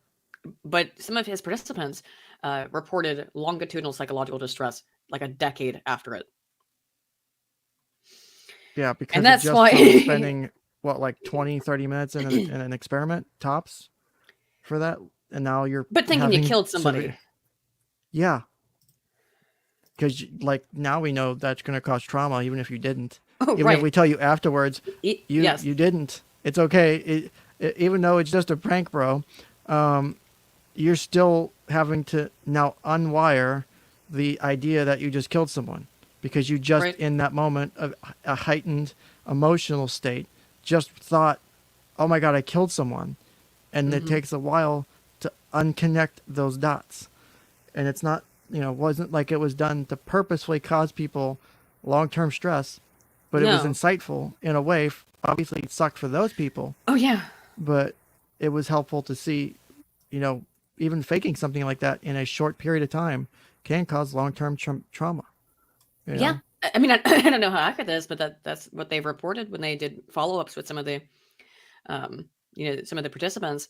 And Zimbardo was, the thing about Zimbardo is the Zimbardo Stanford prison experiment actually went through IRB approval. It was approved, but Oh, I don't even remember how it got through, but oh my God, that's it amazing. did. I forgot about that. One of my life goals is to have there's got to be like at least like 5 copies, probably, because it was given to several people. I would like an original signed copy. That's a life goal of the Stanford Of prison the experiment. IRB approval, or Of the IRB approval for the Stanford prison experiment. That would be, people were like, yeah, I want to have a giant mansion and a Ferrari. And I'm like, I'd like an original copy of the Stanford prison experiment IRB approval. have you seen the document? Has it been released ever? Yes. Yeah, it's out. Okay. Did they say how they They didn't think they thought it was minimal justified? harm. They thought it was weren't minimal harm? Wow. They didn't think that probably that Philip himself was going to get involved in the way he did. 'Cause it was not in Oh. his write up and description that you had to submit, that he submitted to IRB, and he did say he would be acting as warden, but I don't think he explained how involved he Kind was of going to be. clarify what that meant. Also, the submission would have been 1970, different times, right? True. Say, still, man, that's kind of interesting. Like, it's been a while since I studied that because that was a lot of shit that we touched on in undergrad. But Yeah. man, that's so cool. I forgot about the fact that it did have IRB approval. Wow, That's so people amazing, don't know that. man. I I again, fucking forgot. well, I would love it because you'll hear things like that. Oh, it's not IRB approved, or this was announced later. And it's like, yeah, well, the Stanford prison experiment was IRB approved. So, Oops. yeah, oops, we make mistakes all the time. I don't make in this field. mistakes. That's not possible. I don't know what Oh, you're talking okay. about. No, I mean, it's a field. you guys of might make course. mistakes. No one. I don't fucking make mistakes. And don't let anyone tell you otherwise. If they do, they're making a mistake. Aha! You see that? I just psychology the fuck out of you right now. So There we go. yeah, that's kind of. Oh, I'm gonna be probably chuckling about that for like the next 20 minutes because that's gonna.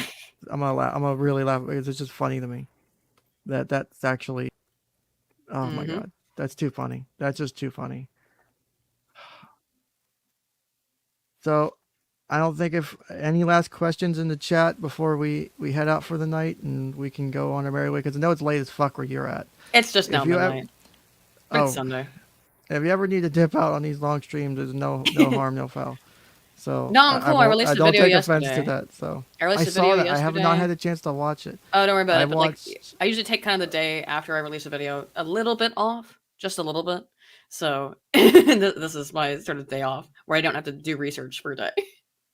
Like, yeah, I'm not right because you write long ass scripts. I don't know how the fuck you do that. I don't have the attention span for that.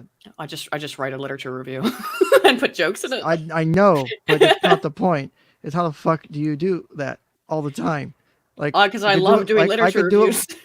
I could do it for a class, and like, don't get me wrong, I like writing scholarly stuff, but I'm like sitting here like trying to figure out how the fuck would I motivate myself to write a script for an episode, like for a show or for an episode or something that's like not live, and I'm like, I don't think I could actually finish it. Like, I would start typing and be like, this fucking sucks. Let me go on Reddit and do that every fucking time. It's not like I didn't do that when I was writing papers in grad school and shit. I would be like, very typical ADHD behavior where I would spend 12 hours on Reddit to avoid an hour of work kind of shit. You know exactly what I'm talking about. I would do that shit. Oh, I mean, I and- don't have that personal problem, but I know it is a common problem. Oh yeah. So I would be doing that. I would be coming up like a paper, like 10-page paper. It's like 7:00. Paper has to be turned in by midnight. Oh, And yeah. I'm like, oh, well, shit, I probably should get started on this. I may have Googled a paper or two before then Sometimes I went in blind. Like I knew what the paper was about. I didn't look up any sources yet. And so it's like 5 hours. You have 5 hours to finish a 10-page paper. Motherfucker, you type fast. You fucking learn how to find all the good shit real quick. Yeah, right. You see, Don't that's do the thing. that if Once you go to once you know what you're school. doing. It's so fucking stressful to write papers last minute like that. But I did it for every fucking paper, Really. every project. I could was not. all- I procrastinate by my nature. It's like No. I can't stop myself. The day that we got our assignments or in grad and doc school, it's like, here, write a paper with that. As soon as I'd be done with whatever I'm doing that day, I have a class to teach. I've got to do TA work. I've got to do this, that, or the other. I have office hours. As soon as I'm in office hours, I'm gonna go research. I research for my thing. But that's just me, because it's like it's my passion is research and understanding that stuff, and that's what but I find fun. And so it's fun for I me. do too, but it's also difficult when there's a lot of distractions, and I suck at true. distractions and procrastination. Like I said, it's very difficult for me to like focus. I have done some of my best work with 4 or 5 hours on the clock. I have gotten amazing grades, Ooh, I'm not. both in undergrad and grad, I did that like with 4 or 5 once. hours on the clock. It's probably taken fucking years off my life. Well- and I'm telling you, don't do it, people. It's No, not don't worth do it. The one, my one story where I really fucked it up is I had to give a presentation. I don't even remember what it was on, but it was in some class in comm, and I had to have like a poster presentation and all kinds of stuff and research. Oh God. I had done the research stuff, but I hadn't done anything to put together the poster, and I hadn't done anything to prepare the speech. I had been shit. at it's actually like a half an hour speech.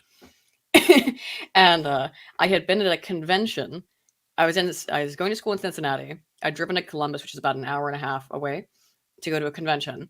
I had stayed up all night, getting drunk, hanging out, having a fun time at this convention, doing cosplay. The class was at 9 in the morning. So I got into my car at like 7, more like 6, drove a little hungover, get in my car, drive back to Cincinnati, buy the poster board, print my stuff out, prepare my speech. I've got 2 hours to do this whole thing. Give my presentation at 9. I've had like a Red Bull and a 5-hour energy. Give my like 45-minute long presentation or whatever it was, 30, 45 minute, I can't remember. Just wired. Get back in my car. And the problem is I have a photo shoot at like 1 in the afternoon. So I get back in my car, drive back to Columbus, put my costume and get all my makeup on. I was doing a Jill from Resident Evil 5, the brainwashed version. I had huge like bags under my eyes, even though I was like 21 at the time. And I looked so tired and fucked up. But it was perfect because it worked for that character. So did my photo shoot, and then basically wanted to die because I'd gotten like maybe 2 hours of sleep the night before. Did that presentation, came back, and I got a B on it. And I was like, I really did not deserve that B at all, because I not for like an hour and a half of work the night before, or the day of. That was real sloppy. Don't do that. It's awful. And I felt terrible for like days afterwards from drinking all that caffeine. Oh, I was like, there's times where I've like, and I kind of have, and there's a little bit of guilt because like I have done the like papers projects like 4 or 5 hours without no prep or whatever, or the day of with no prep, and I do great work on it. And I have classmates that tell me, I've been working this for weeks, and they might get a lower grade than me, and I fucking feel awful. I'm like, I hate to tell them like, I just did it today. Because you feel like a dick. You feel like a dick. You're like, what'd you get? Like an A? You son of a bitch. How do you do that? I'm like, it hurts. Everyone has their own way hurt. of working that works out better for them. Some people really do gotta take weeks and weeks. And I can't. I've tried to like plan, like I've done the whole plan it out. Like I'm going to do just a couple, like an hour looking up papers this day. And like, I'll do the first 1 or 2 and then just fucking blow it off until it's I fall into a rabbit hole. I read the first 1 or 2 and I'm like, oh, what's this citation? And I go pull that one up, like, oh, and I start to read that one, like, oh, wait, what's this citation? Yeah, and save all the fucking papers. Oh yeah, and I've got 50 papers I've read just a little bit of. Yeah, you read the abstract and the intro, and you're like, "Ooh, I'm gonna read this later." I I'm do gonna the read same this thing with other one they cite, yeah, too. with Sci-Hub and LibGen. I Yes. have probably allegedly hundreds of PDFs of different textbooks and shit on my laptop or whatever from different things that I might ever practice or that interest me in the field, and I may never touch them, but goddamn, I have them ready for reference if I need them. There you go. So I have it's no good to problem with have, Sci-Hub. but Remove all barriers in the way of science. oh yeah, I completely agree with that. Fuck all those companies that put that shit behind paywalls. Yep. So I do have some slight guilt with LibGen, but I kind of don't because I paid a lot of money for college. I So, paid a lot of money for college. I paid a lot of money for books. I still buy books. Like with LibGen, the most recent one that who buys things anymore? I buy physical books so I can, because I still have that from my grad school days of I want to take a highlighter to things when it's a You're book. one of those people. Yeah, I a don't fucking physical highlight. I can't. It doesn't work. And I write notes in the margins and stuff. That kind of person. But I've tried that. It doesn't help me at all. It feels like a waste of time. Like I different can people, the haptic sort of response works for me. It helps me memorize stuff. like, I can remember read this it note. once or twice and or be taught it and then like briefly read it and connect the dots in my head, or like I'll write notes down, like brief notes down as I'm listening or whatever, and like the information just kind of connects usually. And so like I tell people, I can remember a lot of things about school, but like if you ask me which person did this thing or came up with this thing, I'll forget the name because I'm bad with names. Yeah. But I can tell you or name this theory or name these things about the treatment method. I'll forget the names or the specifics, but I can give you the gist of it because I know it. Like, because that's how my brain's storing it in memory. I know what to do. I know how the processes work. I know the steps. I know the needs for the diagnosis. I just may not remember the very specific thing it's called or the very technical term. I can look it up, and that's why I keep references nearby in case I do. But unfortunately, comps don't let you do that stuff. So I prepared. My body is Reggie for comps. So that's what that was all to. I gained those my body's skills. always ready. Ask my OnlyFans. Right. Was because for comprehensive exams, it's 6 hours. God, Only I slightly am longer not- than or less that long is than like this. my biggest fear of doing a doctorate is having to do a comprehensive exam because I'm like, I know not I so know the bad. material, but it's like with my You licensing gotta get over the exam. It's like I know you the got to get over material, the but imposter fuck. syndrome. Yeah, that's the biggest. That's the biggest hurdle is getting over the imposter syndrome and be like, wait a minute, I do know this material.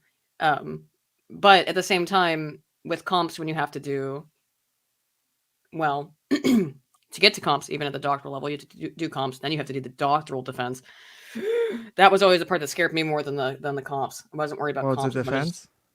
A doctoral defense. Yeah, I think everyone's scared of that. Yeah. That's. I mean, now, it's like I just get, spent the last year or two of my life doing all this research that's supposed to be new in the field, writing and you one guys are gonna paper. shit on it for And you're gonna like an tear hour it apart. No, for not just 1 hour, or for at least like an hour. 3 hours, like Oh, three fuck, or 3 4 hours. hours. We're Okay. gonna go over. We're gonna go over Fucking every tear single it piece apart. of data, and we're gonna destroy it. And you have to sit there and defend You yourself. better know that shit inside and out. You better be able to tell me how many commas are on page 47 and all that shit. Like, It's oh, not man. quite that bad, but it depends. I mean, look, I don't know what goes into getting a degree in feminist queer dance theory from You UC bigot. Berkeley, but I'm just guessing it's not the same level of academic stringency as even in my silly field of communication, right? Which, Fair enough. well, again, A1 research school though, things are a little different than. Although That's UC true. Berkeley's an A1, I think. Yeah, comps are scary, but once you get through them, you get through them. Yeah, that is something I would, like I said, I'd love to get my doctorate, but man, I'm not looking forward to going back to school. Plus, that's a lot. That's more money, which thankfully the VA covered most of my shit. So it still means I have to go back to school. For pay doc for all that programs, shit. often you don't have to pay if you're going full time. Yeah, true, but I also need the biggest hurdle is But then- convincing my spouse to let me go back to school and spend 2 to 4 years in fucking college for full time and not work. And Well, I mean, theoretically could get by not working, but it's No, barely getting by. see if you can find an institution that has a work study program, because that's why I was never going to have to pay for anything, and you got paid. Now, how much do you get paid? At my for grad Oh, school not much. and but doc school, for grad school it was 10,000 a year, and for doc school I think it was 14 a year. That's not. Ooh, yeah, that's not that much. I mean, that's to come again. If you're willing, if you can live the poor doc school student life, fine. But if you got a spouse and You stuff got like a that, house and a mortgage and shit, A mortgage, and real hard pets to- or family and shit. Like, yeah, real hard to good swing luck that. getting by on that. Mm-hmm. They expect you to take out loans and not have to worry about paying them for a while. Yeah, or mommy and daddy to cover the excess. And That is the if you're an downside adult, of being an adult college student who's actually lived life and not at home. precisely. Like, benefit is they consider you independent when you do go back to school. They don't respect get- you more from what I've seen. In some, at that level, at the doc, not so much at the undergraduate level. I think there's some disrespect shown to adult learners, but at the doctoral level, you're usually like, okay, you're coming back here to finish some stuff up for personal Yeah. reasons. I mean, I went to a mostly online school for my undergrad because, like, I did most of my degree. They have a bunch of physical locations, but I did most of my degree online. But you had people all across the spectrum, age-wise. Yeah, People still, just out of high school. You had people in their 20s, 30s, 40s, 50s doing school, trying to get their degree, and it was cool to see that people were actually doing it. So, yeah. I think I'll probably well, considering where I live, I can't really go to college, and there's no colleges here. But Fair enough. so I'll have to do it online. I think I know that I know the school I want to go to. I've talked to them for years. It's just like, oh, I got to pull the trigger and stop being a baby and be like, oh, stop being a bitch about it and just go back and do it. yeah, it's It's, Elijah Wood. Just do it. Not Elijah Wood. What's his name? Not Elijah Wood. I Why don't do I call him? remember. He will not divide us. What's that silly man's name? Oh fuck. damn it. He will not divide us. I love him. I love him. Windu. Windu was great. I Shia love Windu. LaBeouf. I don't- Shia LaBeouf. Shia LaBeouf. Thank you. Yeah. But thank you again for Yeah. for Thanks for coming. having me. I'll go ahead and close it off here, and we'll see about when we can get to doing the other one and end this torture chamber. Because as much fun as it is, I hate them for doing this to us. It's their fault. We didn't consent to this. Can we sue them for this? What's it? It says Is Tracy this said IPV earlier. technically? I think everybody. I do think all of society loses here. By the way. Yeah. I think this is IPV because of the attorneys on IPV Johnny by Depp proxy. and Amber Heard. Yeah. Yeah, by proxy. I'll be filing the lawsuit in Virginia tomorrow. So, no, Shinobu, we're not doing 4 more hours. I'm struggling to keep my eyes open. I know. And I'm I'm also hungry as getting really shit. tired. I might head over into my Discord for a little bit if anyone's followed me from over there, but probably not for too long because I'm also getting quite tired. Awesome. Well, take care. I'll go ahead and let you go. I'll pull us out of the call and have a good day, everybody. I just got to find the outro script. Take care, Thanks Ken. for showing up. Thanks for showing up, Aiden. It was good seeing you. Yeah. Thanks for having me. No problem. All right. That ends episode 43 of Ken's Counseling Couch. Enjoy the rest of your day. Have a good weekend. And see you next time.